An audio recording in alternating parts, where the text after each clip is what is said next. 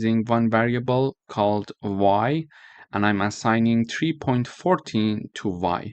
So based on our definition of integers and floats, we understand that x is an integer variable because an integer value is assigned to it, and y is a float variable because a float variable value is assigned to it.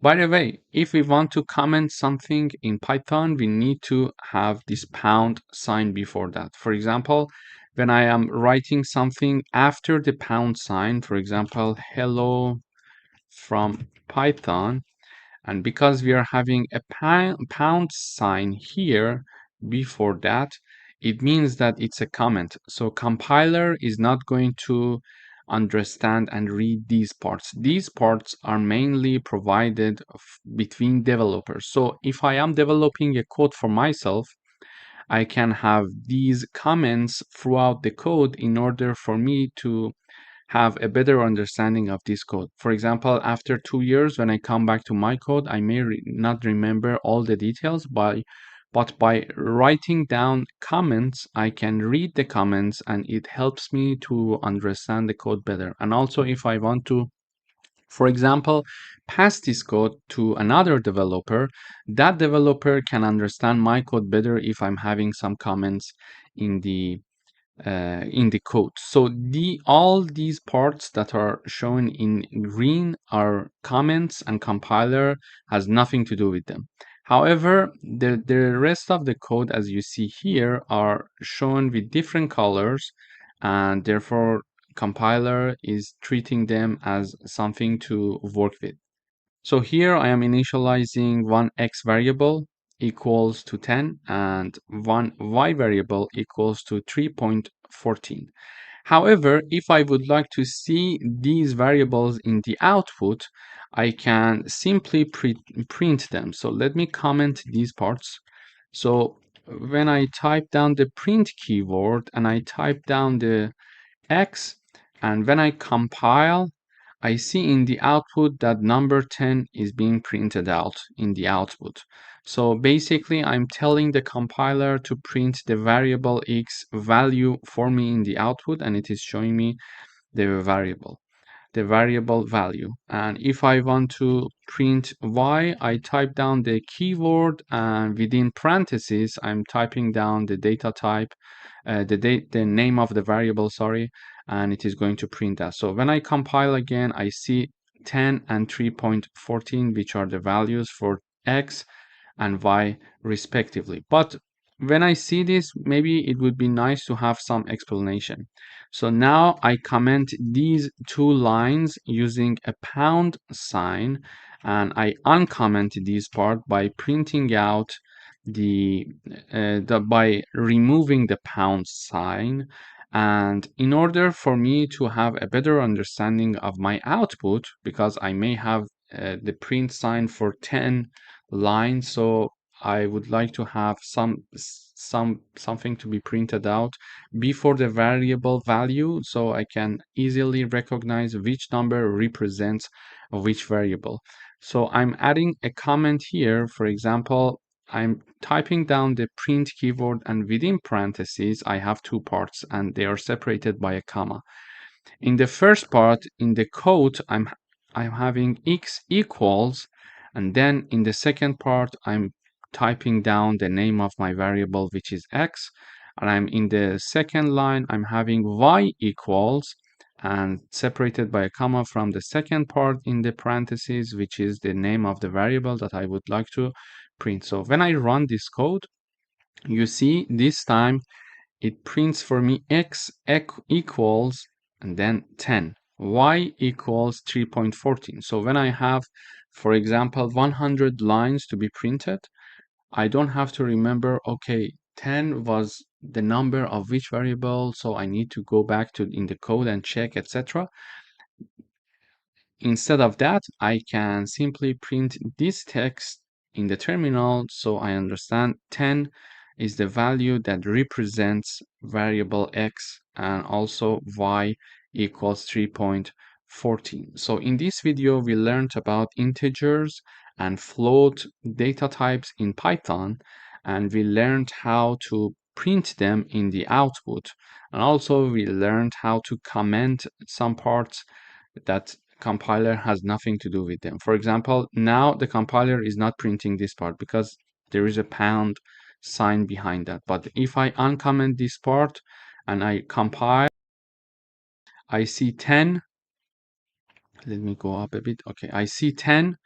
Then I see x equals 10, y equals 3.14. So this is being printed, which is this 10 number, because it is printing x, and x is equal to 10. Sorry, I went up too much.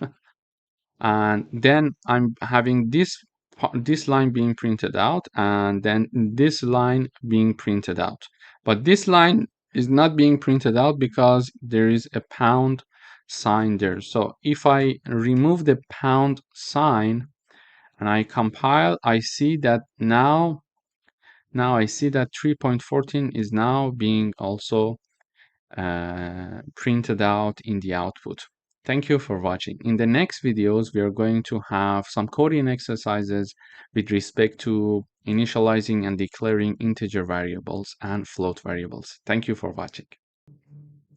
Hello everyone, welcome to this lecture. In this lecture, we are going to talk about strings.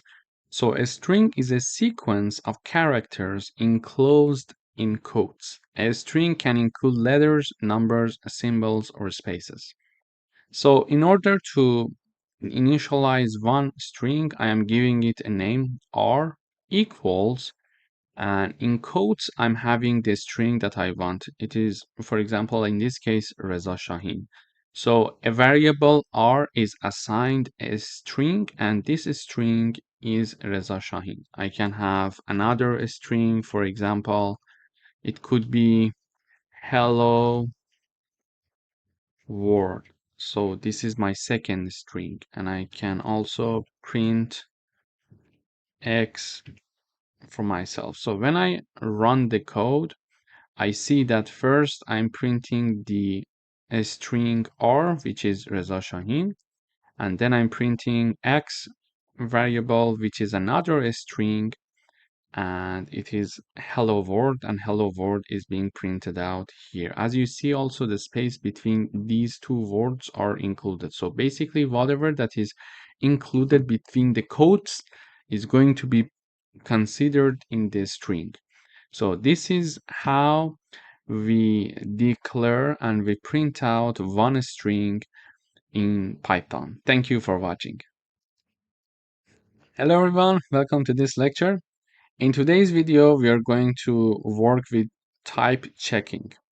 So we can have different types of variables, for example, integers or floats. In this case, I'm declaring x equals 10, y equals to 3.14. But however, what would happen if I want to know exactly their type to be explicitly mentioned in the output? To do that, we need to use the type function. Okay, so in order to know the data type of x and data type of y, I'm going to use the print keyword, and within parentheses, I'm going to use the type function. Type, we use the type keyword, and then I'm having the variable in the parentheses that I want to know the type of. So here, when I run the code, we see that class int and class float is being printed here. It means that the first one is, which is x, is an integer, and the second one, which is y, is a float data type. So basically we used to use the print function like this. So it was going to print out the x for us. Okay, so now I'm using this function, type function, to know the type of my variable. And which variable? Okay, I want to know the type of x variable, or I want to know the type of y variable. Okay, this is how we can ask the compiler to give us the variable type of different variables. Thank you for watching. Hello everyone, welcome back. In today's video, we are going to again talk about type conversion. Previously, we learned that we can use, for example, int function or float function to convert any other types of variables to an integer or to a float. Here, I'm printing out the variables like this. So I'm having the print keyword, and within parentheses, I'm having float 5. Within parentheses, I'm having 5. So I would like number 5 to be printed out as a float number. And also, I would like to print out the value 3.14 to be printed out as an integer. So when I run this code, I see this output. So number 5 is being printed out like this, like 5.0. It is being printed out with 10 decimal, so it is now a float number. And also the number 3.14, which was originally a float number, is now being printed out only 3. So we converted it into an integer. How? Using this int function. So we put the 3.14 number in the parentheses of integer function, and it is going to basically removes the decimal part and only keep this part, which is going to be an integer in the output. So in this video, we reviewed how we can have a type conversion. We could also have, for example, x equals 5.45 and then print, and in this part we could have, for example, int and x.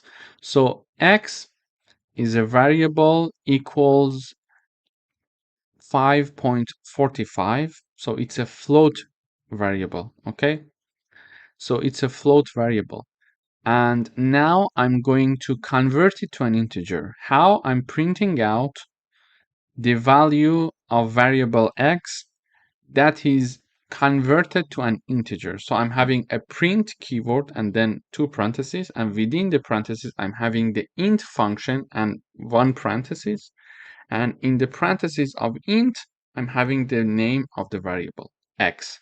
So when I run this code now, we see that 5 is being printed out. Why? Because it was originally a float number, 5.45, and this decimal part is being removed and only this integer part is being kept. So in the output we are having the number 5 here. Thank you for watching.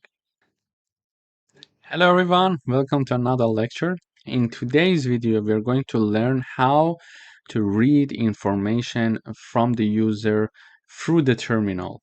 So here I'm firstly I'm declaring one variable called integer value, and basically I'm assigning this to my variable. But what is this line?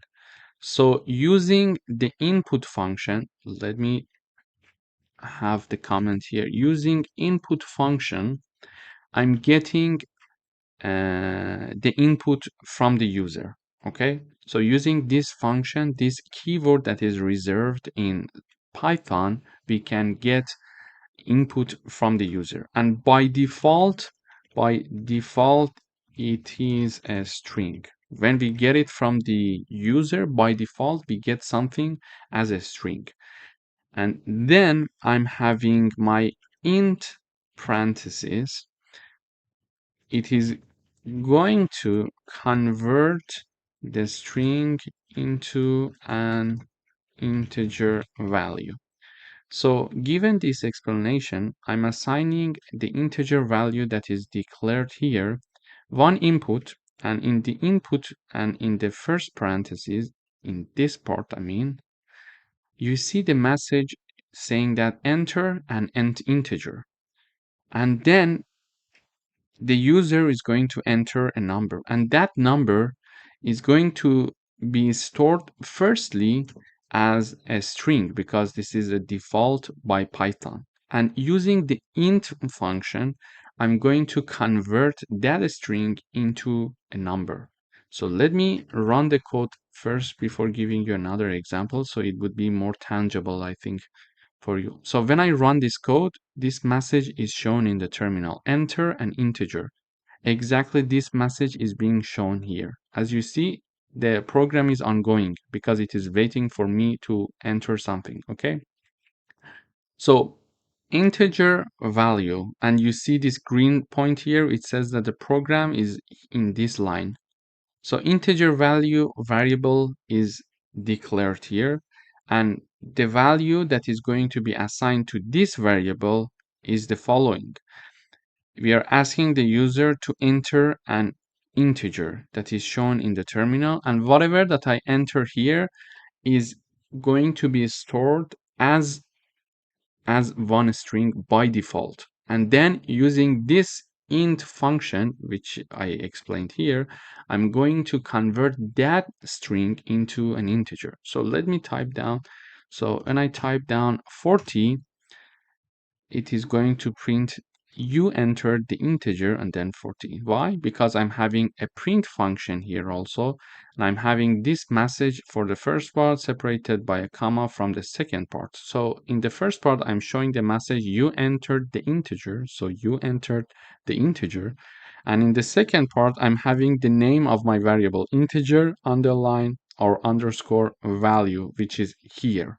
Okay, so using the input, I'm getting some information from the user, and because it is by default a string and I want it to be an integer because I would like to read an integer from the user, I'm converting that string to integer using this int function. Okay, so the second example here is the following. So I'm having another variable called float value, and I'm going to show the message enter a float using the input again function. Okay, and then whatever, as you know, whatever that is entered by the user is by default defined to be a string. It is something, it is a rule of Python. Okay, and using the float function, I'm going to convert that string that is stored from the user into a float variable, and that is going to be assigned to this float value variable.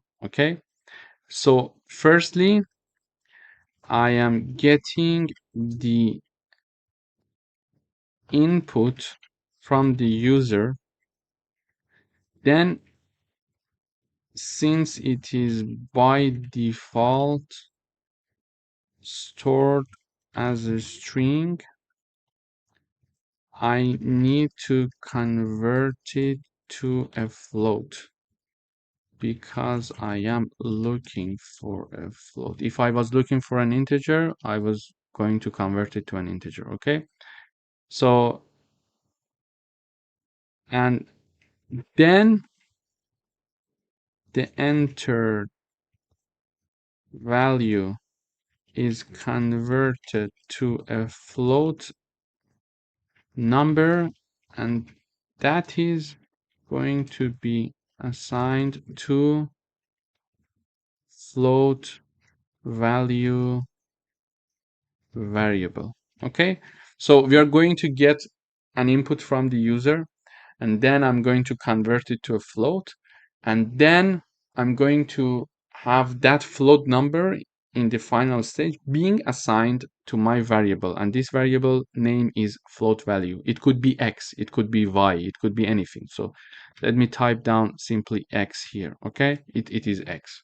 So x equals this, and then I'm printing out using the print function keyword. I'm printing out you entered the float and a comma and then x. So when I run this code now, it asks me for an integer. I enter 12 and it says you entered the integer 12. Okay, and now it is asking enter a float. I'm saying 3.16, and it is mentioning that you entered the float 3.16. So in this video, we learned that we need to use the input function to get some information from the user, to show the message to the user and store it, and it is by default stored as a string. If we want to have an integer, we need to convert it to an integer. If we want to have a float, we need to convert it to a float because by default it is a string. In order to convert it to an integer, we use the int and parentheses, and within parentheses we put whatever we want, which is the input in this case from the user. And we have if we want to convert it to a float, we are going to use this float function parentheses. So for example, I can have int and input. So this is how this is going to work. Int and these two parentheses, and then input with the corresponding parentheses. In the input, I'm going to show, for example, write codes saying that enter an integer for me, okay? And then the user is going to enter something. It is stored in this part using this input function, and whatever that is stored, because it is in the parentheses of int function, because we're having one int keyword here and one parenthesis in the left and one parenthesis in the right. So whatever that is inside it, it is going to be converted from the string that is by default to an integer. The same rule goes with the float. Thank you for watching. Hello everyone, welcome to this lecture. In this video, we are going to talk about modulus operator.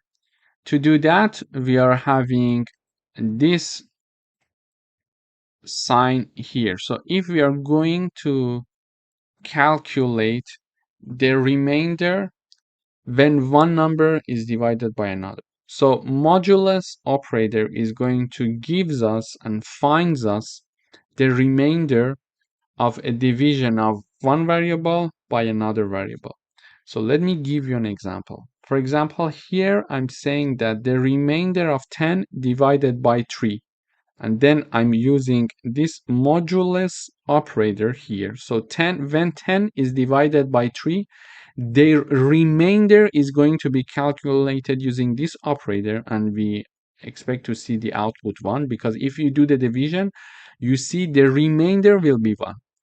However, the output of the division of 10 divided by 3 is calculated like this. So we are going to have 10/3. I'm going to repeat. If you're going to calculate the remainder of 10 divided by 3, it is going to be handled by modulus operator. But if you want to know the output of when 10 is divided by 3, you're going to use the slash sign here. Okay, another example is here. So x equals 20, y is 10. I'm having this x modulus y or x modula y. So their result is being assigned to z. Basically, this part of the code is going to do the following. So x is divided by y, and their remainder is going to be calculated using this part of the code, and it is going to be assigned to z. And here we are printing out the remainder of x divided by y is z. So z is going to be printed out here. And we are having the output of division of x by y is going to be assigned to h, and h is going to be printed out here. So when I run the code, we see the remainder of 10 divided by 3 is 1, which is this part. Okay, if you do the calculation, you will see that the remainder is 1. So when 10 is divided by 3, the output is this number, 3 point something, 3.33, for example. And here I'm having two variables, and if x divided by y, their remainder will be 0, because z is shown here. Okay, why? Because they are divisible. So 20 is divisible by 10, so their remainder will be 0. And finally, we are having the output of division of x by y to be assigned to h, and h is printed out here. So the output of 20 divided by 10 is 2. So basically in this video, we learned how to use modulus operator, and we distinguished the difference between modulus operator and division. So modulus operator is going to find us the remainder when one number is divided by another, but division is going to use a slash sign, and it is going to give us the output when one number is divided by another. Thank you for watching. Hello everyone, welcome back. In today's video, we are going to work with floor division. So floor division is going to round down to the nearest whole number. For example, when I have 10 divided by 3 and using the floor division, the output is 3.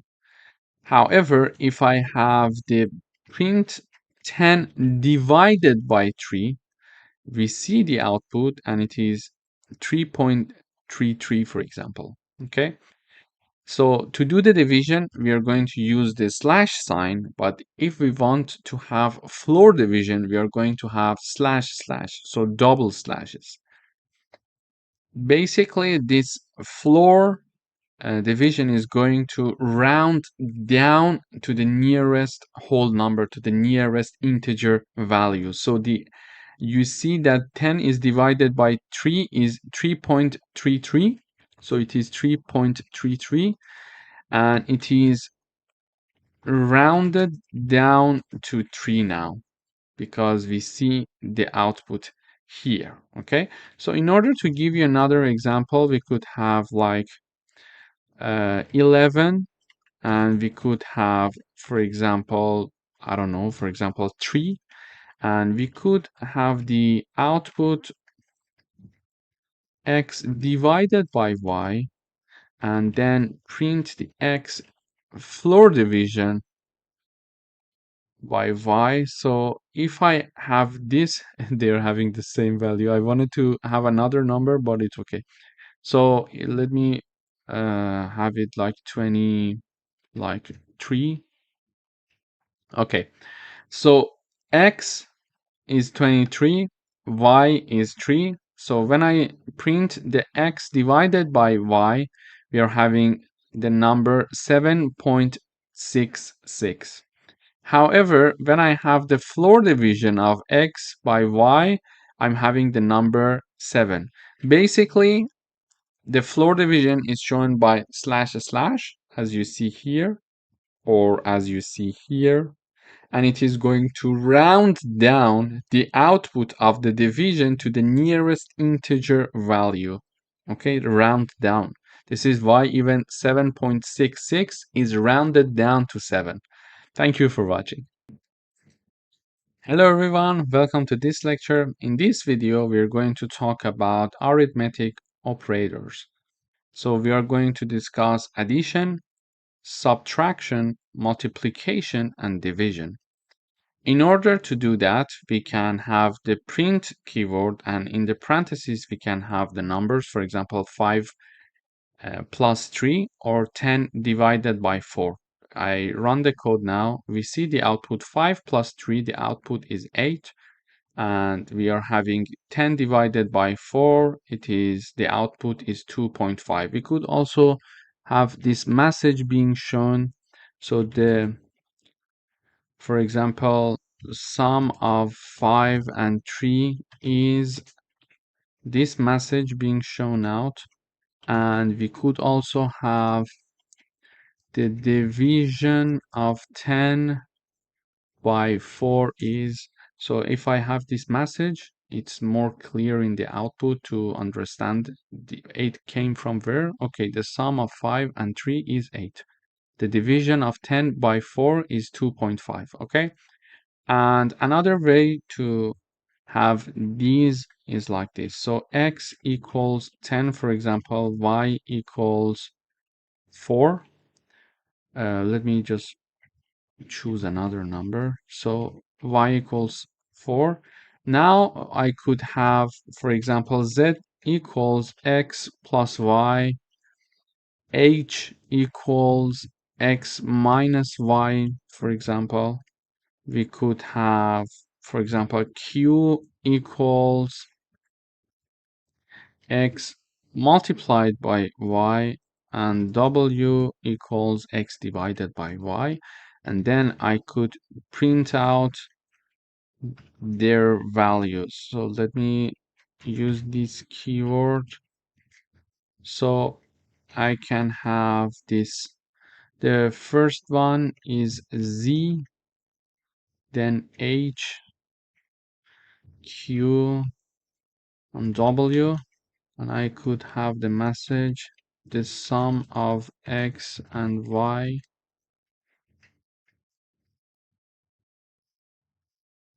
I could have this sorry, I forgot the code. The subtraction of X and Y, the multiplication of X and Y, and we could have it here, the division of X and Y. So let me explain what I did here. So what previously we were printing out the sum directly using the numbers, but I would like to use variables in the print out keyword function. So for example, variable z, print variable z, h, q, or w. To do that, I'm declaring x and y. X equals 10, 20, and y equals 5. I'm having z equals x plus y. So 20 plus 5 is going to be assigned to z. We expect it to be 25. And then I'm having x minus y is assigned to a variable named h. So 20 minus 5, we expect it would be 15, and x multiplied by y, its value is assigned to q, and we expect to see 100 here, and also x divided by 5, the output we expect it to be 4, is assigned to w. And we are going to print the sum of x and y, and we are going to print x, which is this part. Then the subtraction of x and y, which is this part, we're going to print h. We're going to print q to be the multiplication of x and y, and w to be x divided by y. So when I run this code, so let me let me comment this part so we don't see them in the output. So we are having the sum of x and y, 25, which we expected here. The subtraction of x and y, which is 15, 15 is here. The multiplication of x and y is 100. And then the division of x and y, 4. So we see that here we could do some arithmetic operations using variables and direct numbers here. So this is basically how we do mathematical operations in Python. And it's a very good example, I think, for you to start coding as of these videos that we just started, because it would be nice to start coding and get used to the syntaxes and start to see if you're making any mistakes or not. And if you're making any mistakes, check your code with the code that I'm providing for you, and you will understand where the error comes from, and then you can improve from there.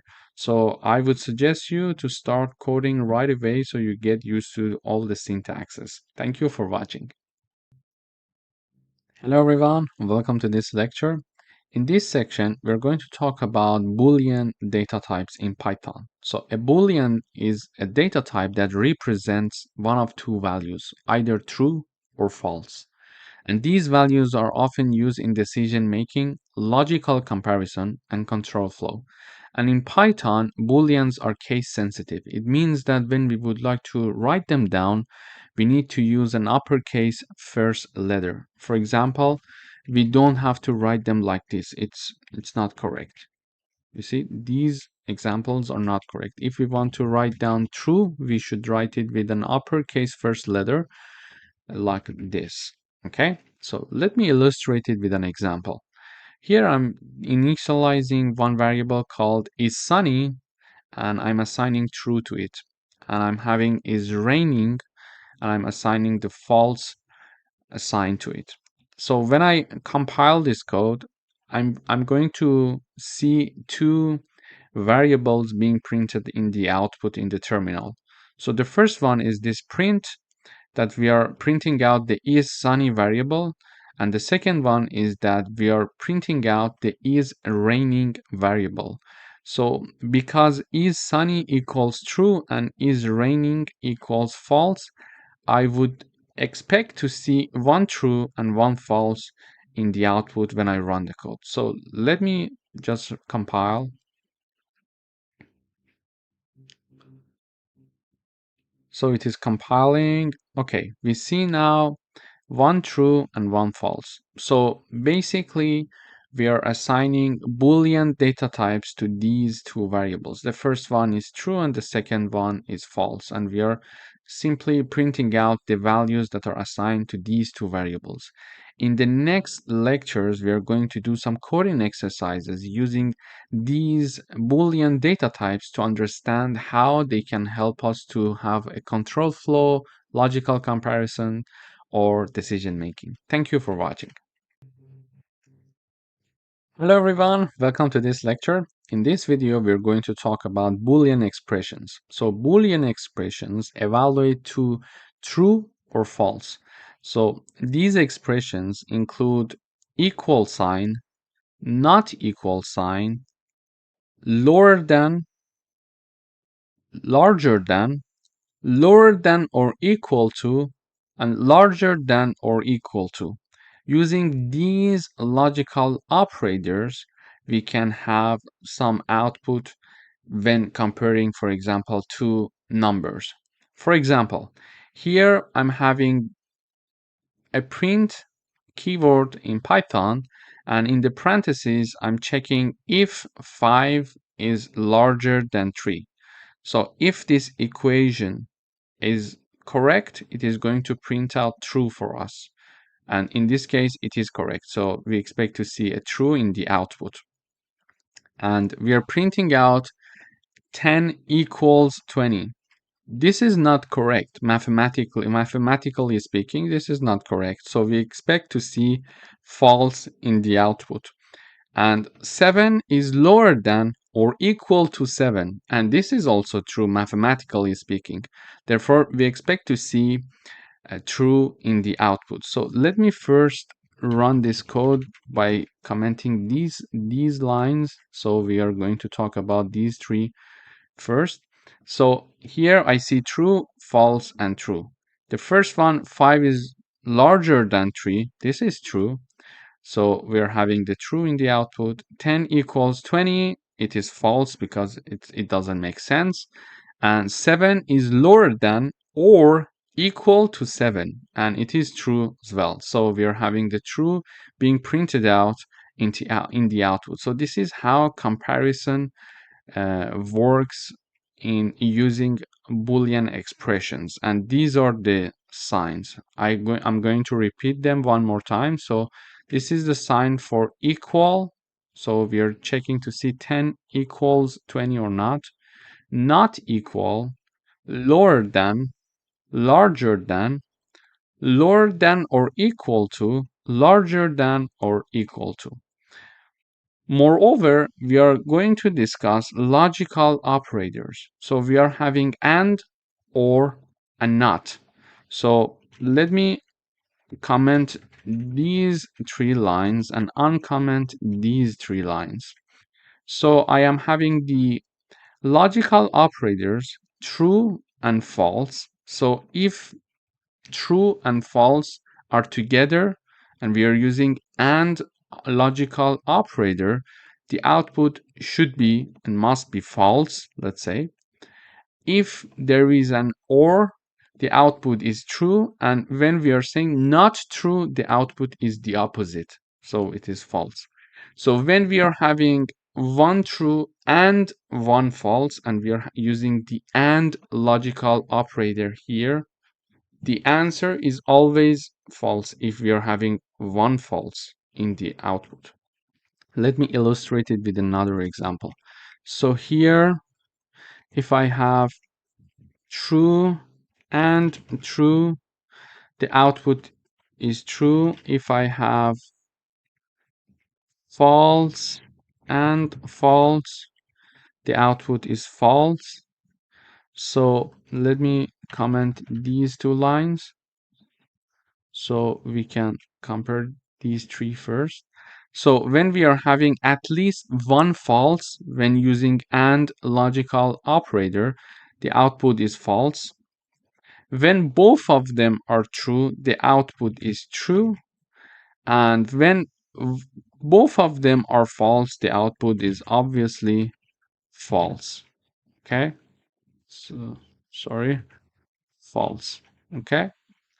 So this is how the AND logical operator is going to work. And even if the false is first and then we are having the true, here the output is again false because we are still having one false here. Okay, so let me run. Okay, so when we are using AND logical operator, if we at least have one false, the output is for sure false.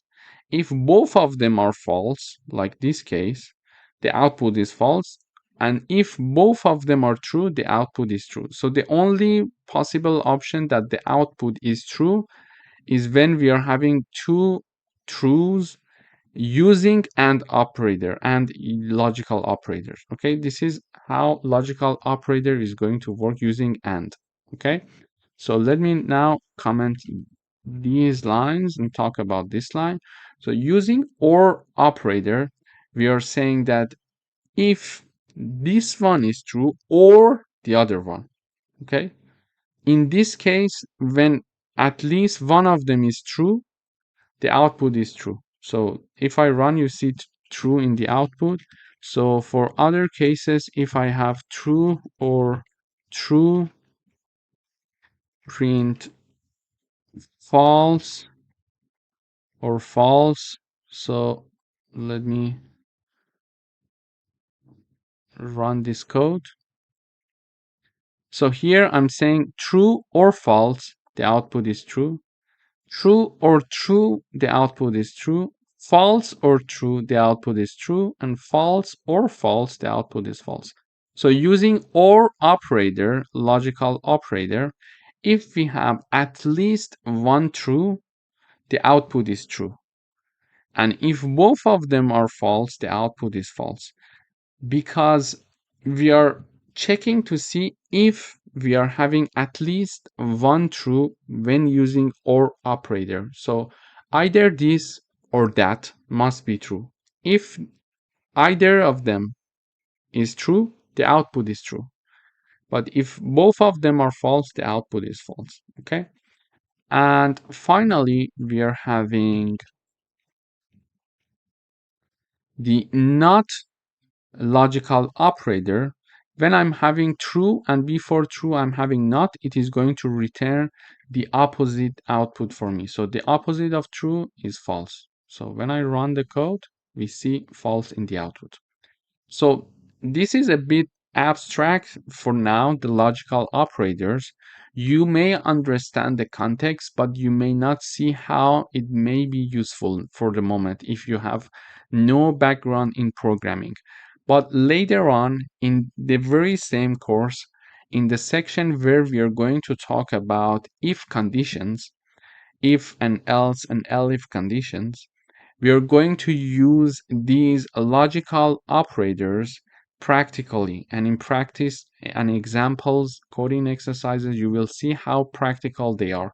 And you will understand their usage better, much better in that section. But this is just an introduction for you to understand what logical operators are. So we learned that there is AND, there is OR, and there is NOT. These are three logical operators that we are going to use.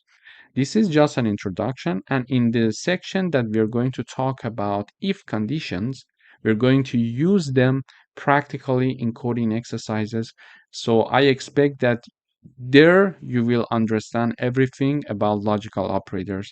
If you're not sure yet about the things that I told you about logical operators, don't worry. This is just an example here, just to give you a little bit of thoughts about these logical operators, and we're going to see them in practice later on this course. Thank you for watching.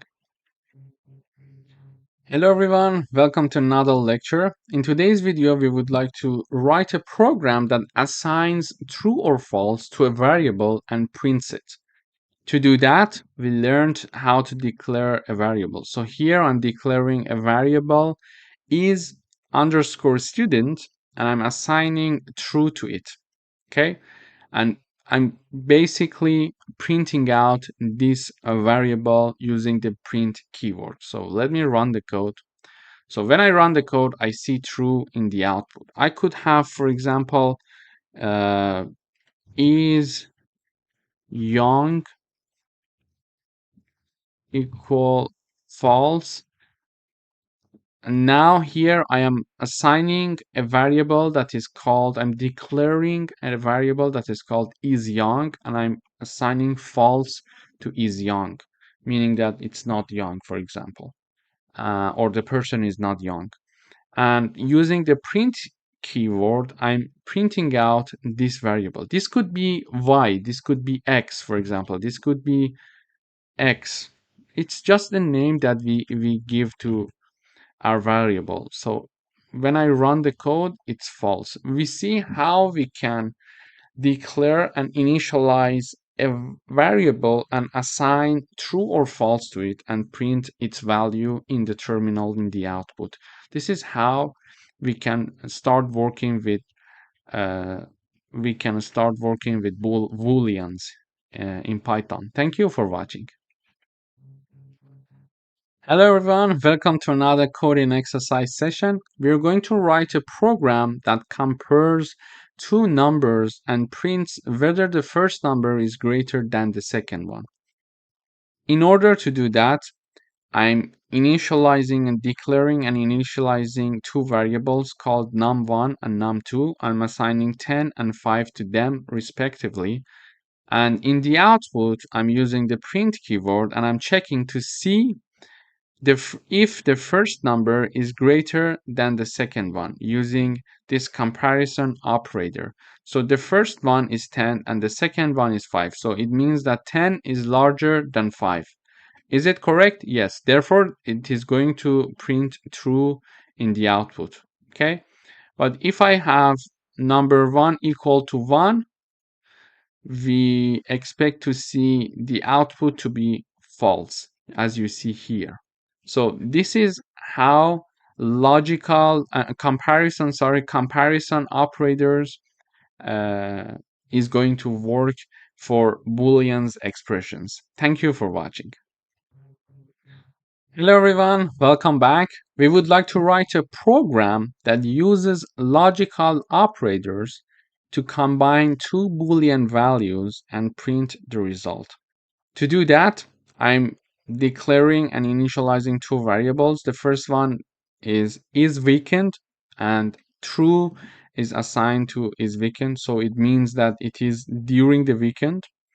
And I'm having the has homework to be false. So for example, one student is in the weekend because it's true and has no homework to do.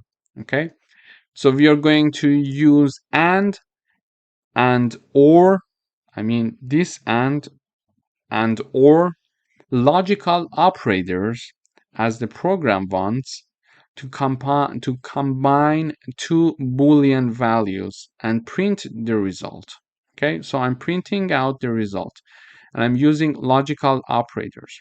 So when I'm having one true and one false, we learned that if we are using and logical operator and at least one of them is false, the output is for sure false. So the output is false. And when I'm comparing a true and a false using or logical operator, if at least one true is there, the output is true. Okay? So when I run the code, I expect to see false for the first one and I expect to see true for the second one. I'm going to repeat one more time. So if we are using and logical operator and comparing one true and false, if at least one of them is false, the output is false. And when comparing and using OR logical operator, if at least one of them is true, the output is true. If it is still abstract, the context for you, don't worry. It is normal. We are going to see practical examples of this to be more clear for you in sections that we are going to talk about if conditions. Please wait until then. This is just an introduction for you to know what logical operators are in general. Okay? So don't worry, it is normal. This is just to set the ground as an introduction. Then when I'm talking about if conditions, I'm not only I'm going to review these concepts, but also I'm going to provide you with practical examples so you see how how they work and what is the logic behind them. Thank you for watching. Wait until then. Hello everyone, welcome back. In today's video, we're going to talk about truthy and falsy values. So in Python, non-Boolean values can be treated as Booleans in certain contexts. For example, truthy values that evaluates to true. They are, for example, non-zero numbers or non-empty strings. On the other side, values that evaluate to false are 0 or none or empty, for example, strings. If I want to illustrate an example, we can use the bool keyword and the parentheses. In the parentheses, I can type down non-zero numbers, as I mentioned here. So a non-zero number would be treated as a truthy value. So if I type down 1, for example, it is a truthy value. So on the other side, if I type down bool and in the parentheses I put 0, which is this example here, we see that it's a falsy value. Also, if I have any string that is not an empty one, for example, I'm having bool and in the parentheses I would have Reza Shahin, for example. Okay, so this is considered to be one truthy value. But if I have a bool that contains an empty string, it is going to be considered as a falsy value. Okay, this is how non-Boolean values can be treated in certain contexts as Booleans in Python. So to illustrate this example, I'm going to print these examples. How to do that? We just put them in print parentheses. Okay, we use the print keyword and then the parentheses. So in the parentheses, I'm having bool and number 1. I expect to see true because it's a truthy value. Why it is a truthy value? Because it's a non-zero number and this is considered to be truthy value. And for this example that we're considering number 0, we expect to see false. Why? Because in the falsy value, we expect to see number 0. Here we have it. And in this example that we are having bool and the hello string in the quotes, I expect to see true in the output. Why? Because it's a non-empty string and it is considered to be truthy value, so it is going to print out true for us, and it's an empty string, so we expect to be falsy value. We expect to see false in the output because an empty string, as I showed here in an example, is a falsy value. So when I run the code, we see this one, number 1 is true. When we're running with 0, it is false. When we are having a non-empty string, it is true, and an empty string is false. Therefore, in this video, we learned about truthy and falsy values and how non-Boolean values can be treated as Booleans in certain contexts.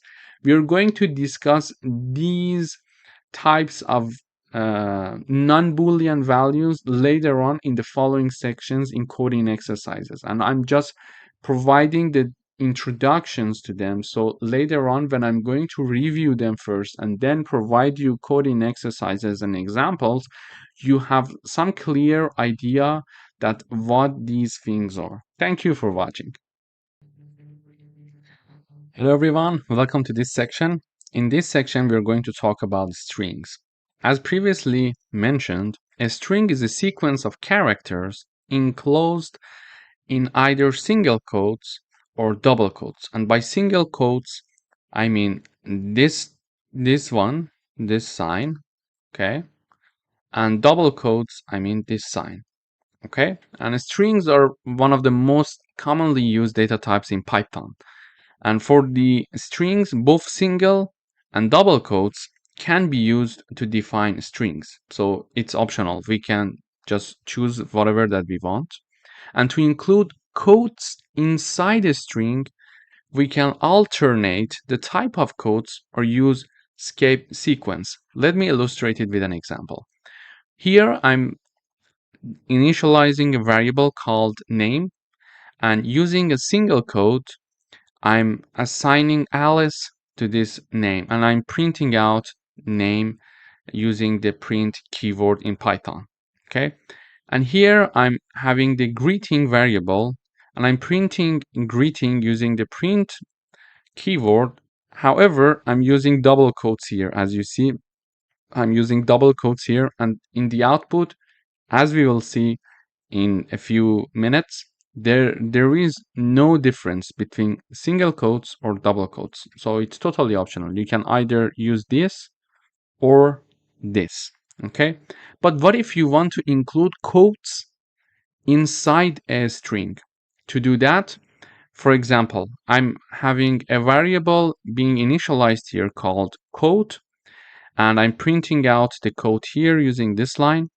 However, I'm having a single quote for the string itself. As you see, I start from in here, and this single quote ends here. And I'm having a she said, comma, and I'm having quotes inside of a string saying that Python is amazing. Okay, so if I run the code, I will explain further other examples, but let me first run the code to show you the difference. So let me also comment these parts. So if I run, we see that in the output we have Alice, hello world. So Alice was declared and initialized using single quotes, and hello world was initialized using double quotes. So you see no difference in the output. They're both the same. So it's up to you. And when I mean to include quotes inside a string, I mean this. So we are printing out she said, comma, Python is amazing. So it's like a direct speech. So if we are going to have quotes sign here in a string, so this is our string and we are having the quotes here, okay? We can alternate the type of the quote. So because here I was using the single quote to initialize my string, then in order to include quotes in the string, like Python is amazing, to include that, I'm using double quotes. Okay, so you can alternate the type of the quotes. If you're initializing your string using a single quote, you can use double quotes when discussing a quotes in the string. Or if you're declaring and initializing your string using double quotes and you want to include quotes inside your string, you can use single quotes. Okay, so it's vice versa. After that, another way to do that, because we mentioned that either we can alternate the type of the code or use escape sequence. To do that, we can have, for example, she said, and have backslash before the start of the code and after the start of the code, and we have backslash code sign and backslash code sign again here. So backslash code sign and backslash code sign, and inside that we provide our codes. Okay, so when I run this code, we see exactly the same output for this line, for this code, and escape codes in the output. Okay, you see there is no difference. So it's up to you again. So you can alternate the type of codes or use escape sequence. So in this lesson, first of all, we reviewed the concept of strings. Then we mentioned that we can declare and initialize strings using single quotes or double quotes. It's up to us. And if we want to include quotes inside a string, as I'm showing here, okay, inside a string, you can either, there are two ways. You can either alternate the type of quotes or use escape sequence. In order to alternate the type of quotes, if you're using already single quotes to declare your string, for the quotes you need to use double quotes. If you're initializing your string using double quotes, for the quotes inside your string, you need to have single quotes, okay? Or you can use escape sequence. To do that, you're going to use \code and \code before the start of the code and at the end of the code. So you see the output, they're both the same, so it depends what you prefer. Thank you for watching. Hello everyone, welcome back. In this video, we are going to learn how to check if a substring exists in a string using the in keyword. To do that, I'm illustrating this with an example. So I'm having a variable called text, and it's a string, and the string is learning Python is fun. This is my string. And I want to check for substring. To do that, I'm having the print keyword, and in parentheses, I'm saying in the quotes, I'm saying Python, and then in text. And text is the name of my variable. So I'm basically what I'm asking the compiler is to see if the string Python is inside and is included in string text. And you see the Python is there. So we expect to see the output to be true because Python exists in the string text. To say to compiler, we use the codes saying that Python or anything that we want to look for, and use the in keyword and then use the name of the string that we're going to check whether a substring is there or not. So I'm saying Python, is Python a substring of text string? Learning Python is fun. So is Python included, let's say, in this string?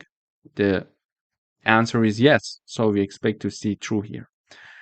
And then I'm checking to see if I check and see Java is included in the string text or not. So we see this string is learning Python is fun and Java is not there. But I'm checking to see if Java is included in this string or not. And since Java is not there, we expect to see false in the output. And also we can check for the absence of a substring. For example, we can say Java not in text, and the output is true because we are saying Java is not in the string text. Yes? And it is going to answer yes, it's true. Java is not in the string text. So when I run the code, we see true, false, and true as we expected. True, false, and true. Basically, it is saying Python is included in the text string because we see the Python. Then Java is not included in the text string because Java is not there. You see no Java there, yeah?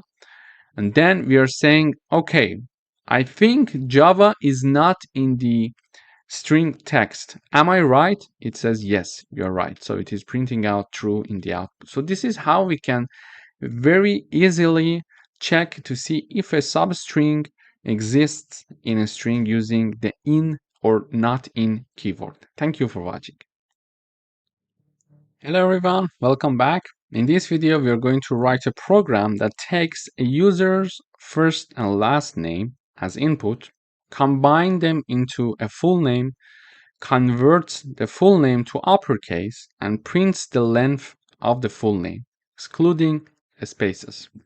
To do that, I'm having the first name and last name variables, and we are using the input function, if you remember, to take the input from the user for the first name, and it is shown as enter your first name, and the user is going to type down the first name and then enter your last name, and the user is going to type the last name. So the first name and the last name are going to be stored in first name variable and last name variable respectively. Then I'm having the full name, my third variable, which is the first name plus one space and plus last name. Then I'm having uppercase name variable, and it is basically is the full name variable dot upper function. So it is going to make this full name to be uppercase. So let me type down the input. For example, for the first name, I'm going to enter my first name, and for the last name, I'm going to enter Shaheen, which is my last name. Here, the full name is going to be Reza Shaheen with the space in between, as you see here. Okay, and this part, uppercase variable, is going to use this full name, which is this Reza Shaheen, and make all of the convert the full name to uppercase. So previously it was written like this. Okay, it is going to make it to be like this. Okay, it is using the upper function to convert all the characters in uppercases of the full name. Okay, then I'm having the length variable, and it is going to basically calculate the length of this character of this string, the length of this string for me when considering there is no space in between. Okay, so first of all, I'm using the length function to know the length of my string, and in the parentheses I'm having the name of my variable, which is the full name here. Okay, dot replace. So using replace, we can change some of the characters, and we are basically mentioning whatever you see as to be a space, empty place, empty space, just remove it. Okay, so in the first part we see if you find any space. In the second part we see, for example, we can type down h. So if you see any space, type down h instead. But because I want to calculate the length of this string without the space between them, I'm going to say if you see the space, consider no space. So basically it is going to have it be like this. Okay, so there is when there is no space. So it is going to calculate the length of this string for me when I'm having the replace function.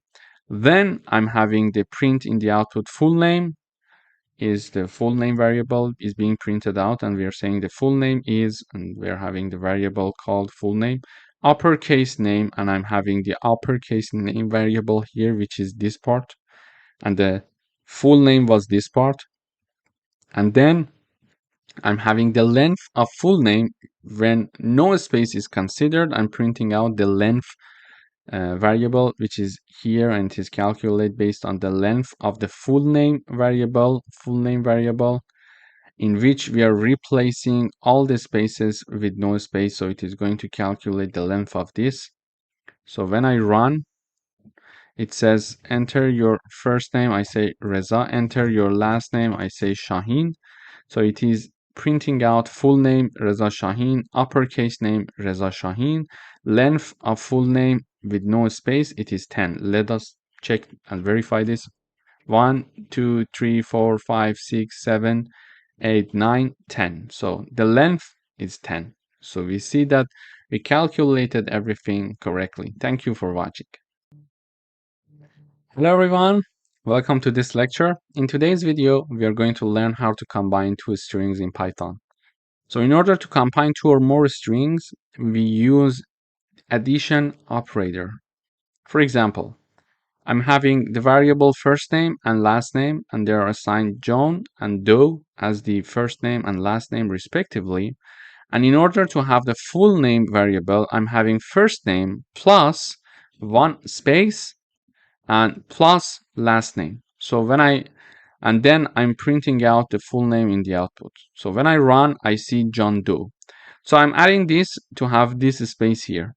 Okay, so if I don't consider this part, if I remove it, you see that they are smashed together. So you see John Doe. So it is better to have one space here, so it would be more nice. So in this video, we learned how to combine two strings and create our third string using addition operator or plus operator. In order to do that, we simply have the first name, which is our first variable. You see, this is our first variable. This is our second variable, and we are sorry, and we are using addition operator to add these two together and create our third string here, and I'm basically printing out the third string, which is full name. So this is how we can combine two strings. Thank you for watching. Hello everyone, welcome back. In this video, we're going to learn about converting case, upper and lower. Using the dot upper parentheses function, we can convert all characters to uppercases, and using the lower function, we can convert all characters to lowercase.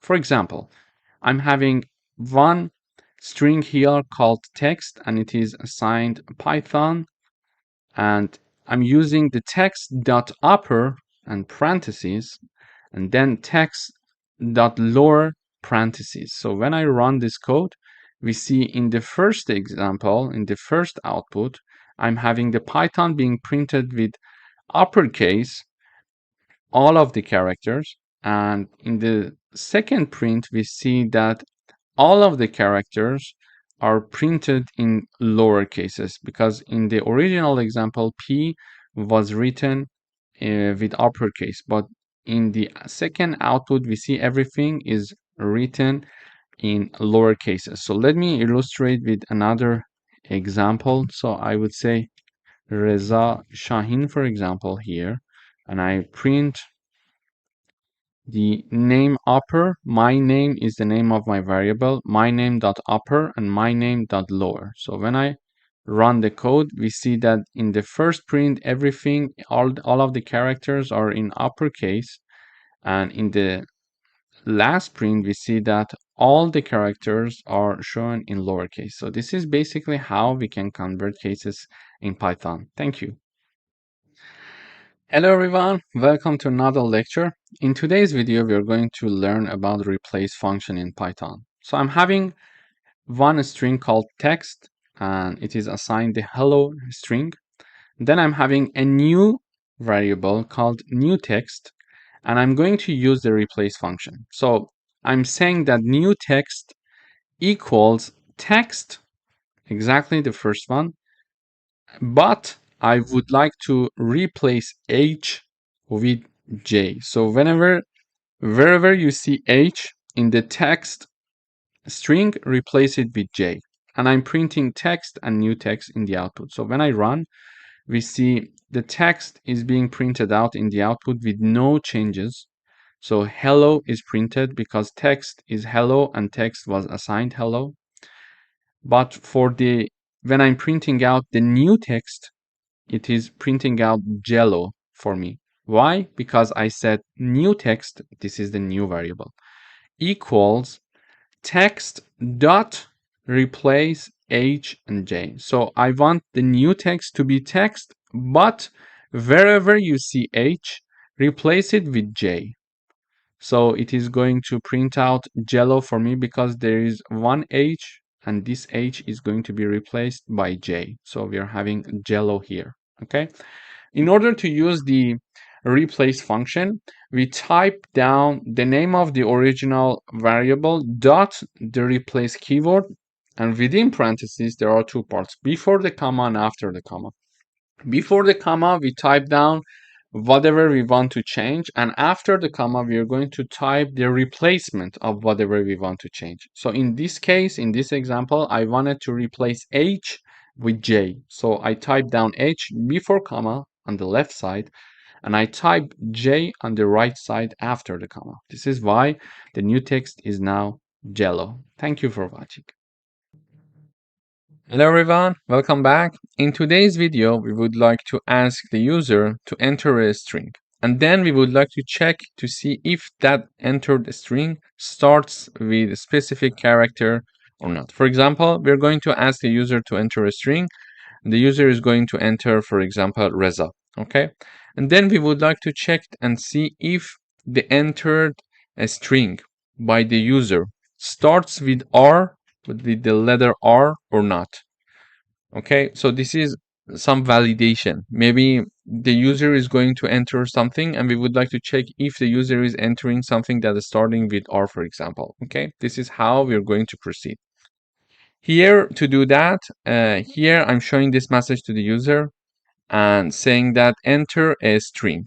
Okay, and whatever the user is going to enter is stored in the text variable. Then we are having another variable called start, and we would like to enter the starting character to check.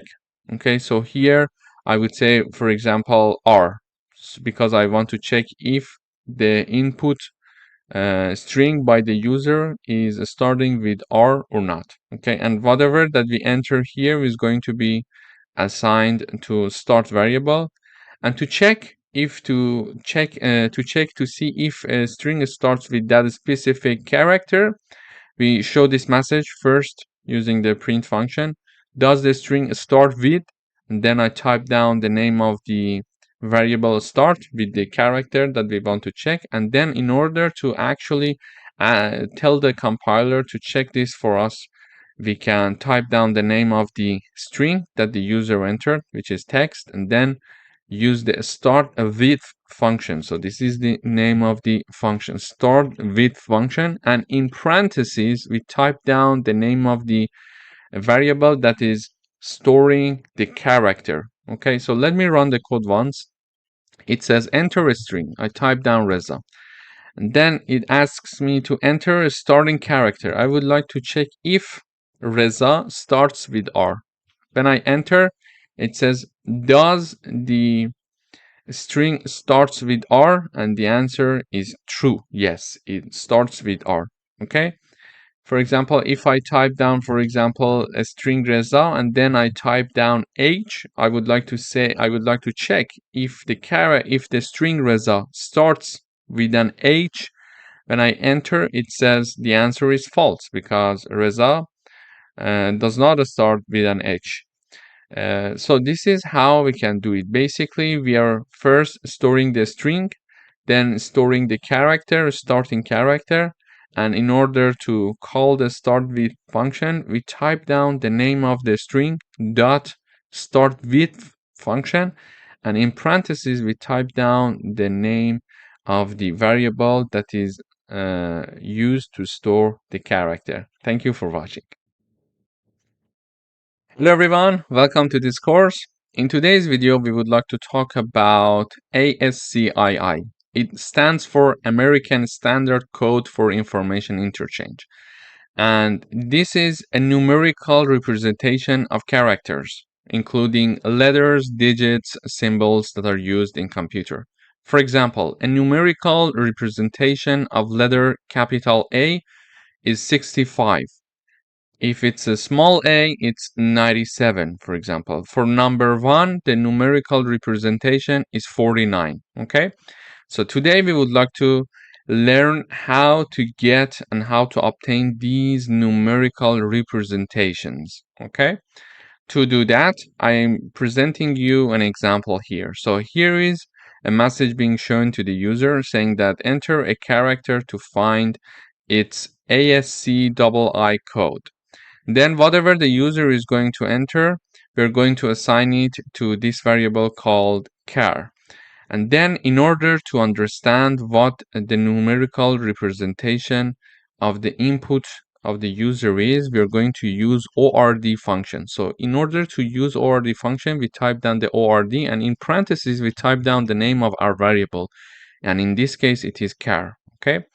And then simply I use the print function. I type down this message, the ASC double I code of, and then the type of and then the name of the variable, and then is message, and then we use the ORD function, and in parentheses, I put down the name of char. So let me run the code once. When I run the code, first of all, we expect to see a message from the program that asks us to enter a character to find its numerical representation. For example, here you see enter a character to find its ASC double I code. So now I enter capital A, and when I enter, it says the code of A is 65, as we mentioned here. If I type down, for example, capital B, it says it is 66. If I type down, for example, small a, it is going to give us 97. So this is how we can use the ORD function in order to find the numerical representation of characters. Thank you for watching. Hello everyone, welcome back. In today's video, we would like to write a program to find the smallest and largest character in a string using the min and max functions. So we are going to have an equivalent of numerical representation for each character. So each character has its numerical representation, and we learned that we can find it using the ORD function. Okay, so now we would like to enter one string and understand which character has the largest, let's say, numerical representation, and which character has the smallest numerical representation. Let me first run the code. It says enter a string to find its smallest and largest character. So I type down Reza, for example. It says smallest character is R and largest character is Z. Okay, so when I uncomment these parts, I am showing in the output the numerical representation of R, capital R, and small z. So when I run the code, I again type down Reza, and it says for R, the numerical representation is 82. However, for Z, it's 122. So the smallest character in the string Reza is R, is capital R, and the largest character is Z, based on their numerical representation. Okay, but how do we find that? In order to find it, we are showing this message to the user, enter a string to find its smallest and largest character. Then whatever the user is going to enter, we are assigning it to the variable called text. And in order to find the smallest character, I use the min function, and in parentheses, I type down the name of my variable. In order to find the largest character, I use the max function. I type down the name of my variable, which is text. And then here I'm using the print function to show this message, smallest character and largest character. And then using the min function and max function. Just remember to put this comma in between the message that we would like to be shown in the output, so the smallest character, and when we are calling the variable. When we are having this program, it is going to basically help us to find the smallest and largest character in a string based on ASC double I code. Thank you for watching. Hello everyone, welcome back. Today we would like to write a program to check if all characters in a string are lowercase or uppercase. And we are going to use isLower and isUpper functions. So when I run this code, it says enter a string. I type down, for example, Reza, and it says, is the string all lowercase? The answer is true because all of them are indeed in lowercase. And the second part is that, is the string all uppercase? The output is false because indeed it's not all uppercase. It's indeed all lowercase. how do we do it? So I use the input function to show this message to the user, enter a string. And then whatever the user is going to enter, it is going to be assigned to the text variable.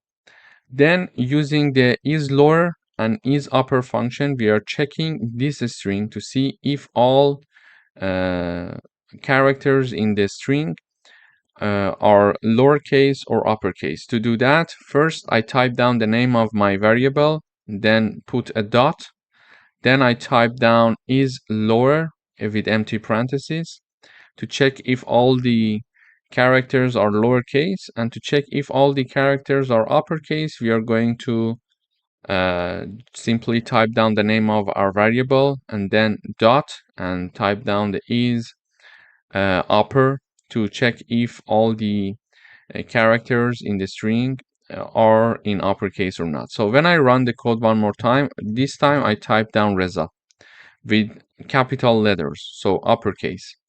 It says, is the string all lowercase? False. Why? The reason is very simple.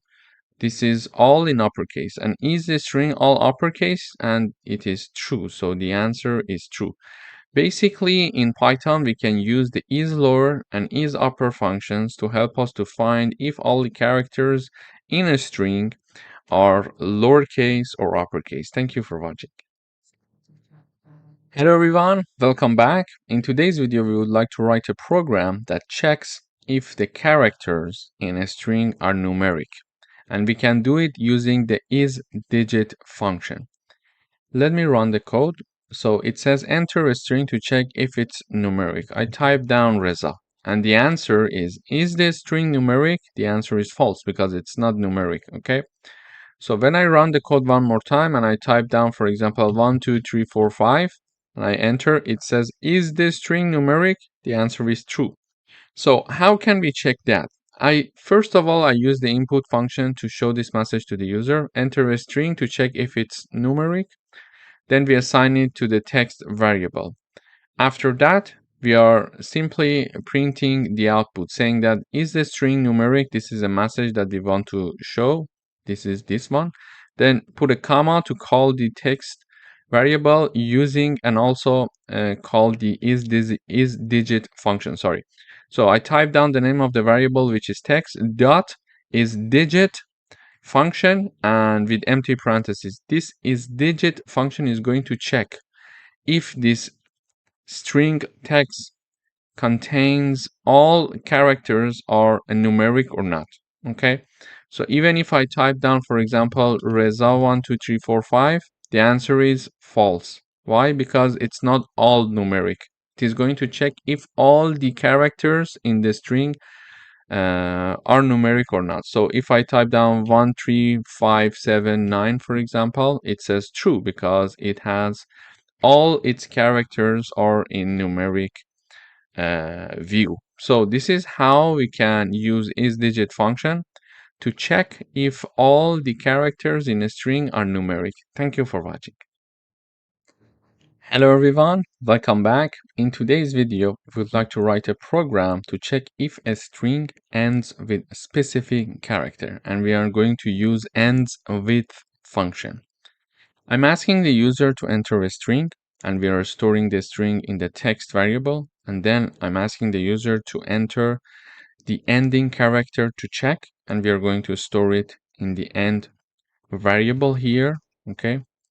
Then we are going to type down the name of the string dot using the ends with function, and in parentheses I'm calling the variable end that stores the ending character. For example, my string text is Reza, for example, and I would like to check if letter A, the character A, is the character that this text variable is going to end with. Okay, we would like to check to see if this string Reza is ending with A or not. This is how we're going to do it, and in order to do that, we're going to use ends with function. We type down the name of the string, which is a text dot ends with, and in parentheses I type down the name of the variable that is carrying the ending character. So when I run this code, It says enter a string. I type down Reza, for example, and then it asks me to enter the ending characters to check. I would say A. For example, it says, does the string end with A? And the answer is true. So if I type down, for example, Reza, and then I type down, for example, W, the answer is false because the string Reza is not ending with W. So the answer is false. Indeed, it is ending with an A. So this is how we can use the ends with function in Python to check if a string ends with specific character. Thank you for watching. Hello everyone, welcome back. In today's video, we would like to write a program to find the index of a character in a string. And we are going to use the find and index functions. First of all, we're going to ask the user to enter a string. And the entered string from the user is going to be stored in the text variable. For example, the user is going to enter Reza. So text equals Reza, okay? Then we are going to ask the user to enter the character to find. So I would like to find the index of character Z, okay? So character would be equal to Z, okay? So I would like to find the index of Z in the string Reza. This is what the program is all about. And we're going to do it using the find and index function. Using the find function, I type down the name of my string called text and then dot find. This is the find function. Find, and in parentheses, I type down the name of the character that I'm looking for to find its string. Okay. And the result of this is assigned to find index. And here I'm using the print function to simply print the value that is stored in find underscore index. Then in order to do the same thing with index function, we're going to type down the name of the string text.index function. So index function, and in parentheses, again, we type down the name of the character, okay? So here is the char, and then the output of this is assigned to the index variable. Then we are printing out the index. So let me run the code. Before that, let me mention something else as well. So the index of R is 0. The index R equals 0. Index E index is 1.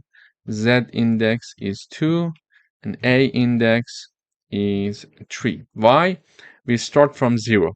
So R, the index of R character in this string is 0. The index of E is 1. And etc. until the end. A equals 3. Why we start? Because simply we start from 0, and this is why the first element index is 0, and the last element, in this case the fourth character index is 3. So here it says enter a string. I type down Reza, and it says enter the character to find. So I type down Z, for example.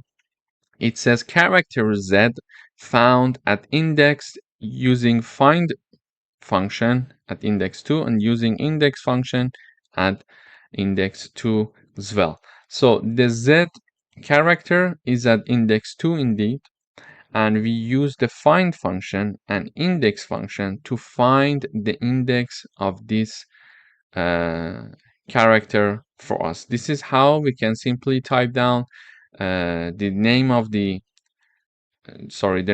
string dot the find function, and in parentheses we type down the variable that is carrying the character that we are looking for. And the same goes with the index function. We type down the name of the variable and then the index function, and in parentheses we type down the variable that is carrying the index, that the character that we are looking for to find its index. Thank you for watching. Hello everyone, welcome back. In today's video, we would like to write a program that counts the number of occurrences of a character in a string. And we are going to use the count function. Here, I'm asking the user to enter a string, and enter the string by the user is going to be stored in the variable called text. And then I'm going to ask the user enter the character to count, and whatever the user is going to enter is going to store in characters. So for example, this is my string, and I would like to ask the, so let me put it like this. So this is my string, and I want the Python to count the number of occurrences of this A character, this A letter. So in this string, we are having 1 and 2 A's. Okay, I want Python to count it for me. To do that, I need to use the count function. First, I type down the name of my variable in which I'm storing the string. Then I type the name of the function that is count. And in parentheses, I type down the name of the variable that we're storing the character inside of it. So when I run this code, it should first ask me to enter a string and then ask me to enter the character to count. So enter a string. So this is my string, Reza Shahin. Okay. And then enter the character to count. So I would say A, and we see that the result is 2. So there are 2 A's in my string Reza Shahin. As you see, the answer is correct. 1 A, and this is the second A. Okay. We could also say, for example, Reza Shahin, for example, with a PhD degree. Okay, so now I would like to count the number of A's. We see that there are 3 occurrences of character A. This is the second one, this is the first one, this is the second one, and this is the third one. So if I also Reza Shahin with a PhD degree, I could say, for example, count the number of occurrences of character E, and it says 4 characters of E are being in my string. So this is the first one, this is the second one, this is the third and fourth one. So this is how we can use the count function in Python to count the number of occurrences of a character. Thank you for watching. Hello everyone, welcome back. In today's video, we would like to write a program that converts the first letter of a string to uppercase, and we're going to use the capitalize function in Python. First of all, we're asking the user to enter a string, and whatever the user is going to enter is going to be stored in the text variable. Then, to capitalize the first letter of this string, we use the capitalize function. So I type down the name of my variable, dot, and then the capitalize function. So when I run this code, I mentioned, for example, Reza Shahin, and as you see, everything is in lowercase. And when I enter, it says Reza Shahin. So it returns me my own string, but R is now capitalized because initially it was not with upper cases. So if I type, for example, another name, this is Reza Shahin, and it is going to, you see that the T is now with uppercase while I entered with lowercase. So we can use the capitalize function in order to convert the first letter of a string to uppercase. Thank you for watching. Hello everyone, welcome back. In today's video, we would like to write a program that converts the first letter of each word in a sentence to uppercase, and we are going to use the title function. First of all, I ask the user to enter a sentence, and we are going to store it in the text variable. Then we use the print function to print the outputs, and then we type down the name of my variable dot the title. So when I run this code, it asks me to enter a sentence. So I would say this is Reza Shahin, okay? And it is going to capitalize the first letter of each word. So T is capitalized because it was lowercase, and then I is capitalized here, and this is R, which is capitalized again here, and then S is now in uppercase. As you see, it was in lowercase originally. So in the previous video, we learned how to capitalize the first letter of a string, but here we are learning how to have the uppercase for the first letter of each word. This is how we can use the title function in Python. Thank you for watching. Hello everyone, welcome back. In today's video, we would like to convert all letters in a string to lowercase, and we're going to use the lower function. First of all, we're going to ask the user to enter a string. We're going to store it in the text variable, and then we type down the name of our variable, which is text, and then dot lower with empty parentheses. So when I run this code, it asks me to enter a string. So everything I would like to be in uppercase. This is Reza Shaheen from Python coding lessons. Okay, and when I enter, you see this is my string, and this is the returned string. This is Reza Shaheen from Python coding lessons. But you see that all letters in my string are now converted to lowercase. So this is how we can use the lower function to have all letters in a string to become lowercase. Thank you for watching. Hello everyone, welcome back. In today's video, we're going to learn how to convert all letters in a string to uppercase, and we're going to use the upper function. Here I'm asking the user to enter a string as before, and we are assigning it to a variable called text. Then in using print function, I'm printing the output. So I type down the name of my variable dot the upper. So the upper is the function that is going to help me to make all letters in my string to be uppercase. So I type down this is Reza Shaheen from Python coding class.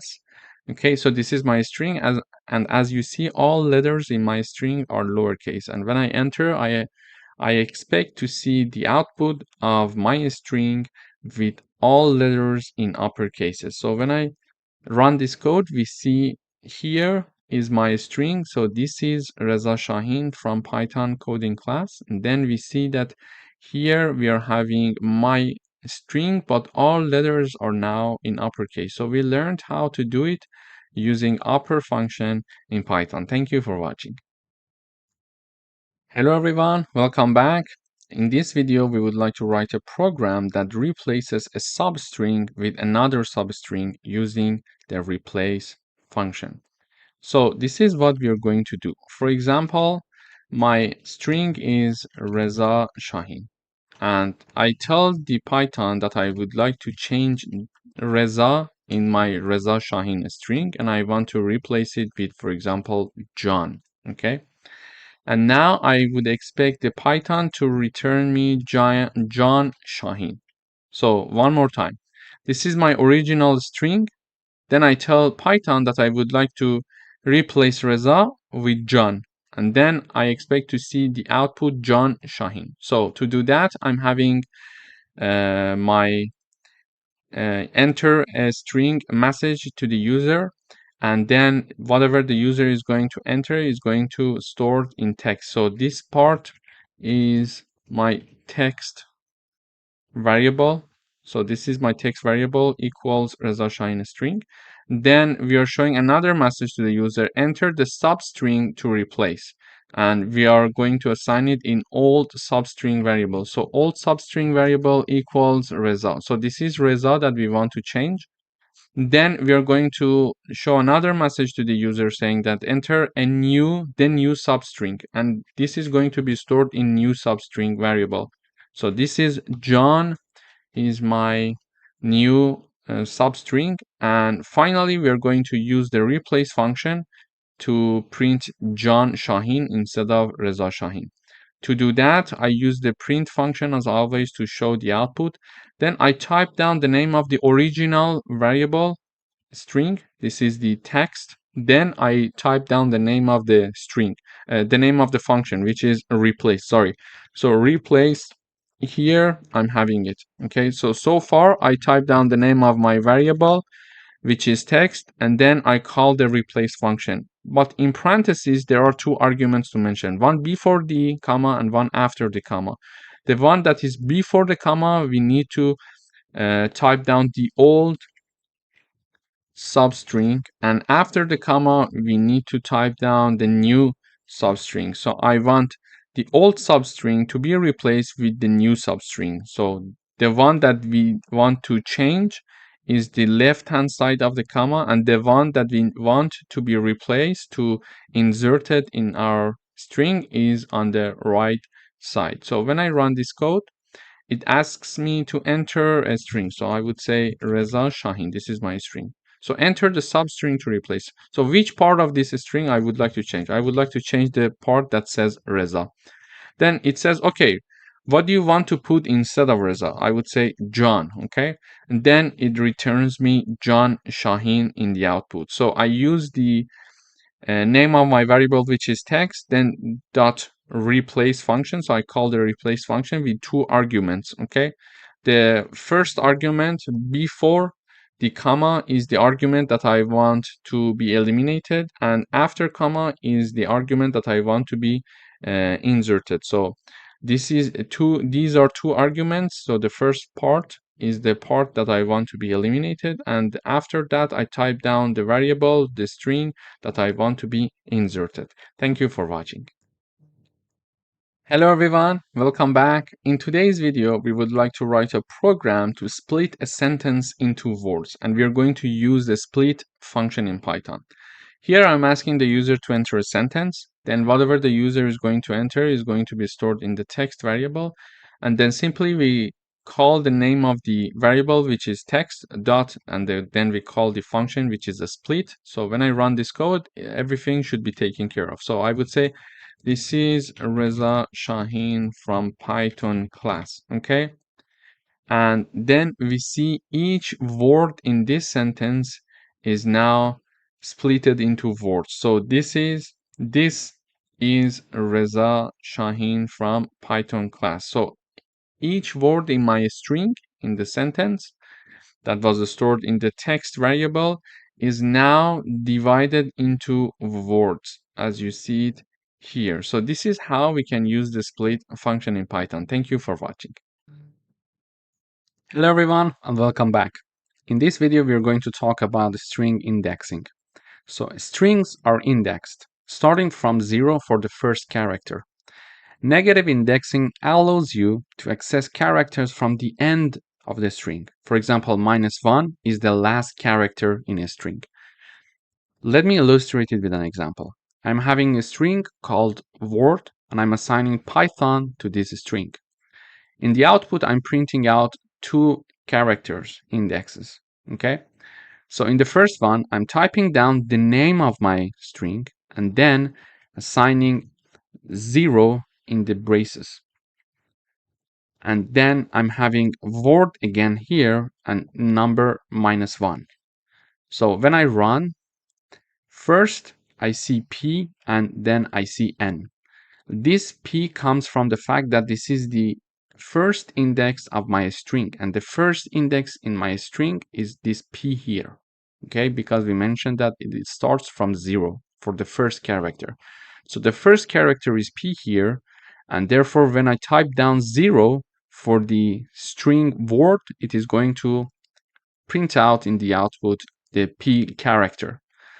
However, when I want to access the last index, instead of just going from the left side, I can start from the right side to go back. It's easier sometimes.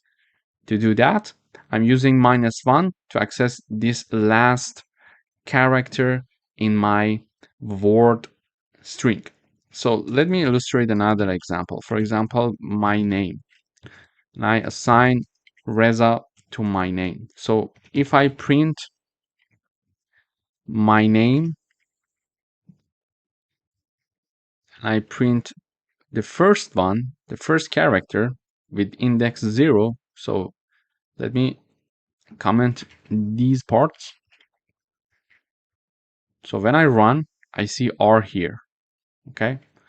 So what if I print out the second character here using the 1 index? It is going to print E for me. The third one is Z, and the fourth one is A. So the fourth one is A, but we are typing down 3. Why? Because we started from 0. 0, 1, 2, 3. So the fourth one is 3, okay? And instead of having 3 to print the last character, of this string Reza, I could type down -1 to access this A, or -2, for example, to access Z here. It depends on what we're looking for. But this was a good example to understand string indexing. Thank you for watching. Hello everyone, welcome back.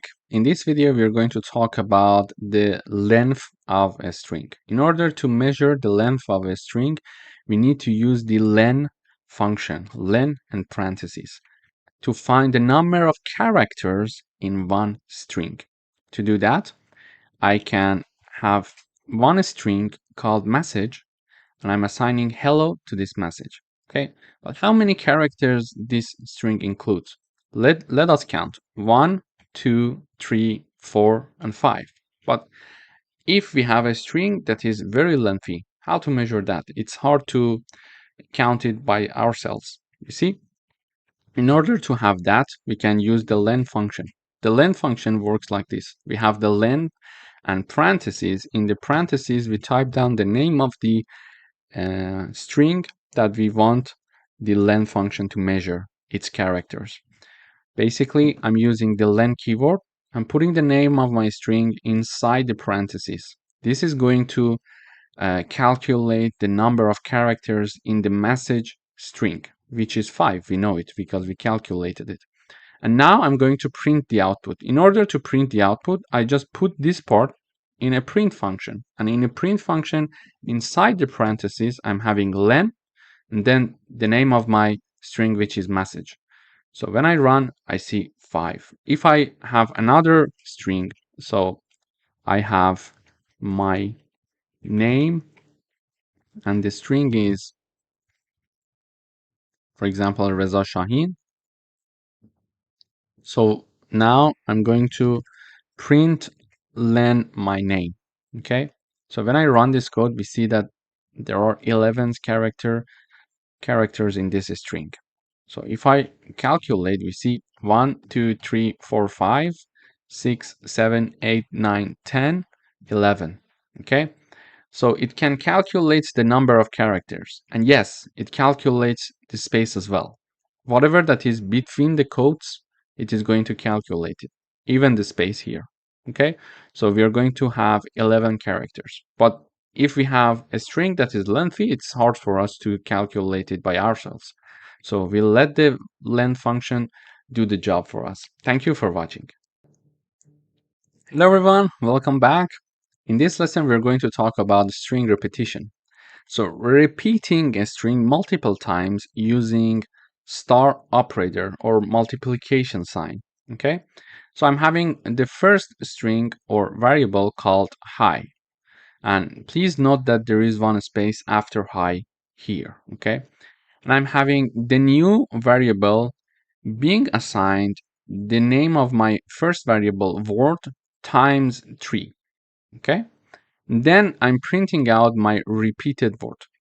I'm going to explain one more time. I'm initializing the word variable, and it's hi, it's a string. I'm initializing my second variable to be word times 3, and word was my first variable, which was a string. Okay, and in the third line, I am printing out my second variable, which is repeated words. So when I run, I see hi with one space, hi space, and hi. Okay, so if I don't have this space, we see that they are very close to each other, as you see in this example here. So I consider this hi, so it is going to put space before printing out the next one.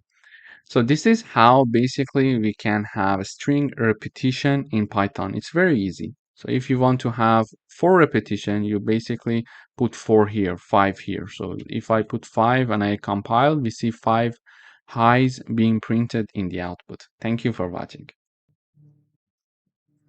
Hello everyone, welcome back. In this video, we are going to talk about string slicing in Python. So we can extract a portion of a string using slicing. And the formula is this: string, the name of the string, start, and the end. But what is very important is that start is inclusive, but end is exclusive. Let me illustrate it with an example.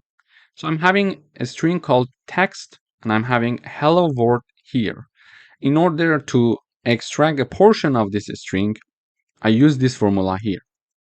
So I'm printing out the string, which is the name of the string, our text here, and then I'm having braces from 0, colon, and 5. Okay, so there are two parts here: before colon, after colon. Before colon is the start point, after colon is the end point. And please note that the start point is inclusive, but the end is exclusive. So we are going to start here from 0, and then we are going to finish at 4, including 4. Why? Because we are having number 5 here, and the end is exclusive. This is just a basic rule in Python. We just need to be aware of it when working with string slicing. So if we want to go up to 4 and include 4, we need to go up to 5 because end is exclusive. So this code is going to give us from index 0 to 4, and index 0 it's here. Okay, so index 0, index 1, index 2, index 3, and index 4. Okay, so we go from 0 up to 5, but not including 5. Okay, then when I run the code, we see the output is hello. The first output is hello. This is for this one. Okay, from index 0 to index 4. It is included here. Then in the second part, I'm having two parts again: before colon and after colon. So before colon, we learned that it's the starting point that is inclusive, but after the colon is the ending point and it is exclusive. So when I type down nothing in the right part, which is the end of the string, it means that start from 7 here and go until the end of the string. Okay, so what is the string 7? So 0, 1, 2, 3, 4, 5, 6, and 7. So 7 is the starting point. W is the starting point. Okay, so I'm having W, and I'm going to continue until the end of the string. Why? Because on the right part here, I don't have anything. If I had like 9, it was going to print out 7 and 8 because the starting point is 7. And when we are having number 9 there, 9 is exclusive, so it is going to go up to 9 and not including 9. So it was going to include 7 and 8 only. So when we type down nothing on the right side, it means that we are going to go until the end of the string. Okay? And again, here we are having the left side starting, the right side ending. I have nothing on the left side, meaning that start from the index 0 and go until up to string 4, including string 4. Okay, so because the end is not inclusive, it is exclusive. So when I see the print in the output for the second one, starting from index 7 until the end, it is printing a word. And when we are having the starting from 0 and ending at 4 inclusive, it is having the hello again for us. Okay, so this is the first part. The second part is that I am reinitializing the text variable called Python, and we are assigning the string Python to it. We can have the print of this string in the output for every second character. To do that, I'm having the name of the string, and then in the braces, we are going to have colon colon 2. It means that every second character. If you have colon colon 3, every third character it is going to print. So in the output, we see P, T, and O. So this is the P, and then it skip the Y. It is printing T, and then it skip H, and it is printing O. So every second character. This is how we're going to use it in a string. Colon colon 2. So if I type down colon colon 3, every third character. So let me rerun. So we see P and H. So it prints P 1, 2. These two are not included, then H is included. Okay, and 1, 2, and there is no third character after N, so we cannot have anything. So we are having only P and H. So if I have 2 again, I'm having P, and it is not including Y, then it is including T. It is not including H, it is including O. So this is how it's going to work. And then in order to have the reverse of our string, we are going to have colon colon -1. When we are having this code, we are going to see in the output the reverse of our string. So you see that we started with P for Python and ended with N, but here we are having N as the first character, O as the second character, H, T, Y, and P. So we are reversing the string using this code. Thank you for watching. Hello everyone, welcome to this section. In this section, we're going to talk about if statements in Python. So let me illustrate it with an example. We would like to write a program that checks if a number is positive and prints positive number if it is correct, it is positive, okay? So there are certain situations that we would like to check certain condition in Python. To do that, we need to use if conditions. For example, we would like to say if this happened, do this.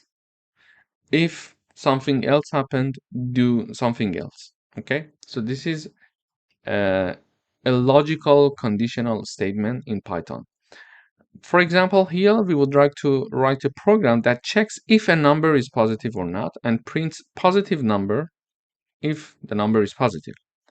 To do that, I'm initializing a variable called number and I assign number 10 using the if keyword followed by the condition itself followed by a colon.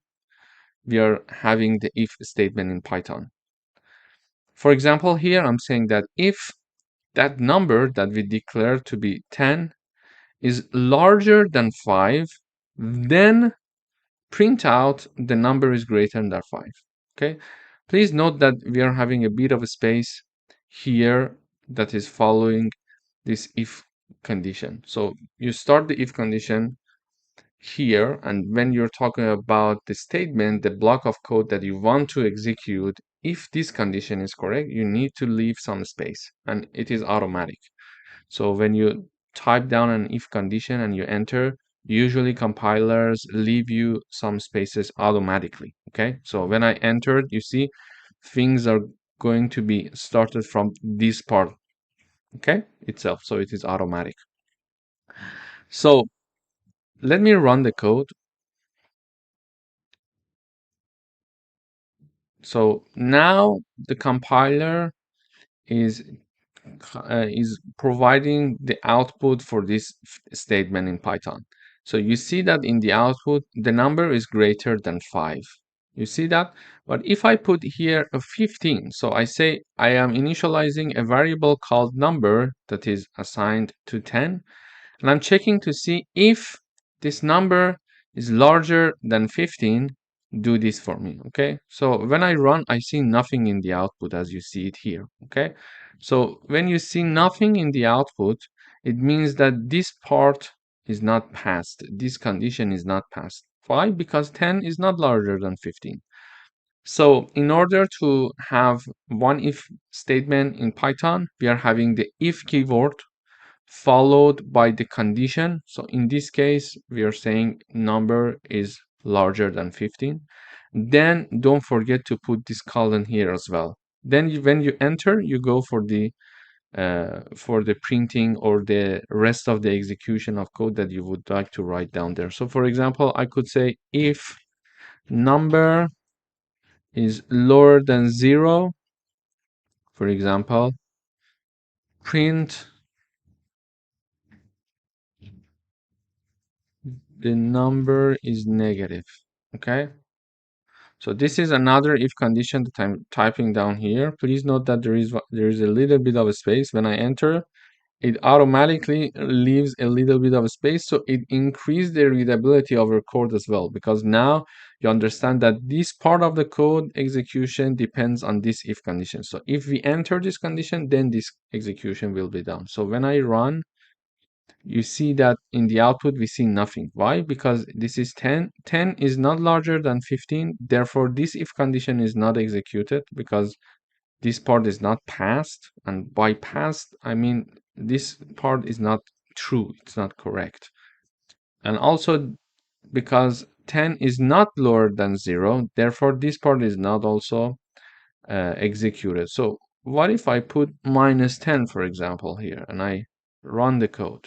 So you see that first it checks this if, and it says -10 is larger than 15. No, then this is not being printed out in the output. But it is checking to see -10 is lower than 0. Yes, so it is going to enter this part and execute this part, and it is saying that the number is negative. So this is how basically we can use if statements in Python. In the following videos, we are going to do some practical coding exercises to understand different situations in which we can use if statements. Thank you for watching. Hello everyone, welcome to another coding exercise. In this video, we are going to talk about if and else statements. In the previous video, we learned already about if statements, but now we are going to include else as well. So we would like to write a program to check if a person is older than 18 or not. Here I'm initializing a variable called age. I'm assigning number 18 to it. I'm having the if keyword here, and I'm checking to see age larger than or equal to 18. So if age is larger than or equal to 18, then colon. So then print out this part for me. So let me first comment this part of the code. So we work with the first part first. So it says that you are eligible to vote. So basically I'm assigning a variable. I'm having again, there are 3 steps. We use the if keyword, we put the condition, and then the colon. Okay. So we are saying that if age is larger than or equal to 18, then if this is true, print out you're eligible to vote. So if I put 10 here, it prints nothing. You see, it prints nothing because 10 is not larger than 18. In this case, we can have else conditions. For example, we want to check, because in the output I see nothing. I get somehow, okay, did I do everything correctly, because I'm not seeing any message in the output. But in order to make sure that you did everything correctly, it's nice to have sometimes an else condition. So if the condition is true, do this. Otherwise, using else keyword, otherwise do this. Okay. So I'm saying that age equals 10. First, I'm checking 10 is larger or equal than 18. No. Otherwise, because it does not pass this condition, print you're not eligible to vote. So when I run, you see that you are not eligible to vote. So it's not going to execute both of the conditions. It is going to either be in the first one or in the second one. Okay. So let me illustrate with another example. So the person age is 22. So this is a program to check if someone can vote or not. Okay, so when I run, it says 22 is larger than 18, so you are eligible to vote. Okay, but if I put, for example, instead of 22, 12, it says you're not eligible to vote in the output. Why? Because 12 is not larger than 18. So this if and else condition is somehow, if the condition is true, do this. Otherwise, say that, for example, you're not eligible. So anything that is not larger than or equal to 18 is going to be included in this else part. Okay, you understand? So this is how an if-else statement would work in Python. We check one condition.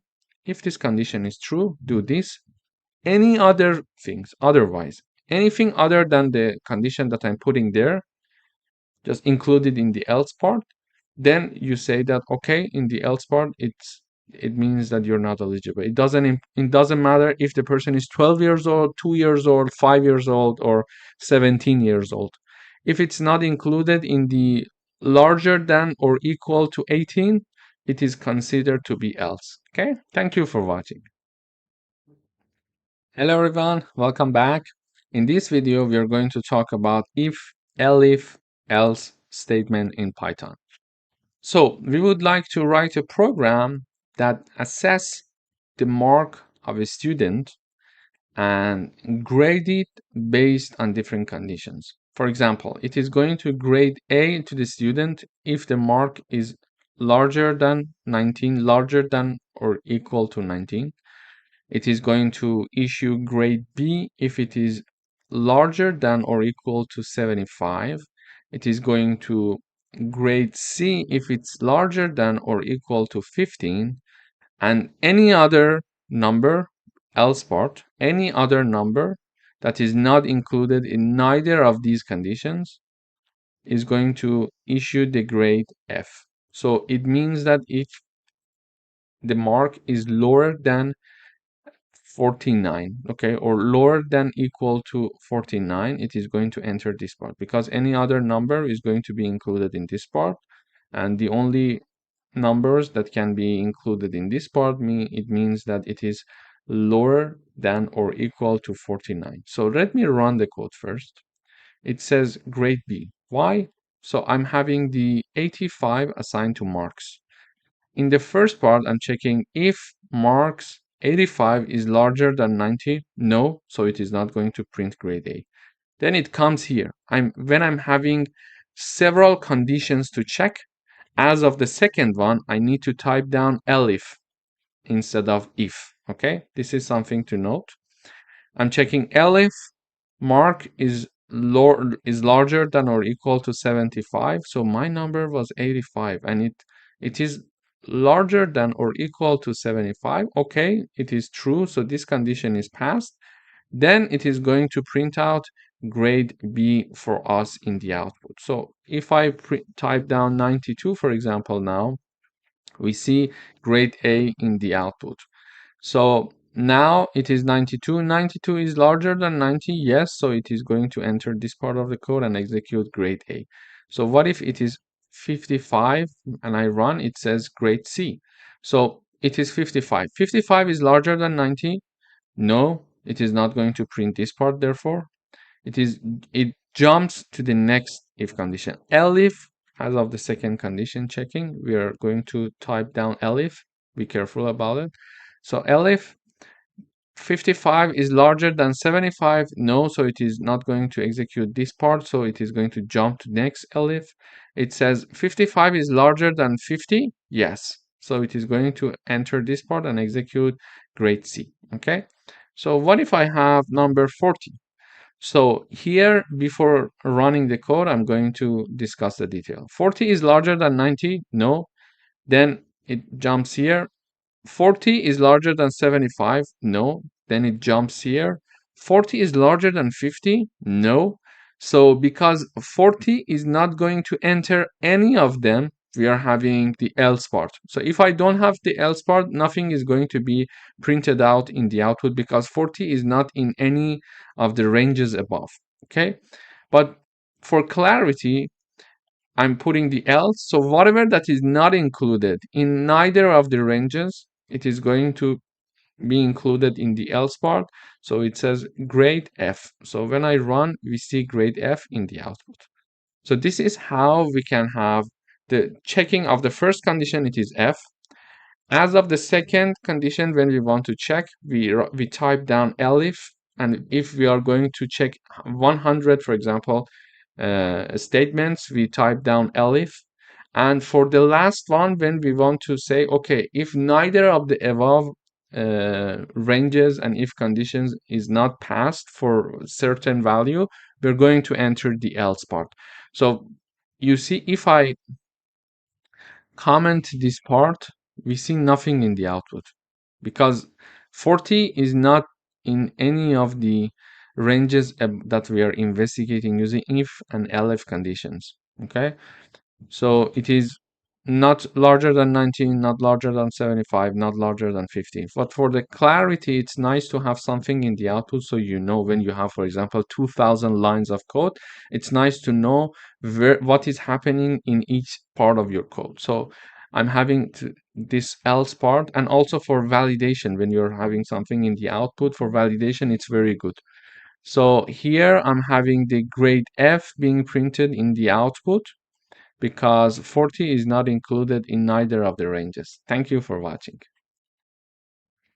Hello everyone, welcome back. In this video, we are going to write a program to check if a number is between 10 and 20 inclusive, or if it is equal to 25.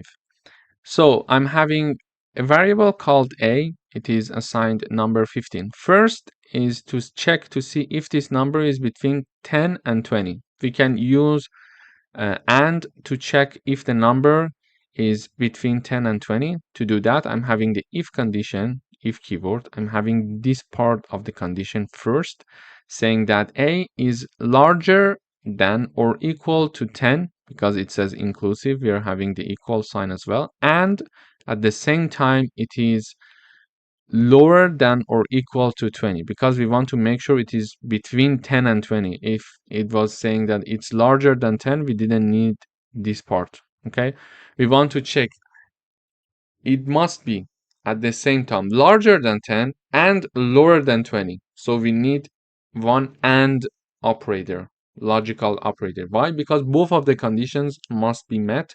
Therefore, we need one and logical operator.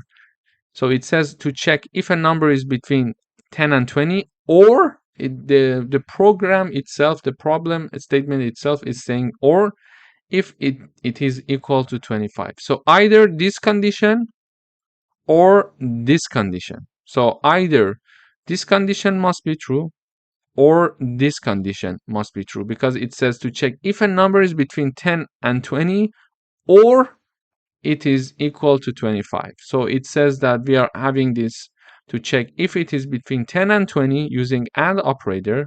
In the parentheses, we are having the first condition being checked and the second condition, or if it is equal to 25. So I'm having OR logical operator and then checking to see if A equals 25. So if either this part or this part is met, because when we are using OR logical operator, either of the conditions should be true to enter the part. So either it is between 10 and 20 or it is equal to 25, it is going to print condition met. Otherwise, it is going to say condition not met. So when I run the code, it says condition met because the number is 15. Okay. So when the number is 15, it is passing this first condition. It says that, okay, 15 is larger than 10 and lower than 20.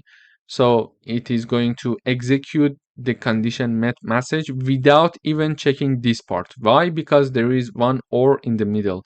So for the OR, we need to have at least one condition to be true. So this part is true. So we don't care about the second part. We are not going to check the second part. We are going to directly type down the message condition met. So if I have the number 5, what would happen? It says condition not met. So 5 is not larger than 10 and lower than 20. Okay, so let us check the second part. So 5, is it equal to 25? No. So neither this part nor this part is true. Therefore, it is not going to execute this part of the code, and it is going to jump here in the else part and print condition not met as we are having here. So what if I have 25? Let me run the code again. It says condition met. Why? First, it checks 25 is larger than 10. Yes. But is it at the same time lower than 20? No. So this part is not met. Okay. For AND logical operator, both of them must be true. But when both of them is not true, the whole parenthesis is not true, which is the first part of the condition before OR. But because we are having OR logical operator, it may be true that the second part is true. So, and we need only one condition for the OR logical operator to enter the condition. So let's check the second part. We say 25 equals 25. Is it true? Yes. So it enters and print out the condition met in the output. So this is how we can have the combination of writing if statement with two logical operator at the same time in one example in one line. Thank you for watching. Hello everyone, welcome to another coding exercise session. In today's video, we are going to talk about if statements when they are combined with logical operators. So let me illustrate it with an example. Here I'm having one variable called temperature. It is equal to 30 and we have humidity equals to 70. So we want to say if temperature is larger than 25 and at the same time humidity is larger than 60, then it's hot and humid. So first, if temperature is larger than 25 and humidity is larger than 60, print it's hot and humid. Then elif, we're going to have elif, if either the temperature is larger than 25 or humidity is larger than 60, then print it is either hot or humid, otherwise print the weather is comfortable. Okay, this is what we want to write in the output. So don't just see this part of the code, just see these lines, these three lines, okay? So if temperature is larger than 25 and humidity is larger than 60, print it's hot and humid. So far, we learned about if statement and nested loop. So we could write something like, for example, if temperature is larger than 25, let me uncomment this part and I comment this part.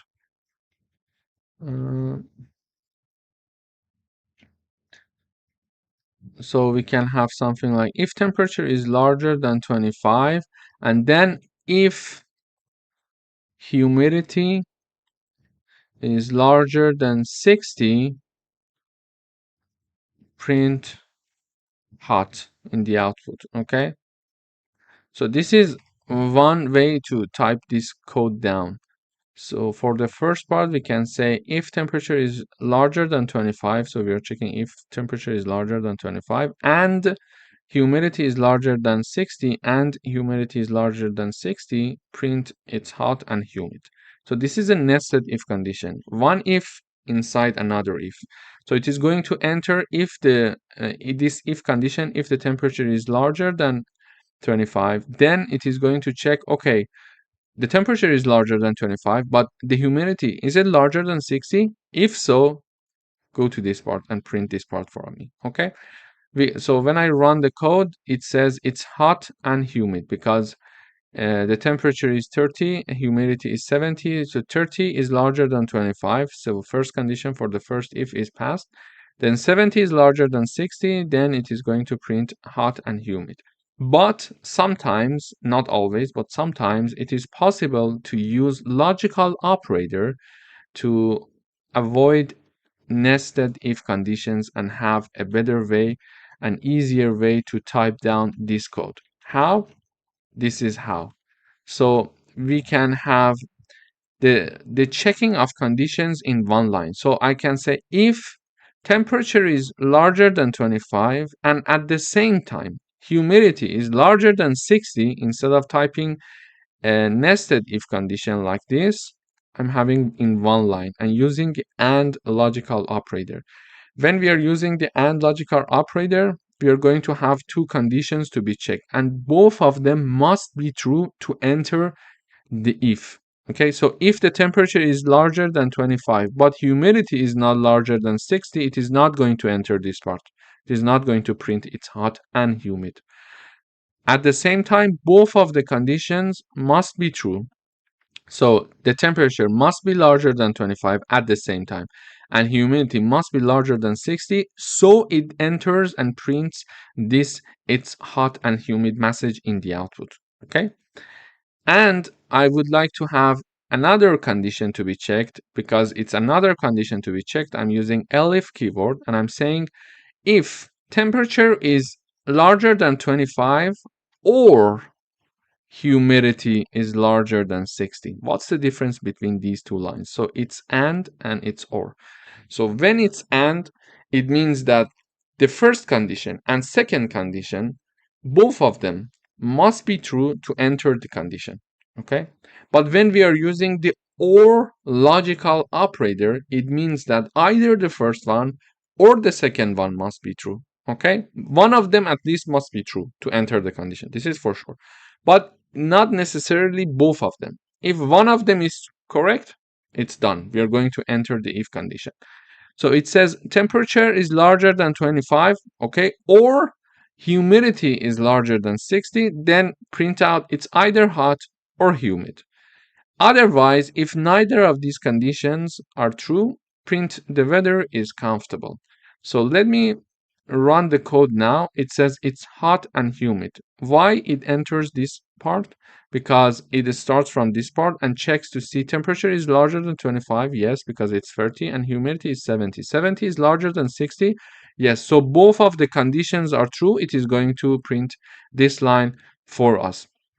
But if I have the temperature to be 15, for example, and I run the code now, we go and analyze the code now again. So it says temperature is 15. 15 is larger than 25?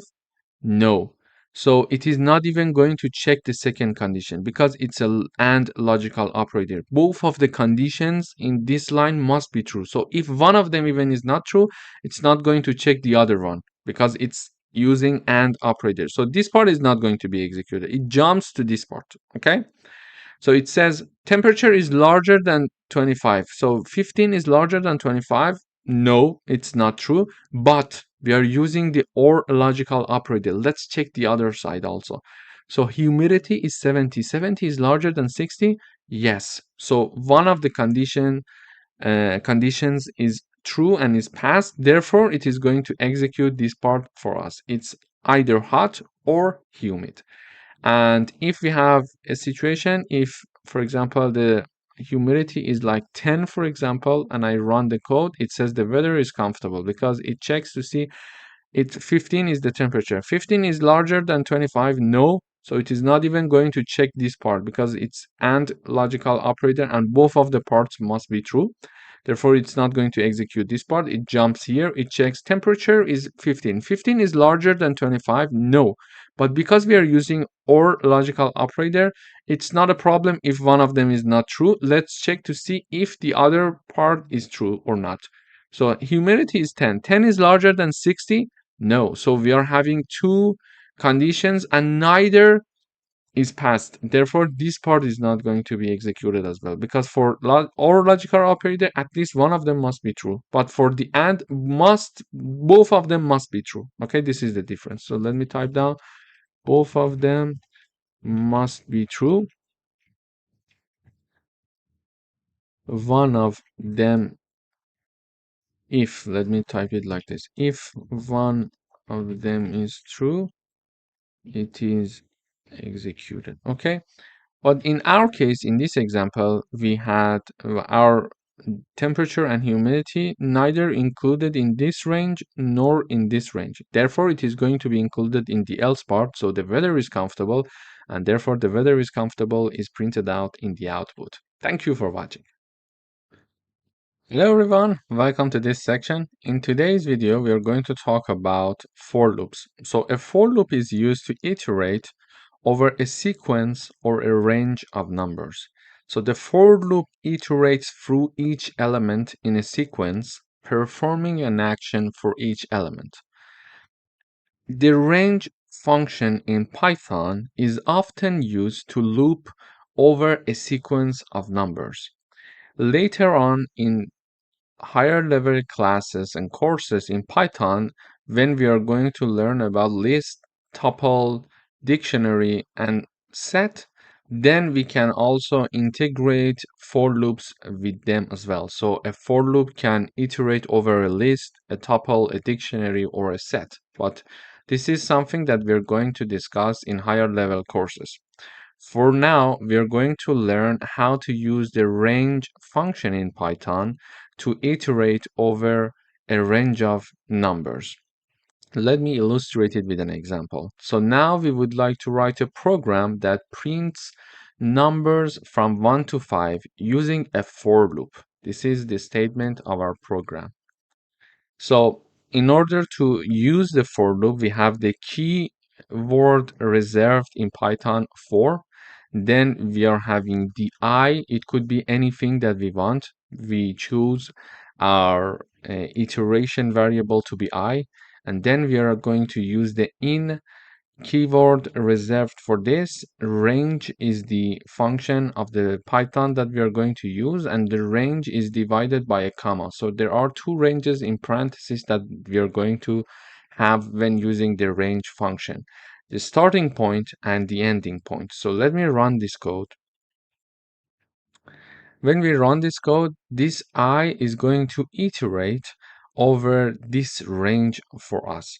One thing to mention is that the starting point in Python for range function is inclusive, but the ending point is exclusive. It means that it is going to iterate over for all I in the range between 1 to 6, but it is going to iterate over 1, 2, 3, 4, and 5, and not 6, because the end is exclusive.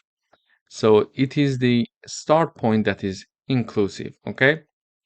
And then we are going to print I. So in the output, we are having number 1 to 5 being printed out. But how does it work? So let me put some comment here. So for the first time, we say that we are using this range function. And when we are having the range function, we need to choose the start point and the end point, okay? Start point, end point. And when we are going to have the range function, for example, here we would like to go over numbers from 1 to 5. So the starting point is 1, and it is going to include 1 because it's a rule in Python. So the starting point is inclusive. So it is going to start from 1 and it is going to iterate until it's 5. But because if I write down 5 here, because the end point is exclusive, it is going to iterate over 1, 2, 3, and 4, and not 5, because the end point is exclusive. Okay, so I'm going to put 6 here, therefore it is going to go until 5. So this is how the range function works. And if I want to explain further, we see that for the first time I get the value 1. Okay, when I equals 1, it is basically having this print function being implemented, because we are having print, and in the parentheses we are having I, and I equals 1, so we are going to print 1 in the output, and we see it here. Okay, and then it goes up back again, and I now equals 2. I now equals 2, and it is going to print 2 for us, and we are having it here, and it goes up again. I is incrementing, and we are having the I equals 3, print 3, I equals 4, print 4, and finally I equals 5, print 5. So this is basically what happens in each iteration in this for loop that we are having this output here. So in this lesson, we learned how to write a for loop. We are having a for keyword and one variable to be defined here, then using the in keyword and providing the range, a starting point and an ending point. Starting point is inclusive and the ending point is exclusive. So if I type down until 6, it is not going to go for the 6th one, it is going to go until 5, okay, until the end of 5, including 5. And for this loop, I am printing I. So I, when it starts, because it starts from 1, I equals 1, it is printing 1. Then I is 2, I is 3, printing 3, I is 4, printing 4, I is 5, printing 5, and that's it. It is finished. The for loop is finished, and these are the output of our program. And one thing to mention here is that this is the range function that we are using to iterate over a range of numbers, and it has two parts in the parentheses, starting point and ending point. They are separated by a comma. In the next videos, we are going to discuss further practical coding exercises, so you would get used to the syntax of loops, of different types of loops, including for loops. Thank you for watching. Hello everyone, welcome back. In this video, we're going to talk about while loops in Python. So a while loop repeats as long as a specific condition is true. So the while loop requires a condition to be true, and if the condition becomes false, the loop stops. So we need to be careful to avoid infinite loops by ensuring the condition eventually becomes false, okay? For example, here we're going to print numbers from 1 to 5 using a while loop. Exactly the same exercise as the previous video, but here instead of for loops, we are going to use while loop. So I'm initializing I variable to be 1 before starting the loop, and then I'm having the while keyword, and then the condition here and colon here. Okay, so three parts: the keyword while, the condition here, and the colon. Okay, so I'm going to write down while I is lower than or equal to 5, do these things for me. Okay, while I is lower than and equals to 5, print I, and then increase the value of I by 1. Okay, this sign, let me plus equal, it means that when I'm typing down I plus equal 1, it means I'm typing down I equals I plus 1. So they are basically the same in Python. So I equals I plus 1 is exactly, it is going to do the exact thing as I plus equal 1.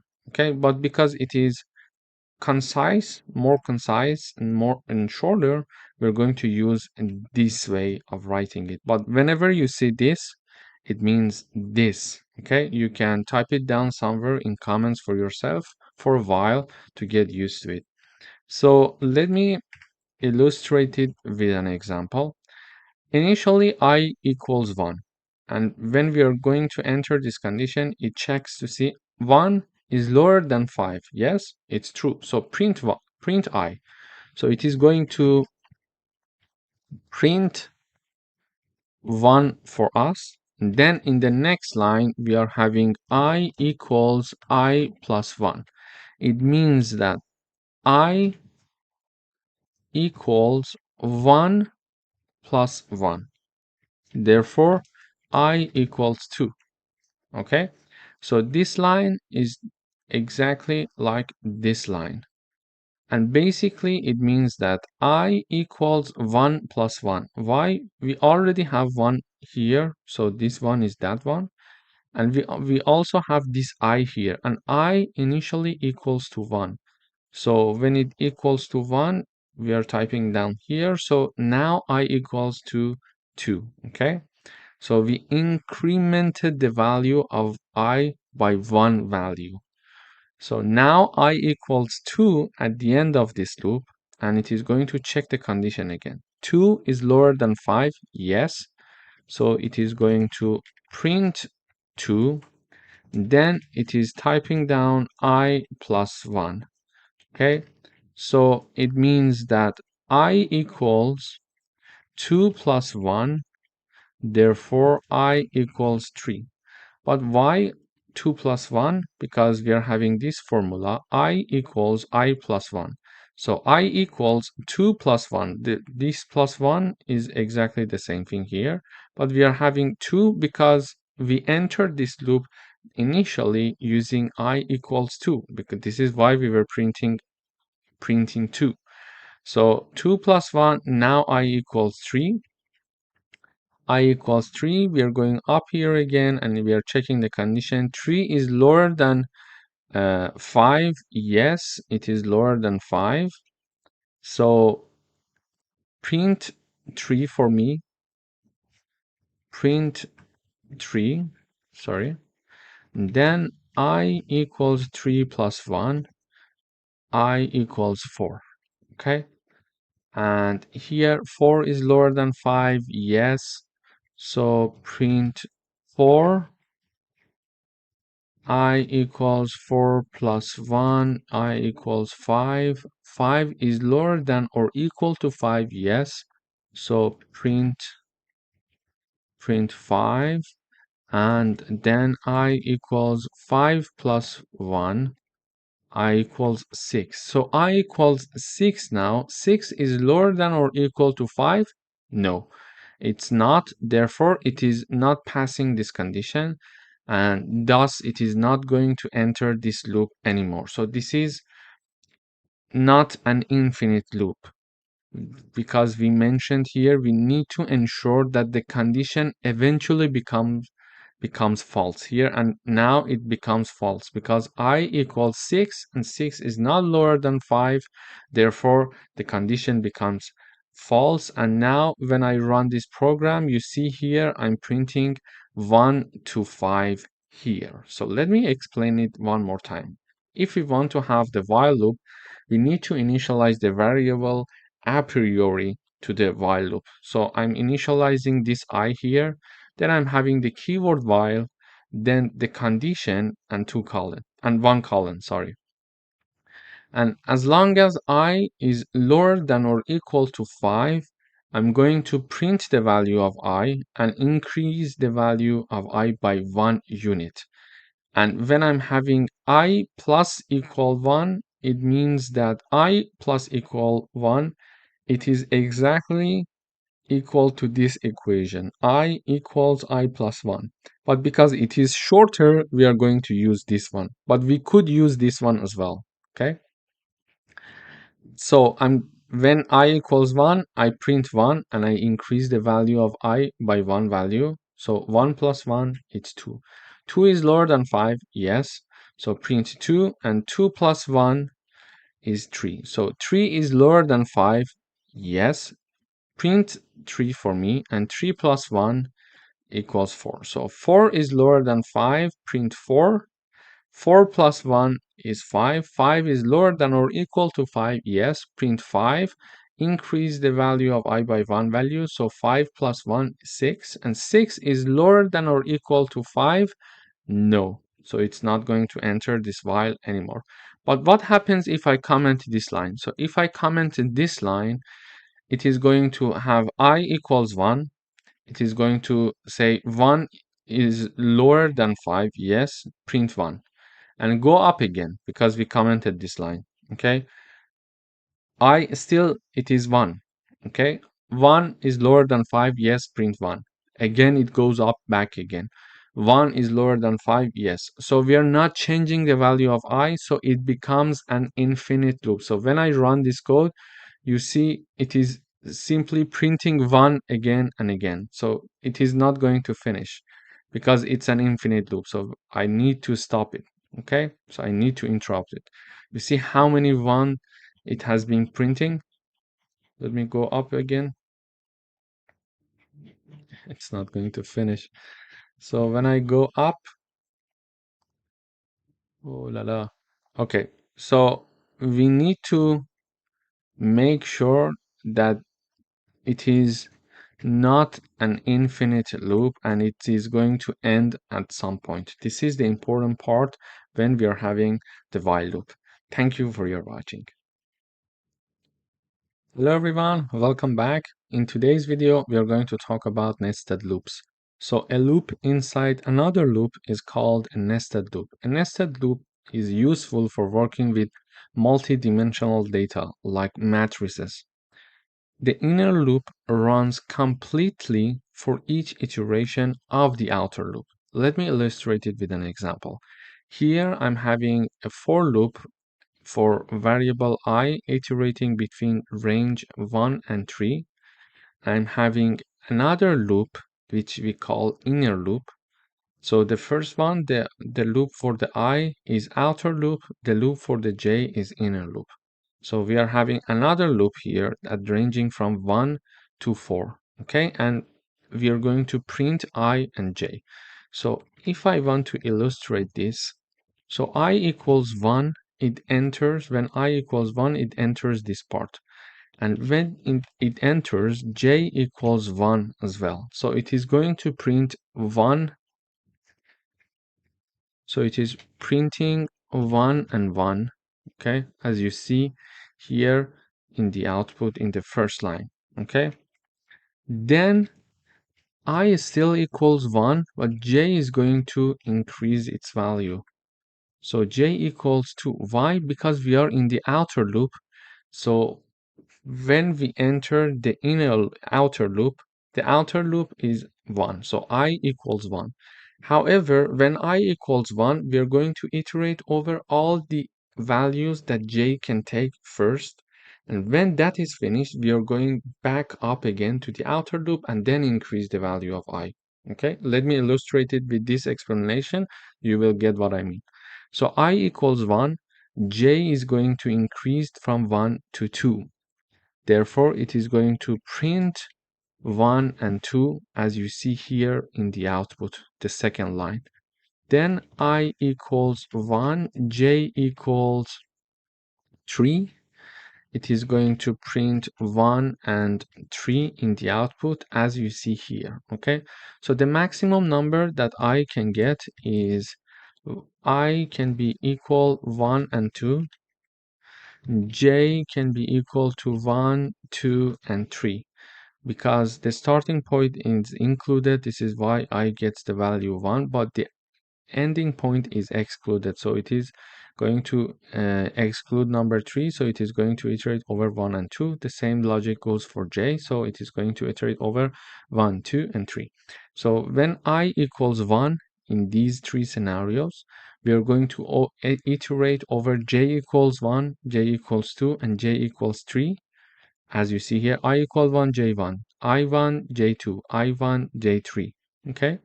And we are going to print I and j using this line. And when all the values for the j is tested for the inner loop, we are going to go back up again and increase the value of I one time. So I equals 2 now. So now I equals 2, j starts from 1 again. J is 1. So 2 I2 J1 I2 J2 I2 J3, okay? So we're going to print 2 and 1. I equals 2, J equals 2. It is going to print 2 and 2 for us. And finally I equals 2, J equals 3. It is going to print 2 and 3 for us. So this is what we see exactly in the output. So let me go back over the code one more time. So we are having one outer loop and one inner loop. So the outer loop is iterating over different values between 1 and 3 for variable I. The inner loop, it is iterating for variable j between 1 and 4. Okay? And in each iteration, we are going to print the value of I and j. So the first time when we enter the outer loop, I equals 1.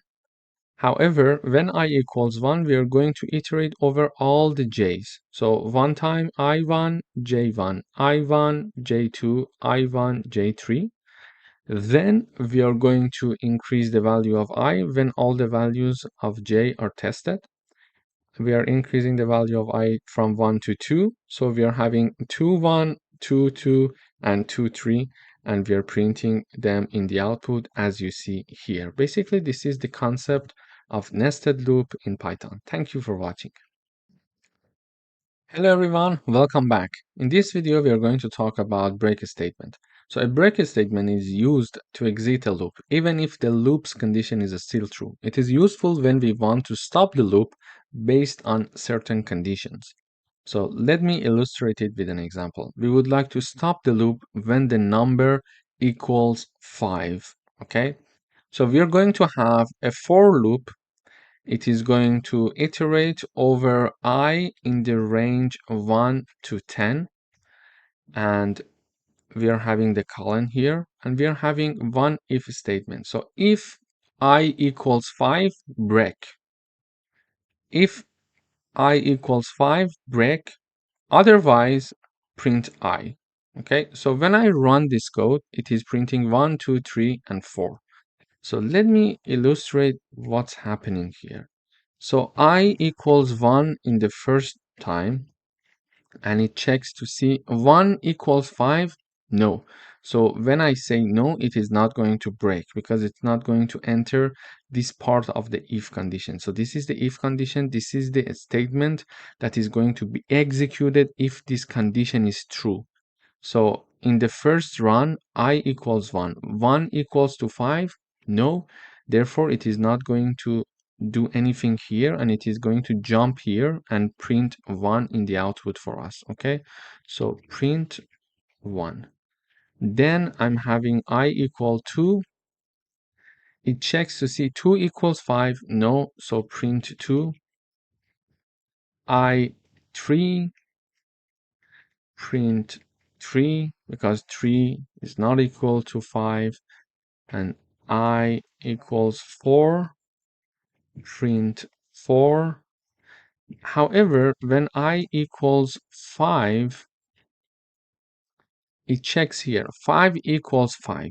Yes? Yeah, that is true. So when 5 equals 5, it is going to execute this part of the code. So it is going to break. When it breaks, it means that it exits this for loop. Okay, so it is going to exit this part and it is going to come here where we have nothing more to execute. So this is why when I equals 5, it is not printing anything for us because this print comes after the break. But if this print comes before the break, it is going to also print the 5 for us. But it is now, let me put it here. So when I put the print here and I run the code, you see that 5 is also printed because when I equals 5, it is going to first print 5 and then checks to see if 5 equals to 5, and then it is going to break. Okay, so it's important for you to know where to put the break and how the output of the program could be different based on where you're putting the break. So when I have the break before the print, when I equals 5, it is not going to print 5. But when the print is before the if condition, it is first going to print 5, then break the loop. So it is not going to go for the I equals 6, 7, 8, and 9 because this loop was supposed to go from 1 to 9. I'm saying 1 to 9 because the endpoint is exclusive, so 10 is not going to be considered. It is going to go from 1 to 9. So it is when we are having I equal 5, it is breaking, so it is exiting the loop. Therefore, I equals to 6, 7, 8, and 9 are not executed here. Okay? So this is how we can use the break statement. When certain conditions are met, we can have the break and exit the loops. Thank you for watching. Hello everyone, welcome back. In today's video, we would like to write a program that asks the user to enter the price of 3 items one by one, and we would like to use a loop to collect the prices and calculate the total cost. To do that, we are initializing a variable called total cost to be 0. Then I'm using a for loop starting from I. So the I variable is initialized starting from 1, that and ends at 3 because the start is inclusive and is exclusive. So if I type down the range between 1 and 3, I is going to take values 1 and 2 because the end that 3 is exclusive.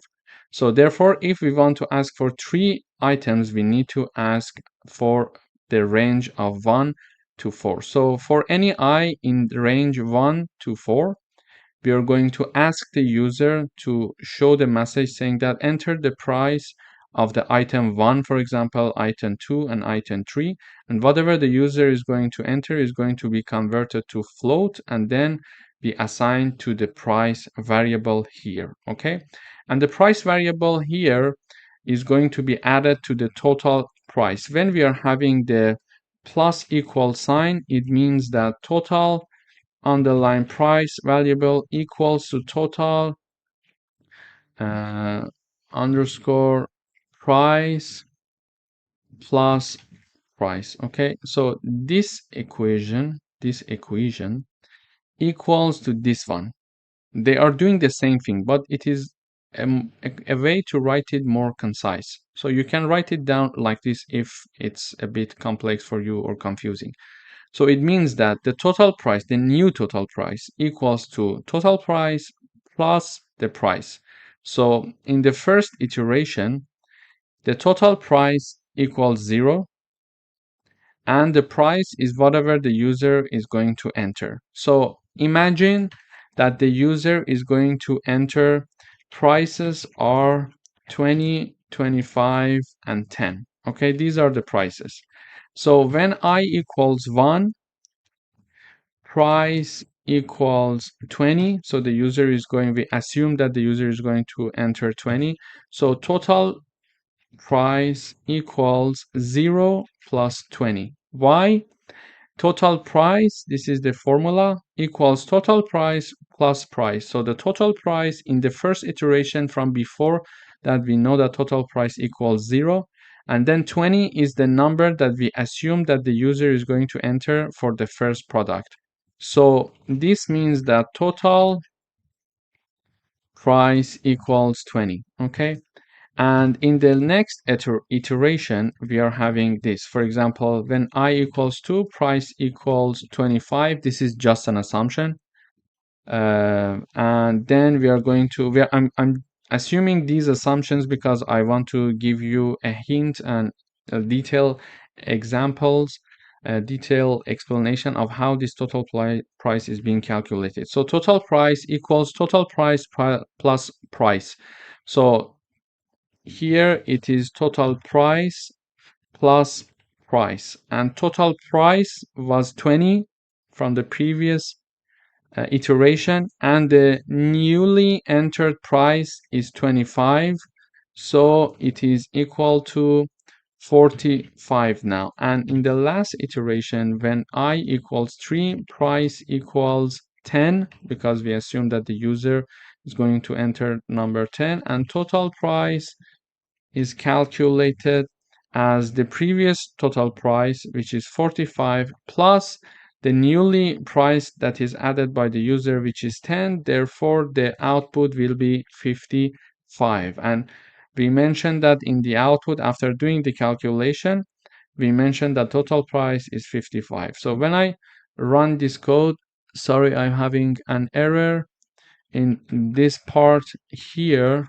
So when I run this code, it asks me enter the price of the item. So I enter 20 first, okay?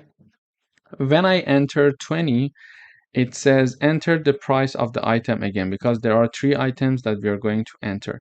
So the second item price is 25 based on my assumption here, and it again says that enter the item. I'm assuming that the third item price is 10, so it is going to calculate the total price item is 55.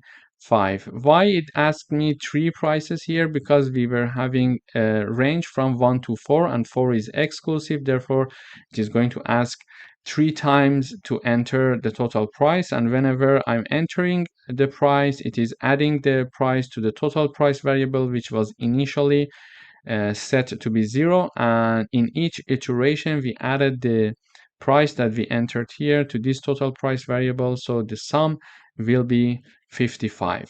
So in this example, we learned how a for loop can help us to work as a calculator. For example, in shops, when you're going to a shop and you're giving several items to the cashier, the system of that cashier is using the same mechanism and logic to calculate the total price for you. Thank you for watching.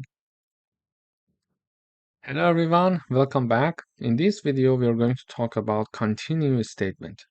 So the continuous statement is used to skip the current iteration and move to the next one.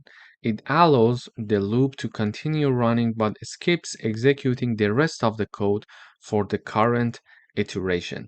Let me illustrate it with an example. So we would like to write a program that skip even numbers. Okay.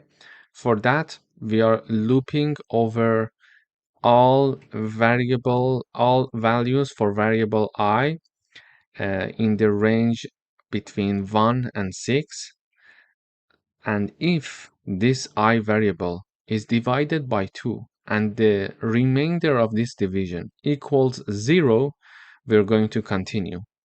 Otherwise, if this condition is not passed, we're going to print I. So let me type down this: I equals 1, I equals 2, I equals 3, I equals 4, and I equals 5. Okay, so these are the values that I is going to iterate over. So for the first time, when I equals 1, it basically mentions, sorry, let me put this. Okay, 1, if 1 is divided by 2, the remainder would be equal to 0. It is checking this condition. Is it true? No, because it's not true, it is going to print 1 for us. So in the output, we will have the print 1.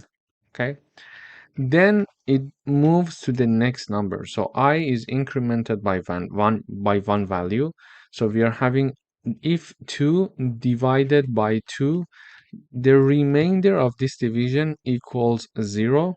Yes. So when it is yes, it is going to continue. So this condition is passed.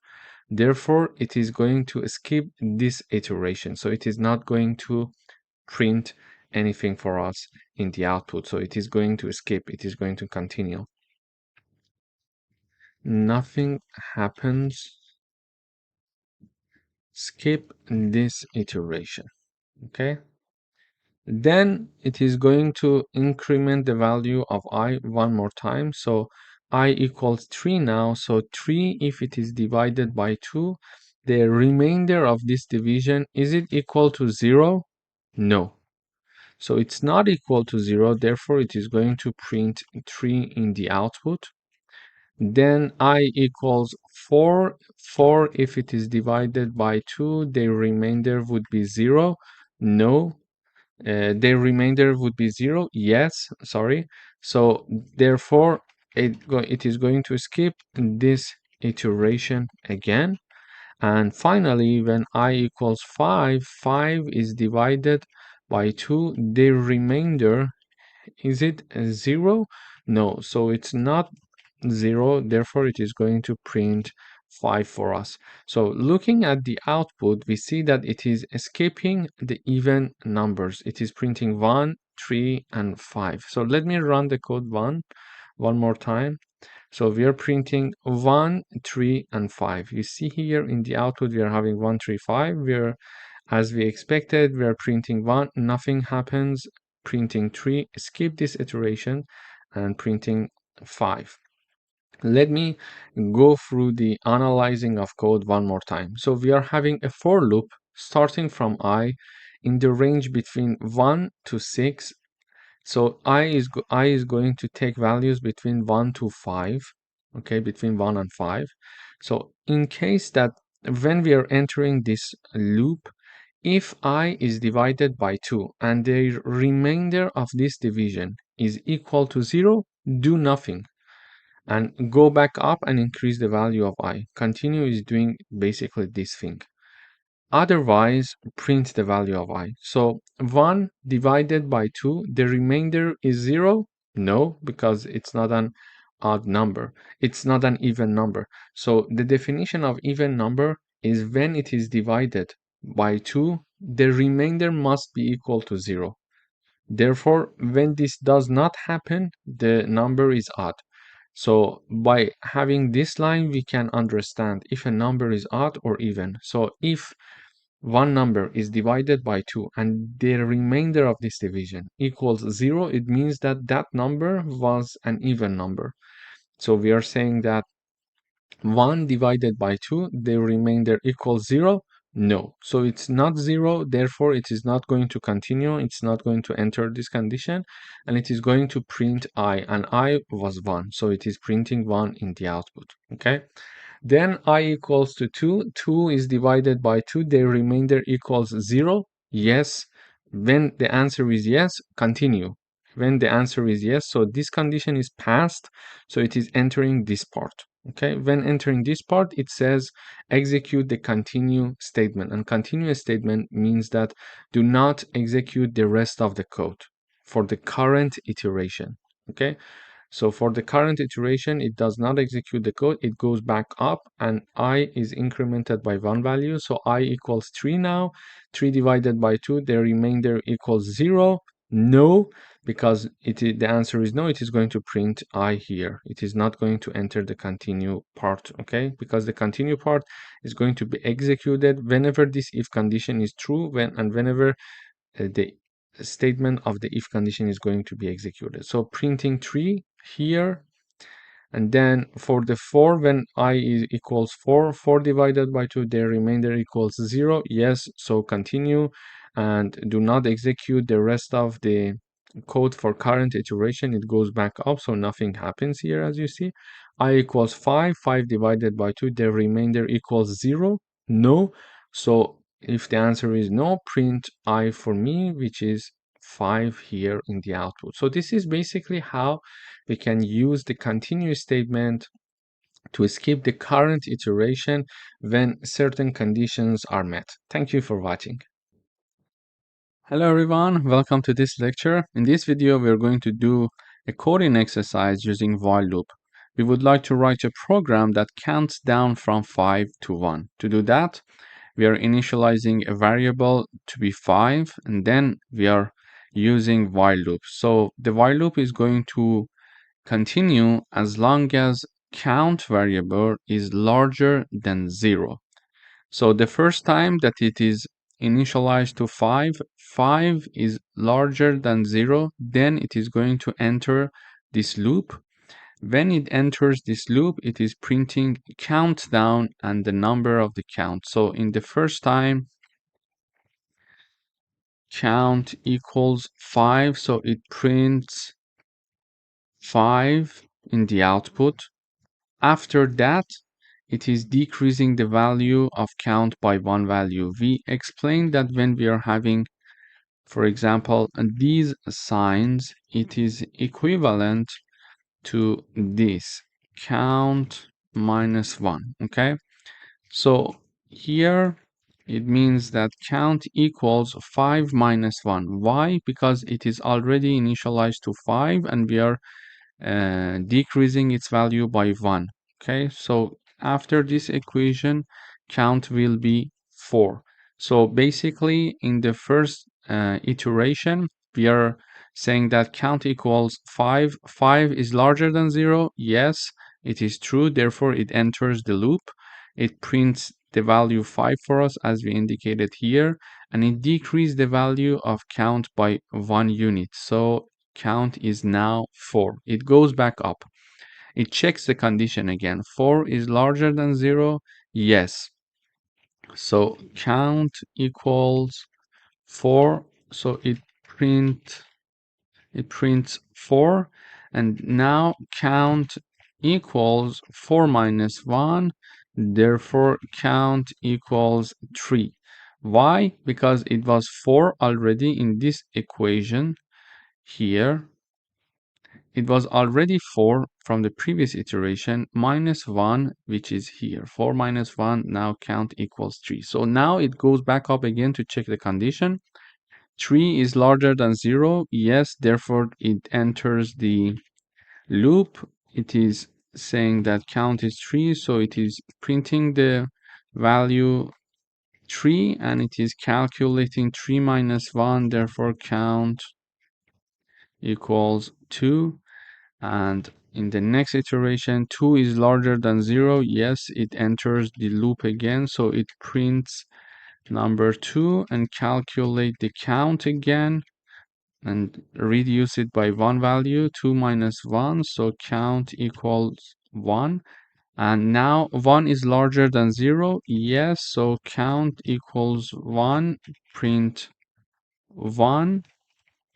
And we are having 1 minus 1 equals, now count equals 0. So it goes back up again. It checks count is larger than 0. So count in the final iteration, it is 4. So 4 is larger than 0. No, it's not. Therefore, it's not going to enter the loop. Therefore, these two lines are not going to be executed, and it is going to print the last message in the terminal blast off. So when I run the code, we should see the same output as we anticipated here. So 5, 4, 3, 2, 1, and blast off. So 5, 4, 3, 2, 1, and blast off. As you see, we can use while loops in many practical examples in real world. For example, countdown. Thank you for watching. Hello everyone, welcome to this section.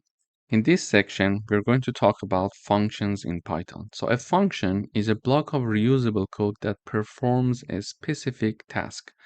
Functions can help us to organize our code, make it more readable, and reduce repetition. In Python, there are two types of functions: built-in functions that are predefined functions like print, len, input, that so far we've worked with many of them in the previous sections, and user-defined functions, functions that we create ourselves. This is the function that we are going to learn in this section.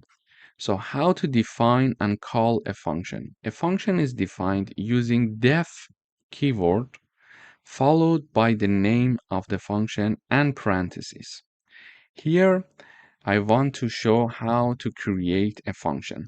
We use the def keyword and we name the function. For example, this function name is greet, and then the parentheses. In the parentheses, we will learn later in this section that we can pass some arguments to these parentheses later on in this section. But for now, we just know that we need to put parentheses. Then a colon. After that, we are having this print function here. So this is the built-in function, and this is the user-defined function. And this function is going to print hello world message for us in the terminal.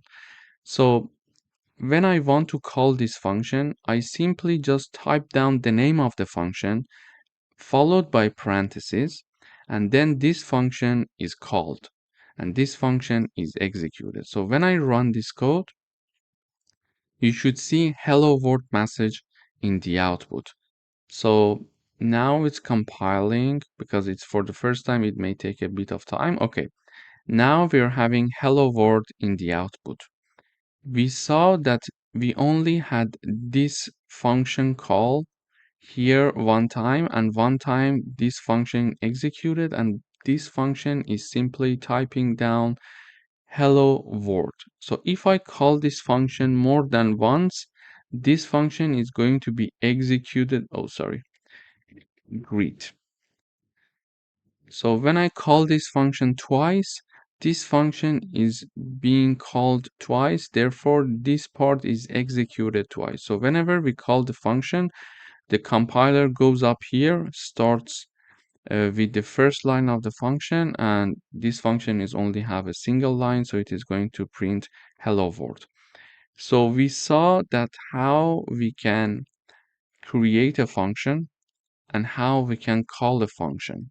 And there are three parts for function to remember: the def keyword, the name of the function, and parentheses. And later on, we'll learn about some arguments that we may want to include in the parentheses.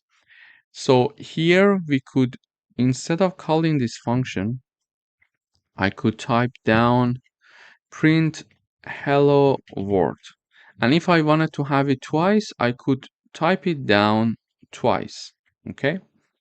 and then run the code. It was going to do the same thing. However, we are using the function to avoid repetition. Now I'm repeating this line twice. Instead, I'm having this code being executed here once and avoiding the repetition. Okay, and it is increasing the readability. So this is why we use functions. And this is just a very tiny example here. For example, we want a function to do some mathematical operations for us. Whenever we call the function, that function is going to execute a certain block of codes to do the mathematical operations for us. And calling a function is much easier, like twice, 3 times, 4 times. If you want to call a function 4 times, it's much easier to repeat all those mathematical operations in the code 4 times. So it increases the readability of the code as well. So in this section, we're going to focus on functions, and we're going to have more examples of functions later on in this section. Thank you for watching. Hello everyone, welcome back.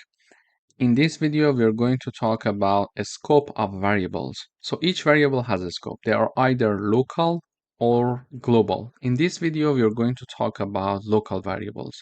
So variables that are declared inside a function are local variables, and they can be only accessed within that function. Let me illustrate it with an example. I'm having a function called greet, and I'm using the def keyword, and there is no argument for this function. So when I call this function, a local variable is initialized to be equal to hello world string, and then it is going to print this variable for me, which is called message. Okay, so I'm having the greet function being called here. So when I run, I see that I'm calling the greet function. The compiler goes up here, initialize the message variable, and then it prints the message variable. So we see the message variable in the output, hello world. Okay, but can I access this message variable? So can I print it directly here? So when I run, I see an error. Why? This error comes from the fact that this message variable is a local variable for the greet function, and it's not a global variable, so it would be accessible outside of this function. So this message variable, because it is declared and initialized in our greet function, it is only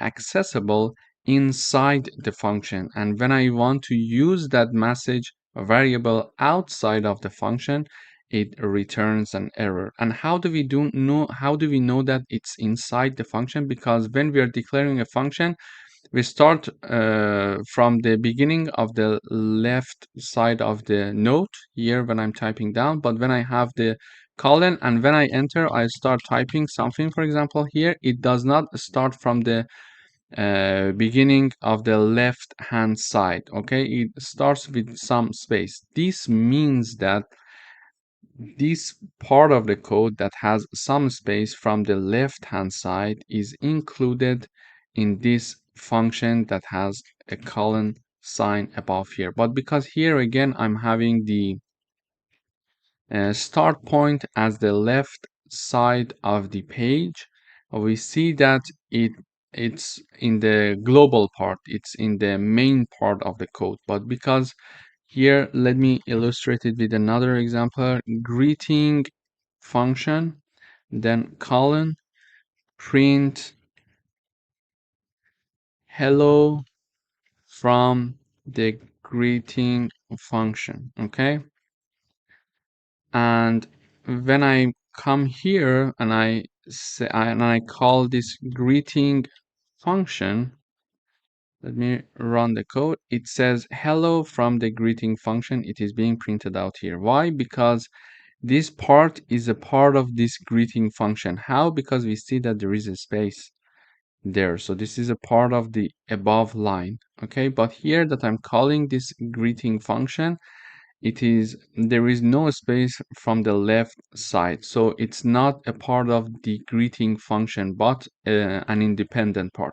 So in this video we learned how local variable works in Python, and we learned that they are only accessible within a function that they are declared and initialized and not outside of the function. Thank you for watching. Hello everyone, welcome back. In this video, we're going to talk about return statement in functions. So functions can return a value using the return statement. The value returned can be stored in a variable for further use. Let me illustrate it with an example. So here I'm having a function called add.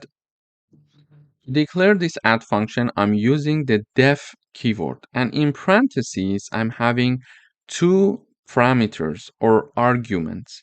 They are separated by a comma. The first one and the second one. The first one is called A and the second one is called B. Whenever we call this function is going to return A plus B. Okay, so this function is going to add the first number and the second number that are passed to this function by doing this line, return A plus B. So let me show you how I'm calling this function. Now when I call this function, I'm having a variable called result, and this result variable equals the result of this function, the output of this function equals this result variable. So I'm calling the add function, so I'm typing down the name of the function, then in parentheses I'm having two numbers and they are separated by a comma, 3 and 5. So 3 is going to be equal to A because this is the first parameter or argument that is passed to this function, and 5 is going to be set to B because this is the second argument that is passed to this function, and B also is the second argument. So I'm calling the add function and I'm passing 3 and 5. And when I'm calling this function is going to return a value for me. It is going to return the value A plus B for me. And A plus B equals 8.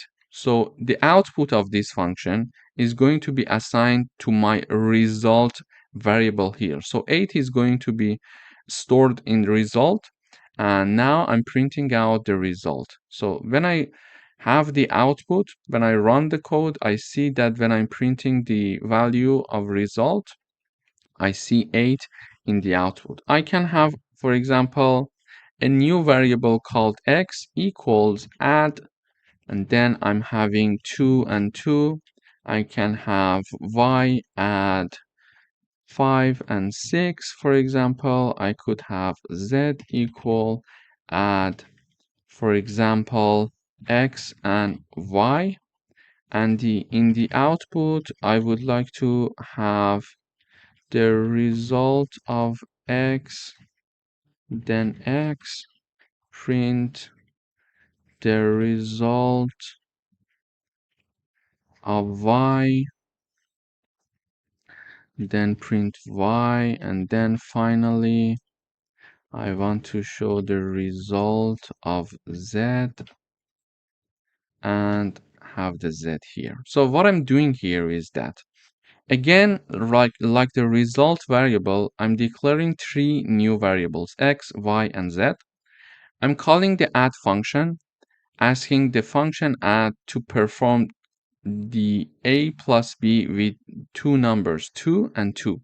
So when I call this add function, the first 2 is placed for the a, the second 2 is placed for the b, and a plus b is going to be returned when I'm having this line, and the result of the return, the output of the function is going to be stored in x. So I expect the value of x will be 4. Then I'm calling the function another time and assigning the result to variable y. And when I'm calling the function, I'm having 5 and 6. So 5 is A and 6 is B. 5 plus 6, the result is 11. So I expect to have the 11 for the y. So 11 is the output of this function, and this is going to be assigned to variable y. And then I'm calling the function one more time, this time with the variable x and variable y, and they are previously taken two values. So I expect the result will be 15 because x is 4 and y is 11. So x is now placed for the A and y equals B. So 4 plus 11 equals 15. So when I run this code, I see the result of x. So here also I'm printing out the output of x, y, and z. The result of x equals 4, which we expected. The result of y equals 11, which we expected. And the result of z equals 15, which we expected. So this is how we can have a return statement in a function to give us some output of the function, and we store that output in, for example, certain variables for further use here. And also we learned how functions can be useful, because now I'm performing this line of code a plus b one time only, but I'm using it 4 times in my code. Instead of typing down these mathematical operations 4 times, I'm just calling it with different parameters. So it is much easier to have a function to do the job for us, and we have different part of the code where we call the function to do that job for us.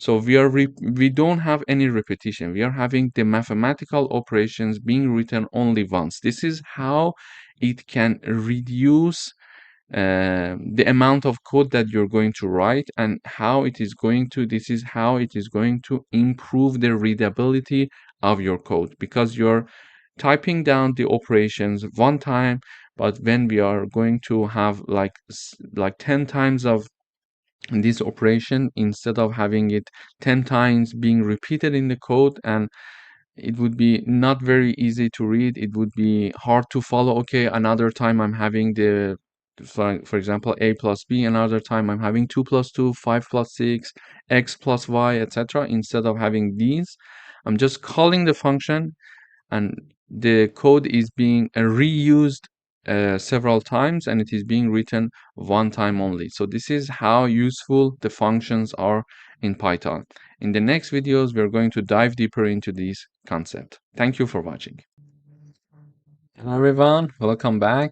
In this video, we're going to write a program that declares a function that takes a number as a parameter and prints whether it's an even number or odd. So here is my function. I'm using the def keyword to declare my function, and I'm having the name of the function called check even odd, and I'm having one argument for this function that we call it number. It could be x, it could be y. We can get to choose this number, okay? And this function is basically checking to see a number if it's even or odd. In order to understand if a number is even, we need to do a division. So this is a definition of an even number.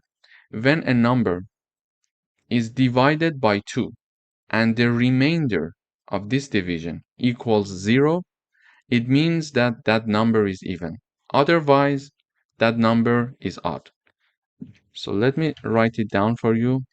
If a number is divided by 2 and the remainder of this division equals 0, it means that number is an even number.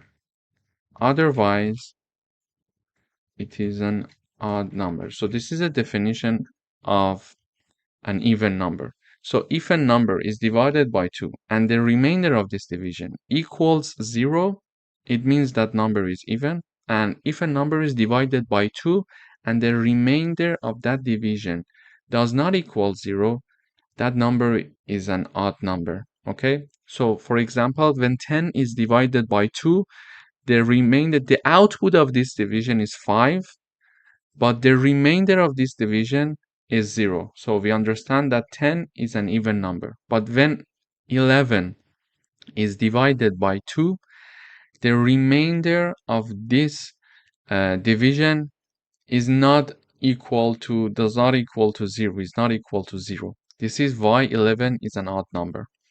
So now we want to define a function that checks whether a number is even or odd. To do that, we are having one if-else condition here. So the number that is passed to this function, we are having this operation on that number. So this number is divided by 2. And we are checking to see if that number that is passed as an argument to this function, it is divided by 2. And it's the remainder of this division equals 0. We are checking the if condition. If this happens, print even. Otherwise, print odd. So it checks to see if a number is passed to this function. That number is divided by 2. Its remainder equal to 0. If this statement is true, then this part is true. Then it is going to enter this if condition and it is going to print even. Otherwise, it is going to print odd for us. Let me illustrate it with an example. So I call this check even odd function, and I'm passing number 10 as the argument. And I'm calling this function one more time, and I'm calling the function, I'm passing the argument that is 7. So let me run the code. So when I run the code for the number 10, I see even in the output. When I have the number 7, I see odd in the output. So one thing to remember is that I'm using the modular sign here. So the modular sign is going to return the remainder of a division. So this number is divided by this number. When I'm using this modular sign, it means that if this number is divided by this number, print me the remainder. Okay, give me the remainder. So when I'm having, let me illustrate it with an example. So when I have 10 divided by 2 here, when I run this code, you see number 5 in the output, okay? 10 divided by 2. But when I have print 10 modulo 2 and run this code, we have the output 0. What does it mean? It means that if 10 is divided by 2, the remainder of that division is what number? This is 0. Okay, so this is how the modulo sign is going to help us to understand the remainder of a division. It was a very good example. And now we see that here I'm having this block of code being executed whenever we call this function. Just imagine that we were not using the function. So I'm calling the function 2 times using 2 lines. Okay. And this part of the code is written only once. So if I wanted to not have a function, and every time that I was checking a number to see if it's odd or even, I had to write these 4 lines. So whenever, for example, I want to check 10 numbers, each time I had to write 4 lines of code. So 10 numbers multiplied by 4.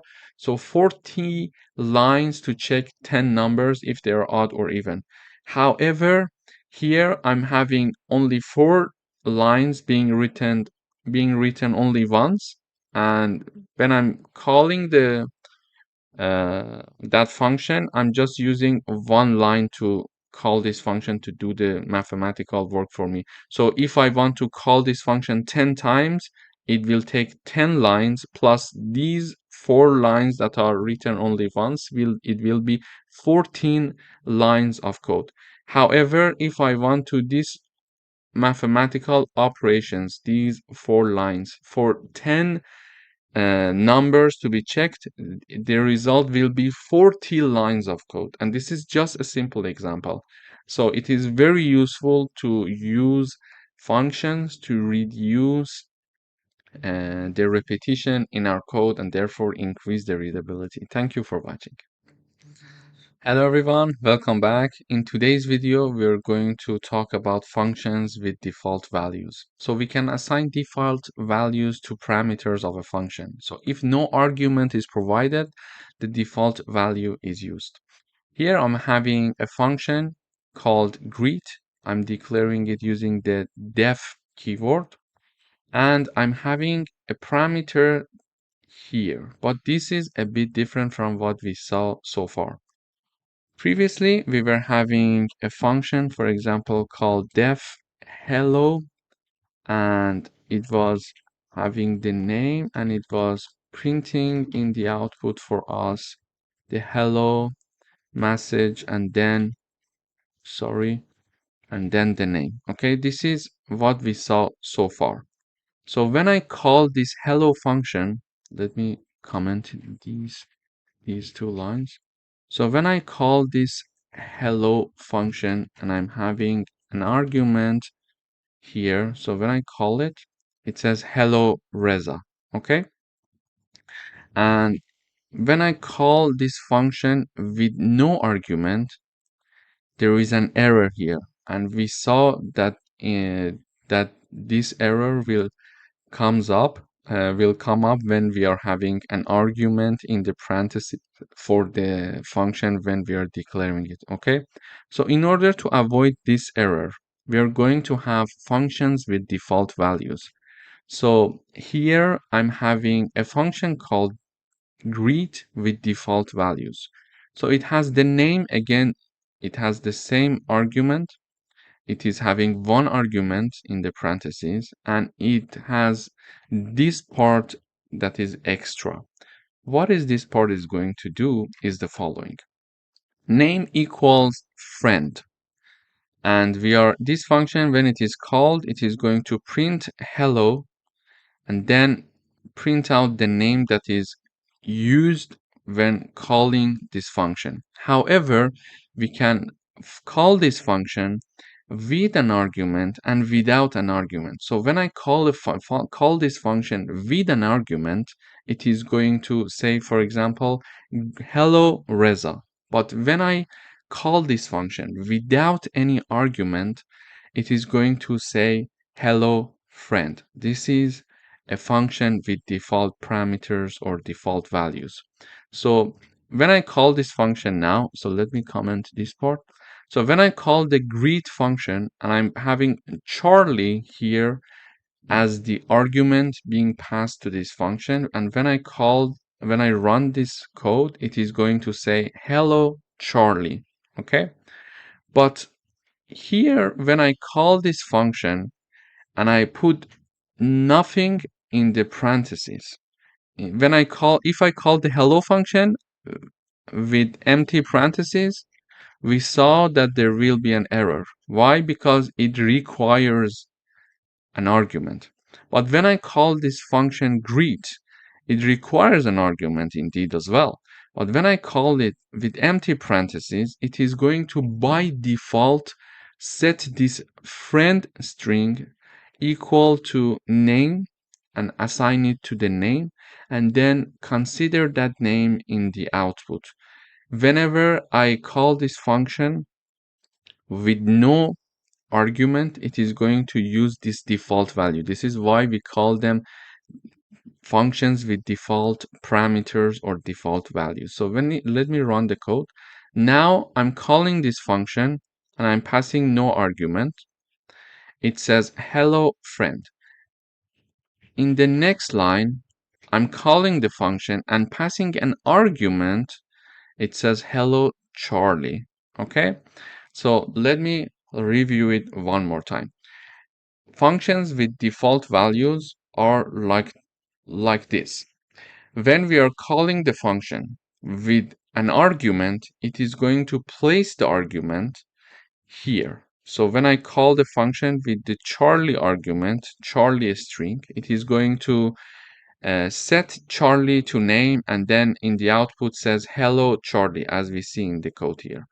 But when we have the greet function being called with empty parentheses, it is going to by default use the friend keyword here and put it equal to name and print hello friend in the output. Okay, so this is how a function with default value would work.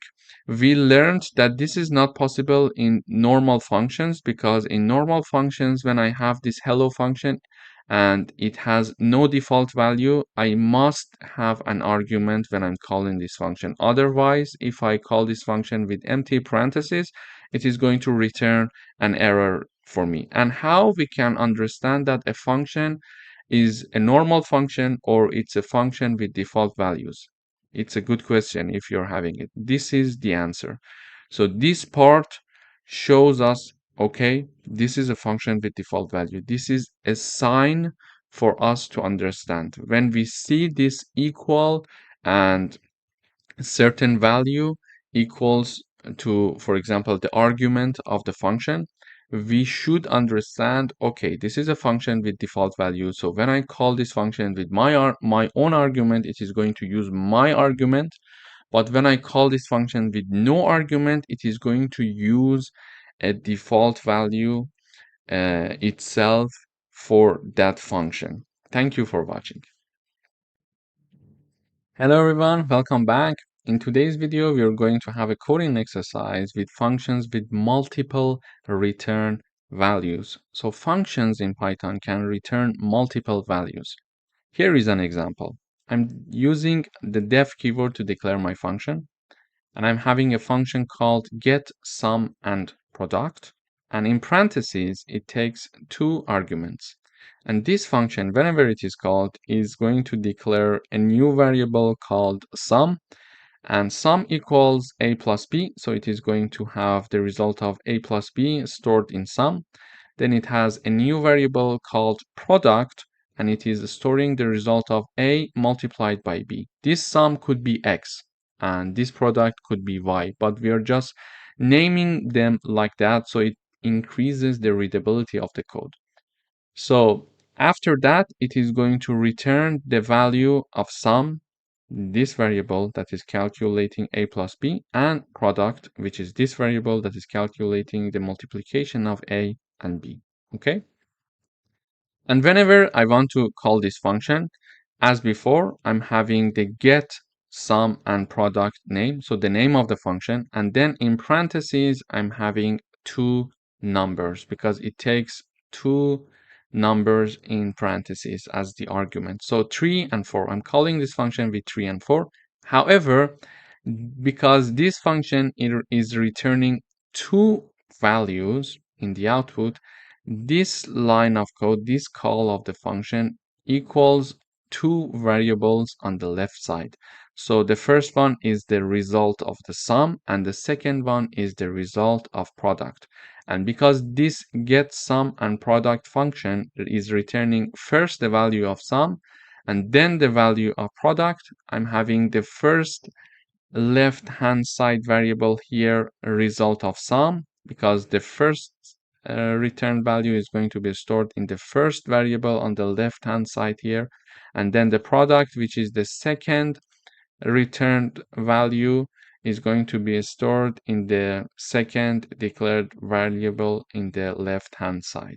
Okay, so this is the point of having a function with multiple return values. It is going to return two values, sum and product, and therefore when I'm calling this function, it equals two variables on the left hand side, one for sum, one for product. And if it is returning sum first, be aware that it is going to store sum in the first variable declared on the left hand side, and the same logic goes for the product. Okay, then I'm printing the result. So I'm saying that print and the message sum, result underscore sum, which is the first variable, and then print the message product, and then result product variable, which is the second variable. So when I run this code, we see this sum message is shown here, and it says the result sum equals 7, and the product is shown here, and the result product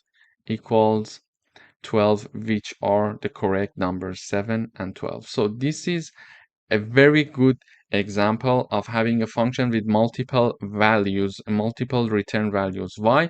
Because maybe we would like to have a function that does different types of mathematical operations for us. We can combine all these mathematical operations in a single function and not even 2, 3, or 4 functions. So it is very useful to combine them and ask the function to return multiple values for us after doing the calculation, and then we are assigning them to different variables. As we see, we are trying to learn how to optimize our code as we proceed through the course, because it's very useful to have an optimized code, a code that is having high level of readability. Thank you for watching. Hello everyone and welcome back. In the previous video, we talked about local variables. In today's video, we're going to talk about global variables. So global variables are declared outside of functions. So they are global and they are accessible from any functions. To illustrate it with an example, here I'm having a variable called message and it is having a string that the string is hello world.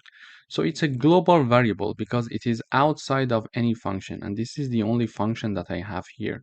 The name of my function is function1. I use the def keyword, and basically this function is going to print this message variable that is defined outside of this function. So this function can access a global variable that is defined and that is declared and initialized outside of this function. This is how nice the global variables are. So I call the function one here, and I expect to have the output message in the output because this function is going to print the message variable, and this message variable is saying hello world. Therefore, when I call this function, I expect to see the message hello world in the output. Also, I can have another print function here that is printing out the message function in outside of any function. So it is also globally trying to access a global variable. So when I run this code, I see two hello world message being printed out in the terminal.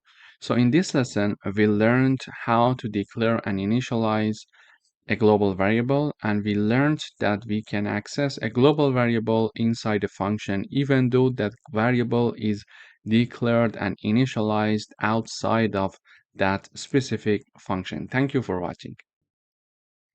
Hello everyone, welcome back. In today's video, we are going to have a coding exercise that have local and global variables together in one example. So if a local variable has the same name as a global variable, the function will use the local variable. For example, I'm having a global variable called number and it is equal to 10. Then I'm having a function called modify number and I'm using the def keyword. In this function, basically, I am initializing a variable called number and it is equal to 5. Then it is going to print this variable number for me in the output. So I call in the main part, I call this modify number function. So it is declaring and initializing a local variable called number, and it is going to print its value, which is 5.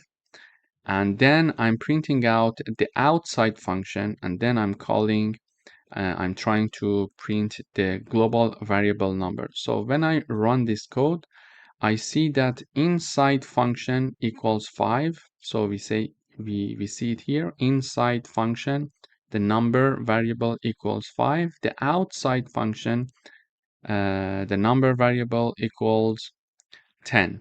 And the reason is why in this function now we are not accessing the variable number which is global. The reason is that we didn't declare global number and then start modifying, for example, number equals, for example, 10.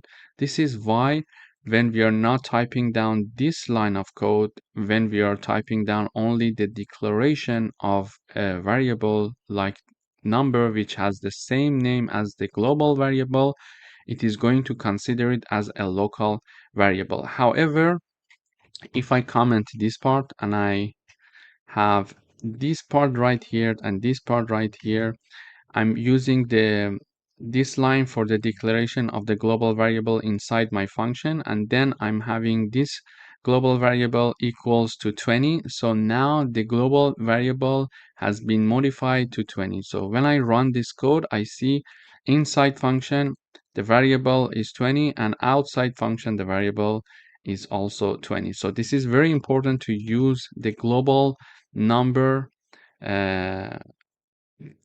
creation and declaration of the global variable inside the function if we want to use this global variable inside of the function. Otherwise, if we just type down the declaration without the global keyword, it is going to consider that you're declaring a new variable, a new local variable inside of this function. So this is why when I'm having only the declaration equals to 5 and then printing out the number variable, it is printing 5 for me in the inside of the function, but outside of the function, when I'm printing the number variable, it is accessing this global variable. Thank you for watching. Hello everyone, welcome back. In today's video, we would like to write a program that declares a function that takes two numbers as parameters and print their sum. I'm declaring the function called add numbers, and I'm using the def keyword, and in parentheses I'm having two parameters, a and b. And whenever this function is called, it is going to print the value a plus b for me. To call this function, I'm typing down the name of the function, and then I'm typing down two numbers, so 3 and 7. When I call this function, 3 is placed for A and 7 is placed for B, and A plus B means 3 plus 7, and it is going to print the value of 10 for me because it is 3 plus 7. So when I run this code, I see the output 10. I'm having another, for example here for you. I'm having add numbers, meaning that I'm typing down the name of the function. I'm passing two numbers, 10 and 20. I run this code, the output is 30. And let me define another function here, exactly like this. So when I'm having add my numbers and I'm having a and b as the argument, oops, sorry, a and b, I'm having the colon. It is going to return a plus b for me. Okay, so when I call this add my numbers function with two values like 100 and 200, so if I run this code, I see the output is 300. So we see here that I'm having another function called add my numbers.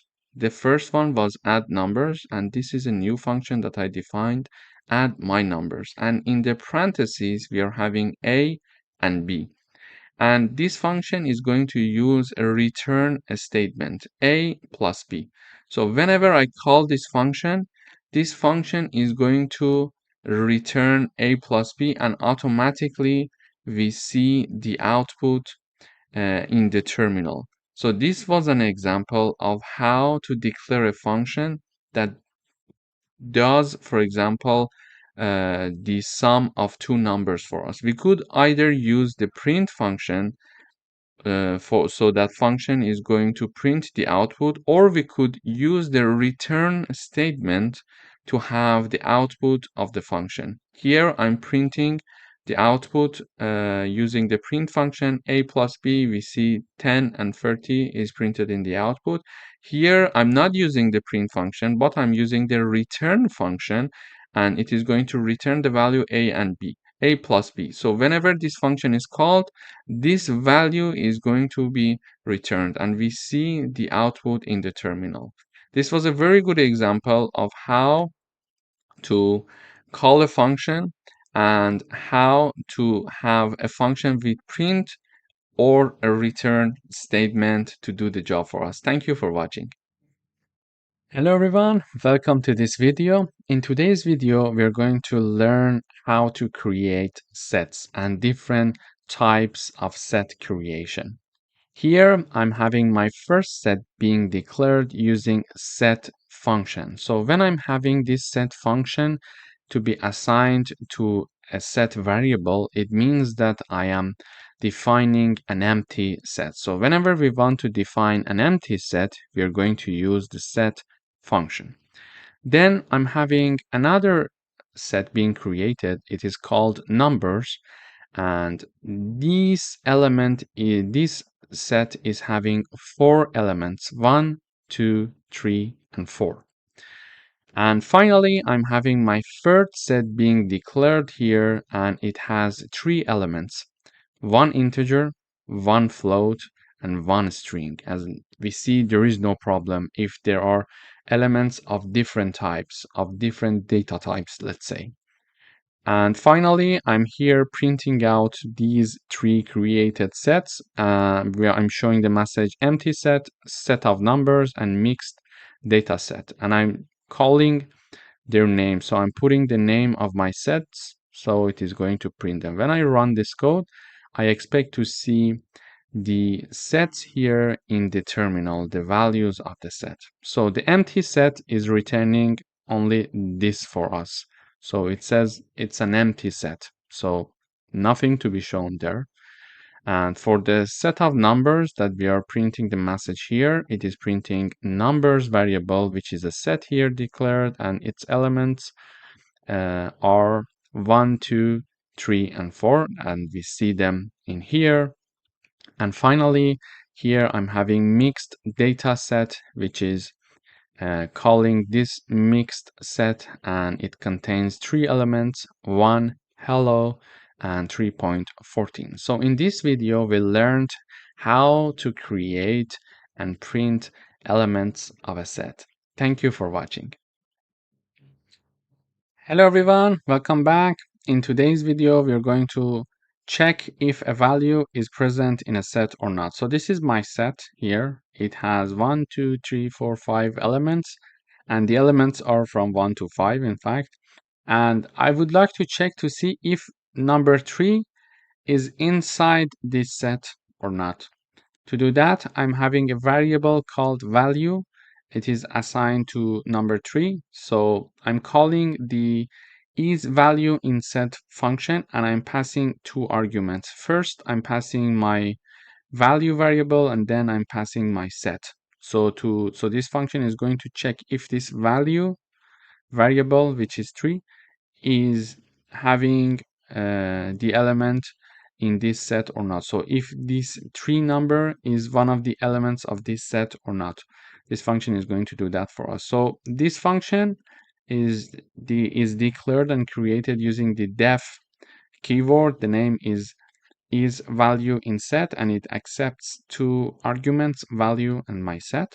Then it is going to return the output for us, and it is going to return this for us. It is going to check if value is in the my set. So 3 already exists in this set. So we expect the output of this return function will be true. So when I run this code, the output, it says is value in set. So this is the message, and then we're calling the function and passing the argument. So it is going to return the result for us, and the return of this is going to be true. Why? Because 3 exists in this my set element. So if I type down 5, the answer is still true, because I'm asking to see if number 5 is inside this set, and we see that number 5 is indeed there, so the answer is true. But when I have the 7, the answer is false, because 7 is not one of the elements of this set. So this is how we can check to see if a number is presented in a set or not. Thank you for watching. Hello everyone, welcome back. In this video, we are going to talk about set union, or we are going to talk about, let's say in other words, how to combine 2 sets to create a new set. Now we are having 2 sets here, set 1 and set 2. Set 1 is having 1, 2, 3, and set 2 is having 3, 4, and 5. So this number 3 is in set 1, and it is also in set 2. In order to combine them, I'm having x variable being declared, and I'm having set1 pipe operator and then set2. So this line is going to combine these two sets for us, set 1 and set 2, and here I'm showing the message union using pipe operator, and then printing out the X set for the user in the terminal. We see the output. So in the output, 1, 2, 3, 4, 5. So the sets are combined. But what happened? Here we see only 1 tree. We had 1 tree here and we had 1 tree here. Why we are not having 2 trees in the output when we are combining 2 sets? The reason is this. We learned in the introduction video that sets do not allow repetition and duplicate values in themselves. So this is why the set, when it is combined to form a new set, it is not taking two values that are the same. So this is why in the output we are seeing only 1 tree value, because sets do not allow duplicate values. There is another way to combine sets. The other way is like this. So we can either use pipe operator to make the union, or we can use the union function simply. We type down the name of our first set, then the union, and in parentheses we type down the name of the second set, and this is assigned to our variable called y. Now I'm typing down the message union using union function, and I'm printing this y for myself in the output. So we see in the output the sets are having the same elements, and in this case also we are not having number 3 being printed in the output for the reason that I mentioned. It's your choice, either using pipe operator or using the union function. Both of them can help us to create a new set based on 2 already sets that we are having. Thank you for watching. Hello everyone, welcome back. In today's video, we are going to talk about intersection. So in order to understand intersection between sets, we need to use certain functions or certain signs in Python. Let me illustrate it with an example. Here I'm having a set, and the set name is set1. It has 3 elements, 1, 2, and 3. And my other set is set2, and it also has 3 elements, 2, 3, and 4. And as you can see it here, numbers 2 and 3 are shared between these 2 sets. So 2 and 3 is shown in the first set and also in the second set. So how can I have a code that can give me the shared numbers between 2 sets? So I would like to have the expected output to be 2 and 3. This means that I would like to write a code, and that code computes the shared number, or let's say intersection, between these 2 sets and return me 2 and 3. We can do it in Python quite easily. We can use AND operator. So I type down the name of the first set, and using the AND operator, and then the name of my second set. And these equation here, like set1 AND operator set2, is equal to my new set. So it is a intersection set. I name it intersection set. And then I use the print function, and I type down intersection using the AND operator, and then I'm printing out my set that is called intersection set. So let me comment this part first.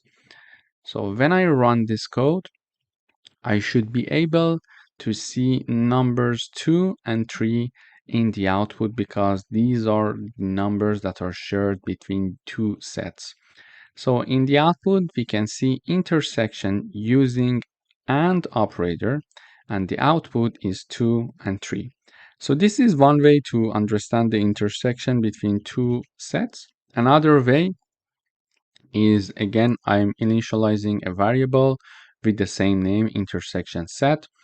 And what I'm doing, instead of using the AND operator and typing down the names of the sets before and after the AND operator, I'm typing down the name of my first set, then I put a dot here, then I type down the intersection keyword. So it is going to call the intersection function for me. Okay, so I'm typing down the intersection, and then in parentheses, I type down the name of my second set. So let me review. I type down the name of the first set, dot the intersection keyword, and in parentheses, I'm typing down the name of my second set.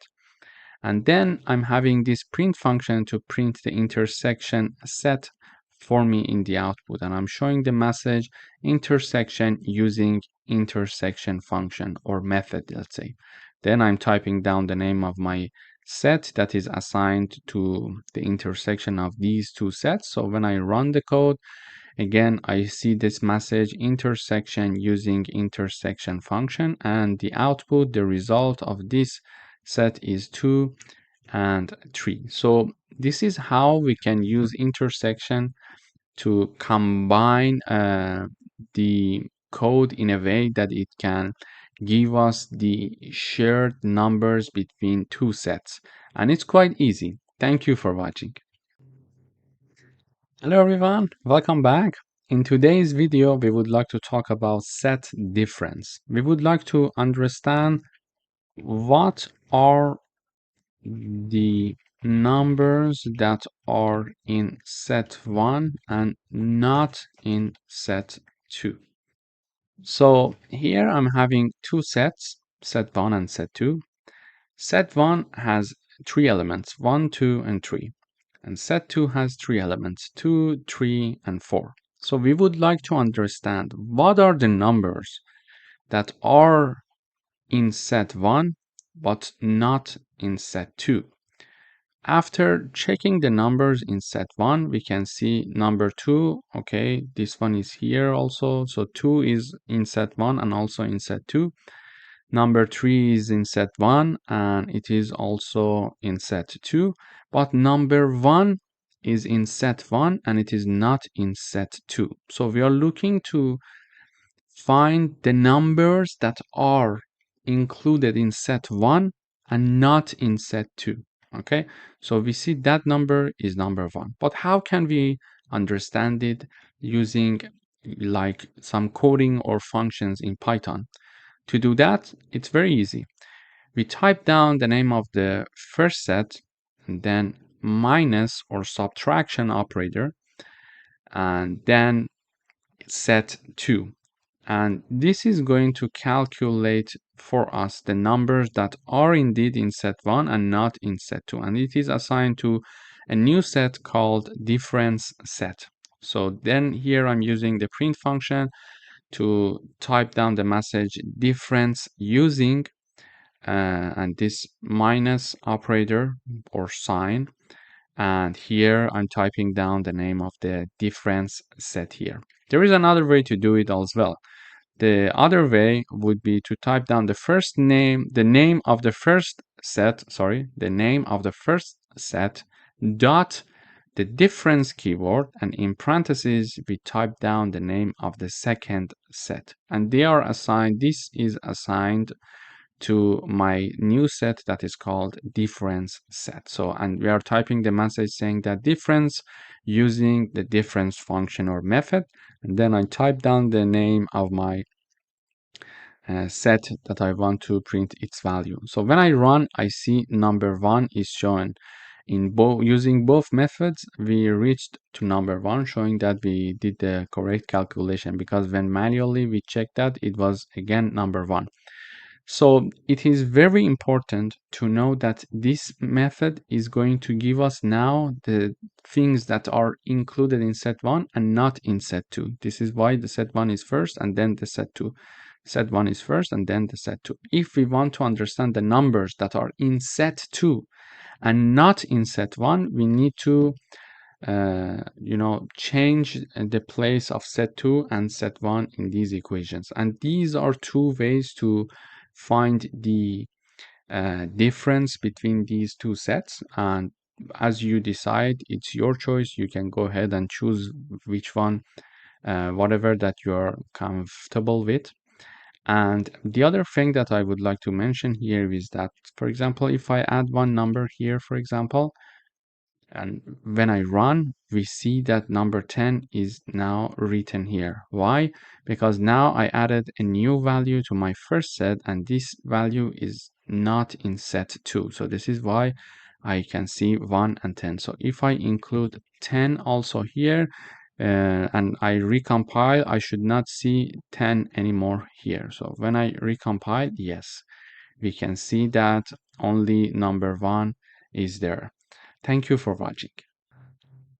Hello everyone, welcome back. In today's video, we are going to talk about symmetric difference. So let me give you the definition of symmetric difference. So the symmetric difference of two sets contains all elements that are in either of the sets but not in both. This means that the symmetric difference excludes elements that the two sets have in common. To illustrate it with an example, I have set 1. It has 3 elements, 1, 2, and 3. I have set 2. It has 3 elements as well, and the elements are 3, 4, and 5. So the common elements between these two sets is number 3. And if we exclude number 3, we can get the symmetric difference. So the symmetric difference of set 1 and set 2 equals 1, 2, 4, and 5. All elements that are in either of the sets but not in both. So this is the meaning of symmetric difference. But how do we do it using Python? To do that, we have the name of the first set, then the operator of the symmetric difference, and then the name of the second set, and this is equal to our new set, and I name it symmetric difference set. It could be X, for example, it could be Y, it's your choice. Then in the output, I'm using the print function and I'm typing down symmetric difference using, and then I type down the name of the set, so it is going to print me the symmetric difference of two sets. And there is another way to do that as well. So I type down the name of my first set dot symmetric underscore difference keyword, and in parentheses I type down the name of my second set. This is equal to my new set that I call symmetric difference set, and I print symmetric difference using symmetric difference function or method and then we are having the comma here and then the name of my newly generated set. So when I run this code, I see exactly this output: 1, 2, 4, and 5, 1, 2, 4, and 5, and 1, 2, 4, and 5. So we learned two methods by which we can compute the symmetric difference of these two sets. Thank you for watching. Hello everyone, welcome back. In today's video, we are going to learn how to do membership testing for sets. I'm having one set that is called my set. It has 3 elements, 1, 2, and 3. Then I'm printing is 2 in the set.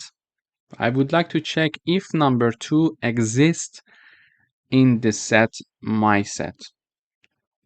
Mathematically speaking, if I want to check that, I type down number 2, then I use the in keyword, and then I type down the name of my set. Okay. And also I would like to see if number 5 exists in the set or not. Here I type down the message, is 5 in the set? And if I want to do it in the programming language, I type down the number, then in keyword, then name of the set. Let's say set name. Okay. So when I run this code, the first statement is true. Why?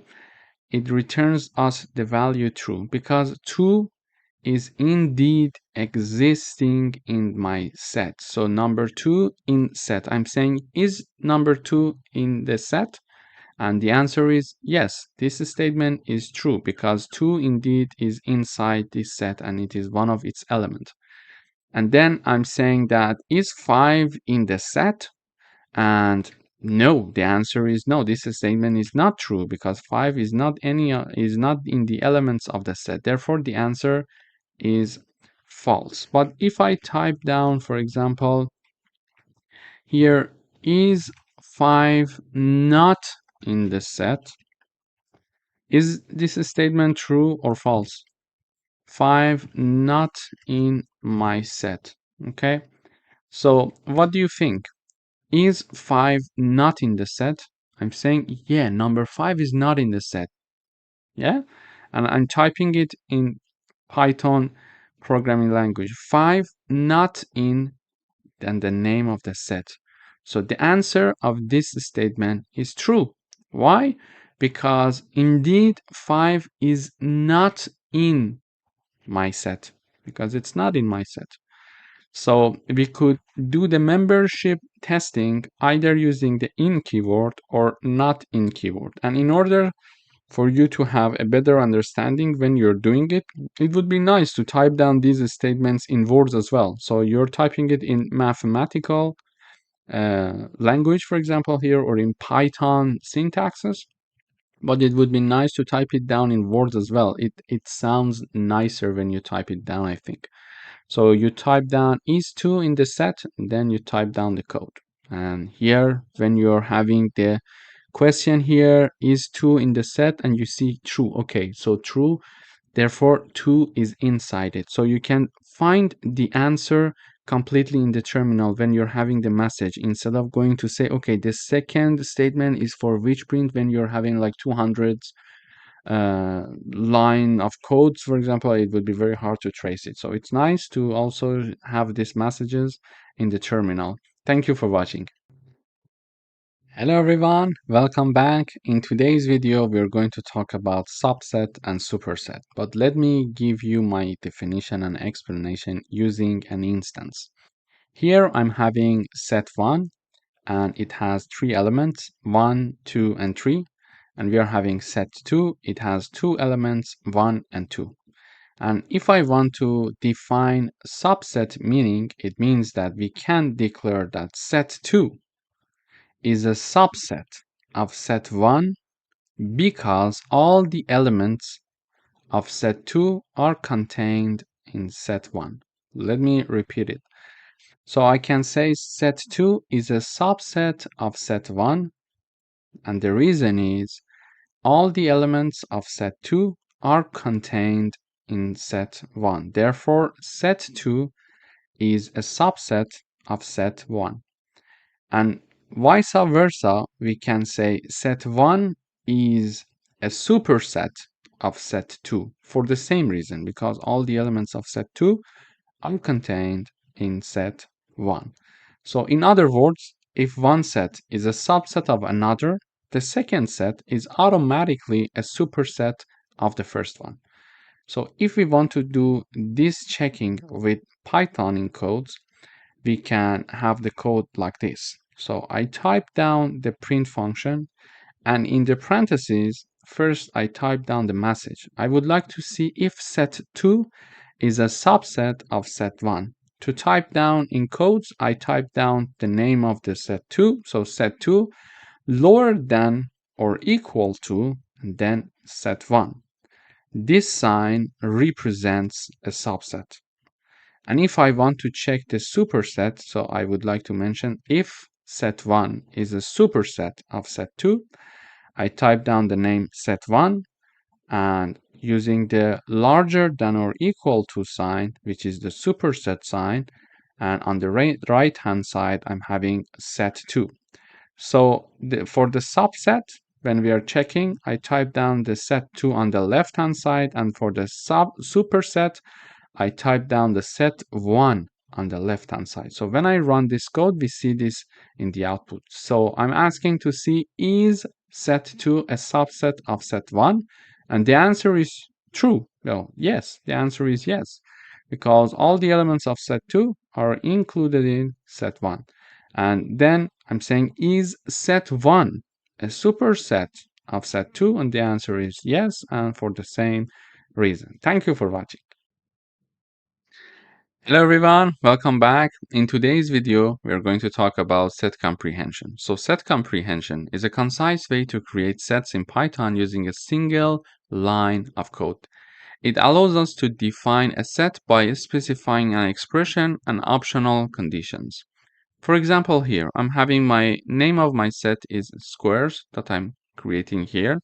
And to create the set, because I want to be the set of squares for numbers from 1 to 5, I'm having x star star 2, so square of numbers, and for each x that is in the range 1 to 6, because we're writing down 1 to 6, but we are willing to have something from 1 to 5. Why we are writing down 1 to 6 then? Because the start point is inclusive, but the end point is exclusive. So if we want to go from 1 to 5, we need to type down in the range 1 to 6. Okay, so and then when this is calculated, it is assigned to squares, and then I'm printing out the squares. So when I run this code, I see the output is 1, 4, 9, 16, and 25. But why?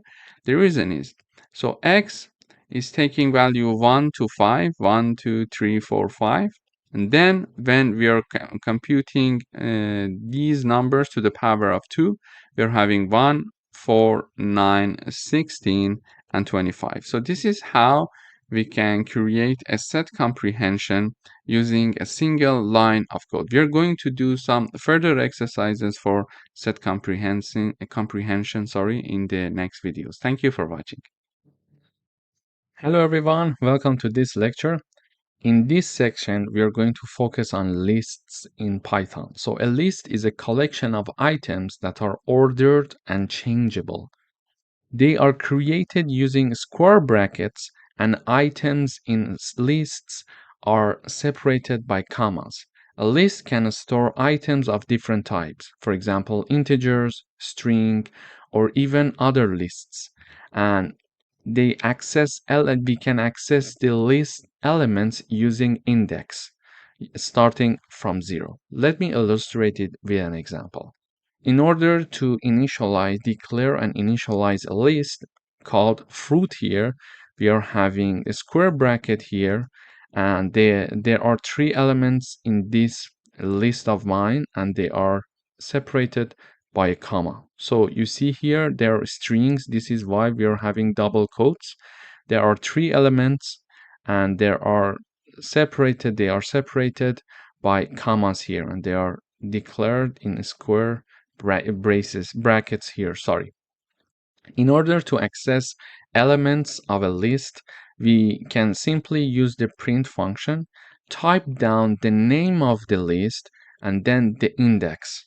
Okay, so because our indexing system starts from 0, we are having 3 elements with these indexes. So apple is the first one, so the index is 0. Banana is the second one, the index is 1, and cherry is the third element in this list, but its index is 2. So 0, 1, 2 are the indices in this list of ours. This is very important to note that all of the lists start from indexing 0.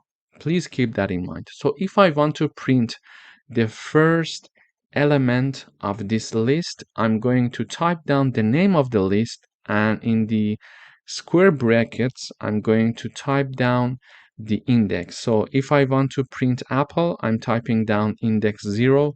If I want to print banana, I'm typing down index 1. And if I want to print out cherry, I'm typing down the index 2 here. So let me run this code. So when we run this code, we see in the output apple, banana, and cherry. So in this video, we learned about lists and how to create them and how to access the elements of a list. In the next videos, in this section, we are going to dive into deeper concepts of lists, and we are going to have some practical coding exercises so we can have a comprehensive view and understanding of lists in Python. Thank you for watching. Hello everyone, welcome to another lecture. In this video, we're going to talk about list operations.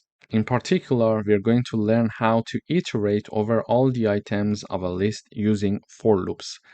We would like to write a program to print all items in the list. Here is our list, fruits, and it contains apple, banana, and cherry. Okay, so previously we learned about this code, so we can print fruits exactly like that. It is very easy to do it. Okay, but now we are going to learn how to access all the elements using a for loop, not basically printing out only the fruits list typically. Okay, now we would like to loop through the list. To do that, we are typing down the name, the for keyword, then a new variable I'm calling fruit. We can call it x for the sake of simplicity. So I'm declaring a new variable x, and this x is going to iterate over the elements of the fruits list. So for keyword, then a new variable, then in keyword, then the list that we would like to iterate over, and then the colon. That's it. Then when we are having the colon, we enter, we go to next line, and we are printing x. And x is going to iterate over all the elements of this list for us. So it is going to print all the elements of the list for us. So when I run this code, I see apple, banana, and cherry. Why? Because in the first iteration, x equals apple. In the second iteration, x equals banana. And in the third iteration, x equals cherry. And in each iteration, we are printing the value of x. Okay, so when x equals apple in the first iteration, we are printing apple. We see apple in the output. Then banana is equal to x, and then we are printing x, so banana is printed, and the same goes with the cherry. This is how we can use for loops in order to iterate over all the elements of a list. Thank you for watching. Hello everyone, welcome back. In this video, we are going to learn how to measure the length of a list. So we are declaring this list called fruits. It is having 3 elements. It's very easy to say that when we are having a small list, we can simply count the number of elements of this list here. However, if we are having a very large list that is containing like 200, 300 elements, it's very hard to uh, check the length of the list manually and start like saying, okay, 1, 2, 3, 4, 5, etc. Therefore, we have a reserved function in Python called len and parentheses that is going to return the number of items in a list. So let me give you an example. We are having this list here, and in order to measure the length of the list, I'm printing out the len function, and in the parentheses I'm putting the fruit. So basically the function is this fruits. Okay, so this is the function. We are typing down the name of the function, and then in parentheses I'm typing down the name of my list. And because I want to print this value, I'm putting it in the print parentheses. So when I run this code, I see it says 3. So in this video, we learned how to use the len function to know the number of items in a list. Thank you for watching. Hello everyone, welcome to another lecture. In this video, we're going to talk about list operations, in particular membership test using in and not in. So this is in and this is not in syntax. So we use in to check if an item exists in a list, and we use not in to check if an item does not exist in a list.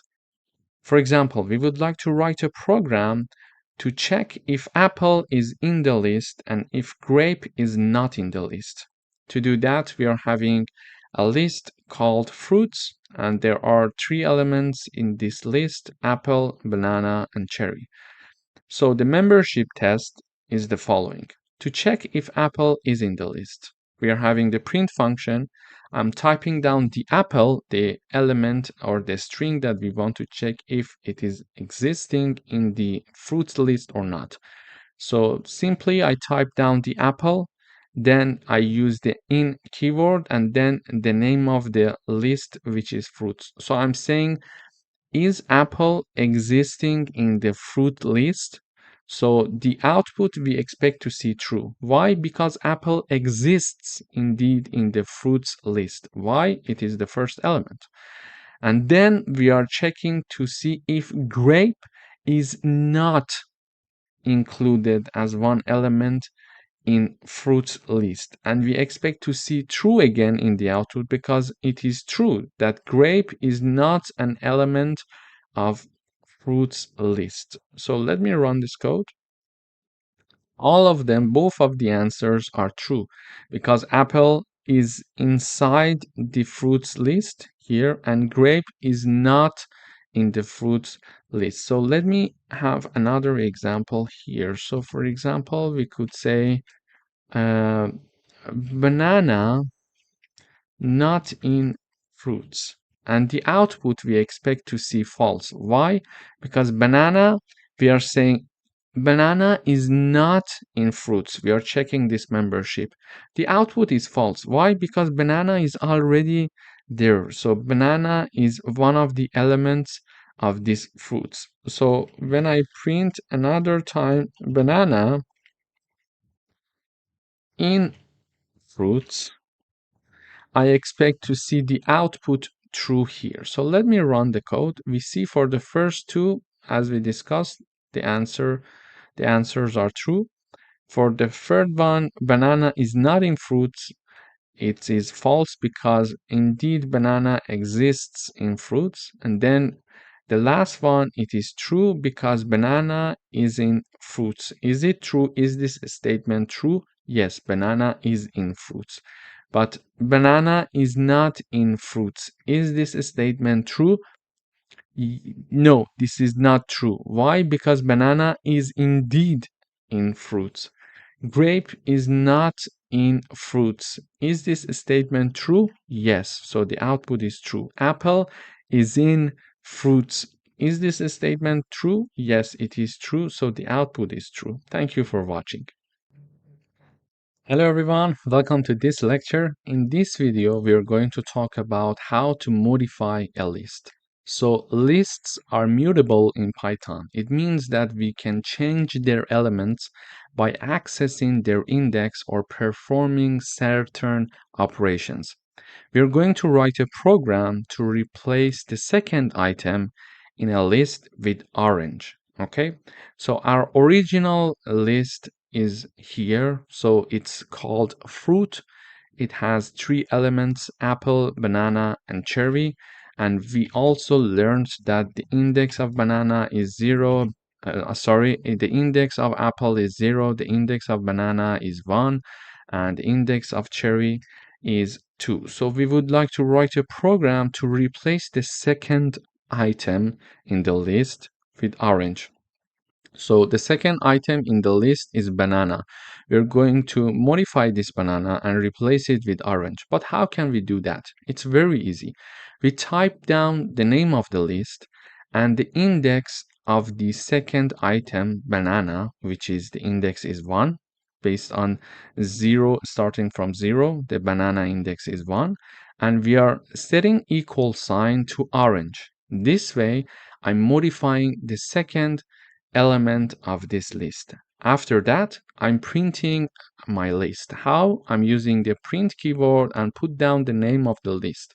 So when I run this code, we see that apple, orange, and cherry is being now printed in the output. But what if I would like to change cherry to something else? So for example, I would like to modify cherry. So I would type down the name of my list and the index of my third element, which is cherry, and the index is 2. And I'm going to uh, have the equal sign, and I'm just typing down pineapple. Okay, so now I would like to replace cherry with pineapple and then print out the fruit list. So when I run this code, I see this new list of mine here: apple, orange, and pineapple. So this is basically are the rules of how to access certain elements in a list for further modification. Thank you for watching. Hello everyone, welcome to this lecture. In this video, we're going to learn how to modify a list using remove, pop, delete, or del and clear functions in Python. So basically, when we are calling the remove function, we need to put one item in parentheses, and it is going to remove the first occurrence of the item that is mentioned in parentheses. Then we can have the pop function. It is going to remove the item at the specific index. So in the parentheses, we can type down the index, or the last item is going to be removed if no index is specified in parentheses. Then we are having the del keyword, the delete keyword it means, and then the list name, and then the index in a square brackets. It is going to delete the item at the specific index. And finally, we can have the clear function that is going to remove all elements from the list. Let me illustrate it with an example. So we would like to write a program to remove banana, pop the last item, which is this function here, delete the first item, and then clear the list. Okay, to do that, I'm having one list called fruit, and it is containing of 4 elements. It is containing 4 elements: apple, banana, cherry, and orange. So it says that use the remove function to remove banana. To do that, I'm typing down the name of my list dot remove, and in parentheses, as indicated here, we need to type down the name of the item. So I'm typing down the name of the item, remove banana. So banana is typing down here, and now I'm printing out the fruit list here. So let me comment these parts because we're going to uncomment them step by step. So I'm removing banana from the list, and then I'm printing out the list. So I expect to see apple, cherry, and orange when I'm printing out the fruit list after this modification. So this banana must have been removed, must be removed. So we are seeing apple, cherry, and orange. Indeed, this remove function helped us to remove the banana string from this list. Then we are having the pop function here. So it says pop the last item. So we learned that pop can have some index in the parentheses. So if we indicate the index in the parentheses, it is going to specifically remove the item at that index. Or if we do not indicate an index in parentheses using the pop function, it is going to by default remove the last item. And it says pop the last item, so it means that we are not needing to have any index in the parentheses. So I'm typing down the name of the list, then dot pop, and with nothing in the parentheses, so it is going to remove the last element, which is orange here. So this is our last version of the list: apple, cherry, and orange. And then I'm calling the pop function with no index in the parentheses, so it is going to by default remove the last item, which is orange here. So we expect to see our list containing only apple and cherry when we are going to call this fruit list one more time and print the output. So when I run this code, we see yes, apple and cherry. So orange is now removed after using the pop function for the fruit list. Okay.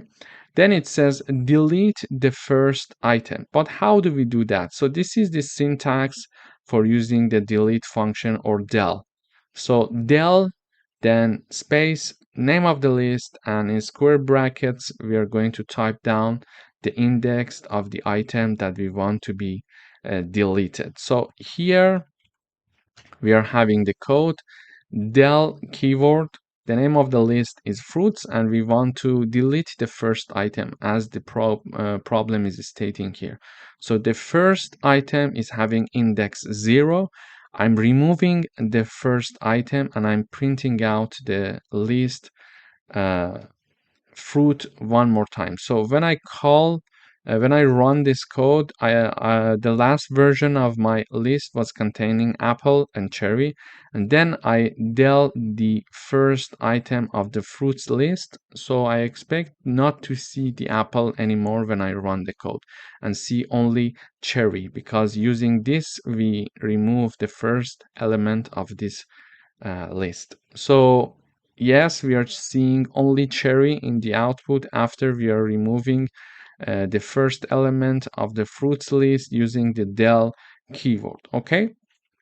After that, it is asking us to clear the list. In order to clear the list, we are having the fruits dot clear and nothing in parentheses, and we are printing out the fruit list one more time, and we expect to see nothing in the list, so we are clearing the list and there will be no item in the list after calling the clear function for the fruits list. So let me run the code one more time. Yes, we see an empty list here. So in this coding exercise, we learned how to modify a list using remove, pop, del, and clear function. Thank you for watching.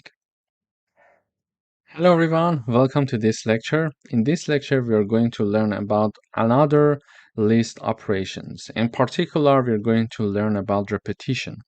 So we use the star operator to repeat a list a specific number of times. Let me illustrate it with an example. We would like to write a program to repeat the list apple and banana 3 times.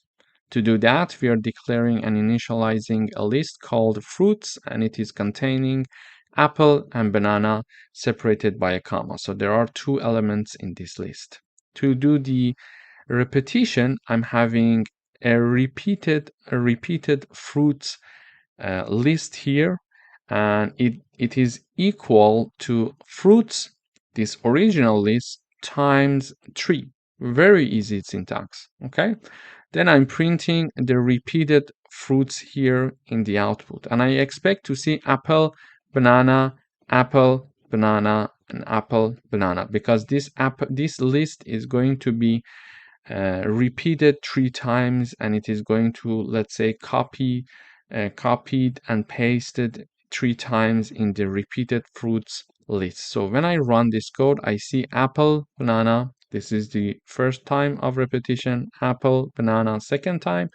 Apple, banana. So 3 times the original fruits list is repeated in the repeated fruit list using this star syntax to have the repetition in lists. Thank you for watching. Hello everyone, welcome back. In this video, we are going to learn how to work with the reverse function. So the reverse function reverses the order of the list. We would like to write a program now in this video to reverse a list. So this is our list called fruits, and it has 4 elements: apple, banana, cherry, and pineapple. And by reverse, we mean that apple should be replaced by pineapple and pineapple should be replaced by apple. So they're changing their positions. And also banana and cherry, the same thing happens for them as well. To do that, we are simply type down the name of the list dot reverse with empty parentheses, and then I print my list here. So when I run this code, I see pineapple, cherry, banana, and apple. So originally the list was lit like this. So in the output, we see the apple and pineapple, they switched their position, and also banana and cherry, they also switched their position. So simply using the reverse function in Python, we can reverse the elements of the list. So they're going to change their position, and a new list is going to be created based on this reverse function in which the elements are reversed. The elements are reversed. Thank you for watching. Hello everyone, welcome to another lecture. In today's video, we are going to learn how to work with the sort function or method. So this function or method sorts the list in ascending order or descending order depending on how we work with it. So we would like to write a program to sort the list banana, cherry, and apple. So here is my list declared and initialized. It is called fruits. It has three elements, banana, cherry, and apple. And first of all, we would like to sort this list based on ascending order. To do that, I just type down the name of the list, then dot sort and parentheses, empty parentheses.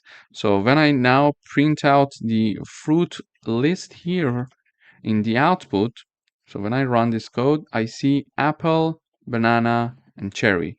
So apple comes with an A, and then banana with a B, and cherry with a C. However, originally the list was banana, cherry, and apple. Now it is in the ascending order, alphabetical order. How we did that? We simply just used the sort function to do this job for us, and after that we printed out the fruit list. But we can also do it in the descending order. How to do that? We simply again type down the name of the list and then dot sort. However, this time in parentheses we type down this keyword, reverse equal true. This code is going to sort the list for us in the descending order. And after that, I'm printing out the fruit list one more time. And now when I print out the fruit list after the last modification in sorting the list in descending order, we see out in the output we have cherry, banana, and apple. Now it started from C and then B and then A, so it's in descending order. So in this video, we learned how to sort a list in ascending order and also in descending order. But just one point that we need to be careful about and keep in mind is that when we are willing to uh, sort our list in ascending order, we simply type down the list name dot sort and empty parentheses. However, when we want to do it in descending order, we type down the name of the list dot sort, and then in parentheses we type down reverse equal true. So this is all we need to do. Everything else is taken care of. Thank you for watching. Hello everyone, welcome back. In this section, we're going to talk about tuples. So a tuple is a collection of data type in Python that is used to store multiple items in a single variable. They are useful for grouping related data type together, especially when data should remain constant. So now we are going to discuss the differences between tuples that we are going to discuss in this section with lists that we learned in the previous section. So tuples generally are immutable. It means that they cannot change after creation. They cannot be changed after creation, okay? But in lists, we saw that they are mutable. It means that we could add elements, we could remove elements, and generally we could modify the elements. This is not possible to be done in tuples. And when we want to define tuples, we use parentheses. However, when we wanted to define lists, we were using square brackets. In general, in terms of performance, tuples are faster because they are not changeable. They are immutable because of their immutability. However, lists are slower because they are mutable, because we can change them. Because of this option, they are slower. And typically, in terms of the memory usage, tuples are smaller in memory, while lists are more using memory size as compared to tuples. And tuples generally are used for fixed data or the constant values, while lists are used for dynamic data that changes frequently. So these are the main differences that we can mention between tuples and lists. In the next videos, we're going to learn how to declare and initialize tuples and how to do certain operations using tuples. Thank you for watching. Hello everyone, welcome to this lecture. In this video, we are going to learn how to iterate over a tuple in Python. I'm having my tuple and it has 4 elements: Python, Java, C++, and JavaScript. So there are 4 strings included in my tuple. Okay, so I'm going to show the message programming languages, and then I'm having my for loop. So for language, this is a variable. We could call it x, for example, here for the sake of simplicity. For any value of x that is inside the my tuple, this is the name of the tuple, print the value of x. So when I run this code, it is going to print all the elements of this tuple for me here. Of course, we could also use this syntax to have the print of the tuple in the output, but we were trying to learn how to iterate through a tuple using for loops. Here, when the first time in the first iteration x equals Python, in the second iteration x equals Java, in the third iteration x equals C++, and in the last iteration x equals JavaScript. This is why when x equals Python in the first iteration, we are printing x, we see Python in the output. Then we see in the next iteration Java in the output, then C++, and then JavaScript. And this programming languages that is printed in the beginning is exactly this line that we were having it here. So this is basically how we can iterate through a tuple in Python. Thank you for watching. Hello everyone, welcome back. We would like to do membership testing in tuples. We have a tuple called fruits. It has 3 elements: apple, banana, and cherry. And in the output, we are printing using print function to print the result for us. We want to check to see if apple exists in this tuple, and we want to check also to check and see if grape is not existing in this tuple. Okay, to do that, we need to use in and not in function. Here I'm having the print function. There are 2 parts in the print function. This is the first part and this is the second part, and these 2 parts are separated by a comma. First, I'm showing this message: is apple in the tuple? And then in the second part, I'm typing down the apple string and I'm using the in keyword and then the fruits, which is the name of my tuple. So basically, using this line, I'm telling to the compiler to check if this apple is a member of fruit tuple for me or not. So it is going to return the value either true or false. In this case, we expect to see the value true in the output. Why? Because apple is a member of this tuple called fruits. Okay.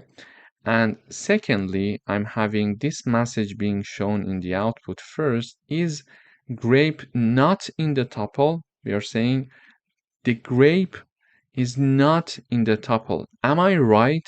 Yes, you are right. But when we want to type down not in the tuple, we are using not in keyword and then the name of the tuple. So we expect also to see the result to be true, because indeed grape is not in this tuple for us. So when I run the code, we see is apple in the tuple, this message, and the answer is true because apple is indeed in the tuple. This is the first element. And then we are showing this message in the output, is grape not in the tuple? So we are using this syntax, grape not in fruits, the name of our tuple. And we see that grape is not one of the elements. And the answer is true. This statement is true. Grape is not in the tuple. So this is how we can use membership testing using in and not in keywords in Python. Thank you for watching. Hello everyone, welcome to another video. In this video, we are going to learn about concatenation and repetition of tuples.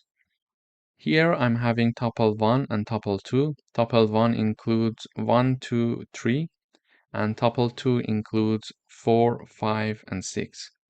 Here, to do the concatenation, we are having the new tuple called x, and I'm having tuple 1 plus tuple 2. This way, I'm concatenating these two tuples together and I'm setting their value to tuple x, okay? And then I'm having the repetition here for tuple y. So the name of my tuple is y, and I'm using tuple 1 times 3. So tuple 1 is going to be repeated 3 times, and then it is going to be assigned to tuple y. Finally, I'm printing x as a concatenated tuple and as the repeated tuple for y. So when I run this code, I see the x tuple is 1, 2, 3, 4, 5, 6. It has the elements of the first tuple and then the elements of the second tuple. So they are merged in one and single tuple called x. And then I'm having tuple y, which is called a repeated tuple in the message in the output here. And we see it has 1, 2, 3, 1, 2, 3, and 1, 2, 3. So basically it was having tuple 1 times 3, which is this tuple.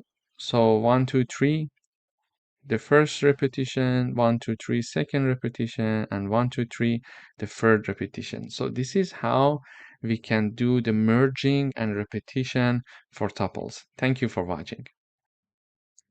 Hello everyone, welcome to this lecture. In this video, we're going to talk about packing and unpacking for tuples. So packing and unpacking are convenient features in Python that allow for grouping multiple values into a single entity called packing and breaking them apart into individual variables called unpacking. So let me illustrate it with an example.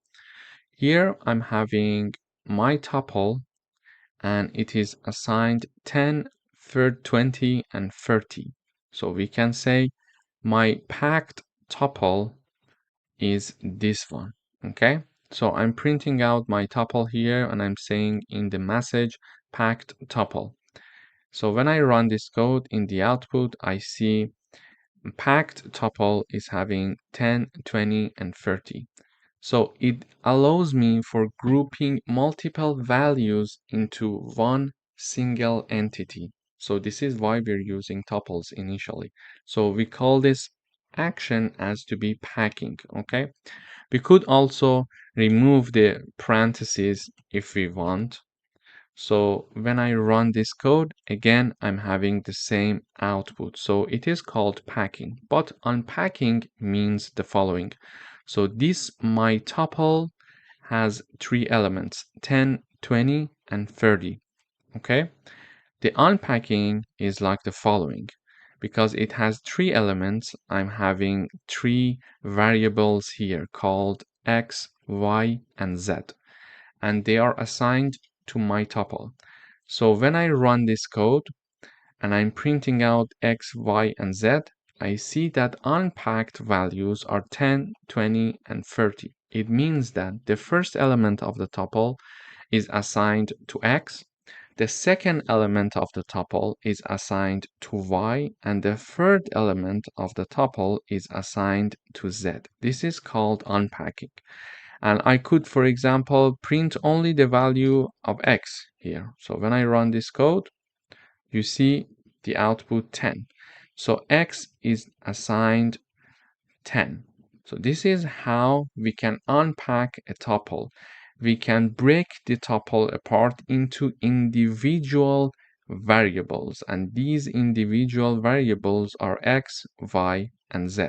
So let me just type down y and z here. So in the next video, I'm going to have a coding exercise to dive deeper into this concept. Thank you for watching. Hello everyone, welcome back. In the previous video, we learned how we do packing and unpacking. So packing is very similar to initializing a tuple.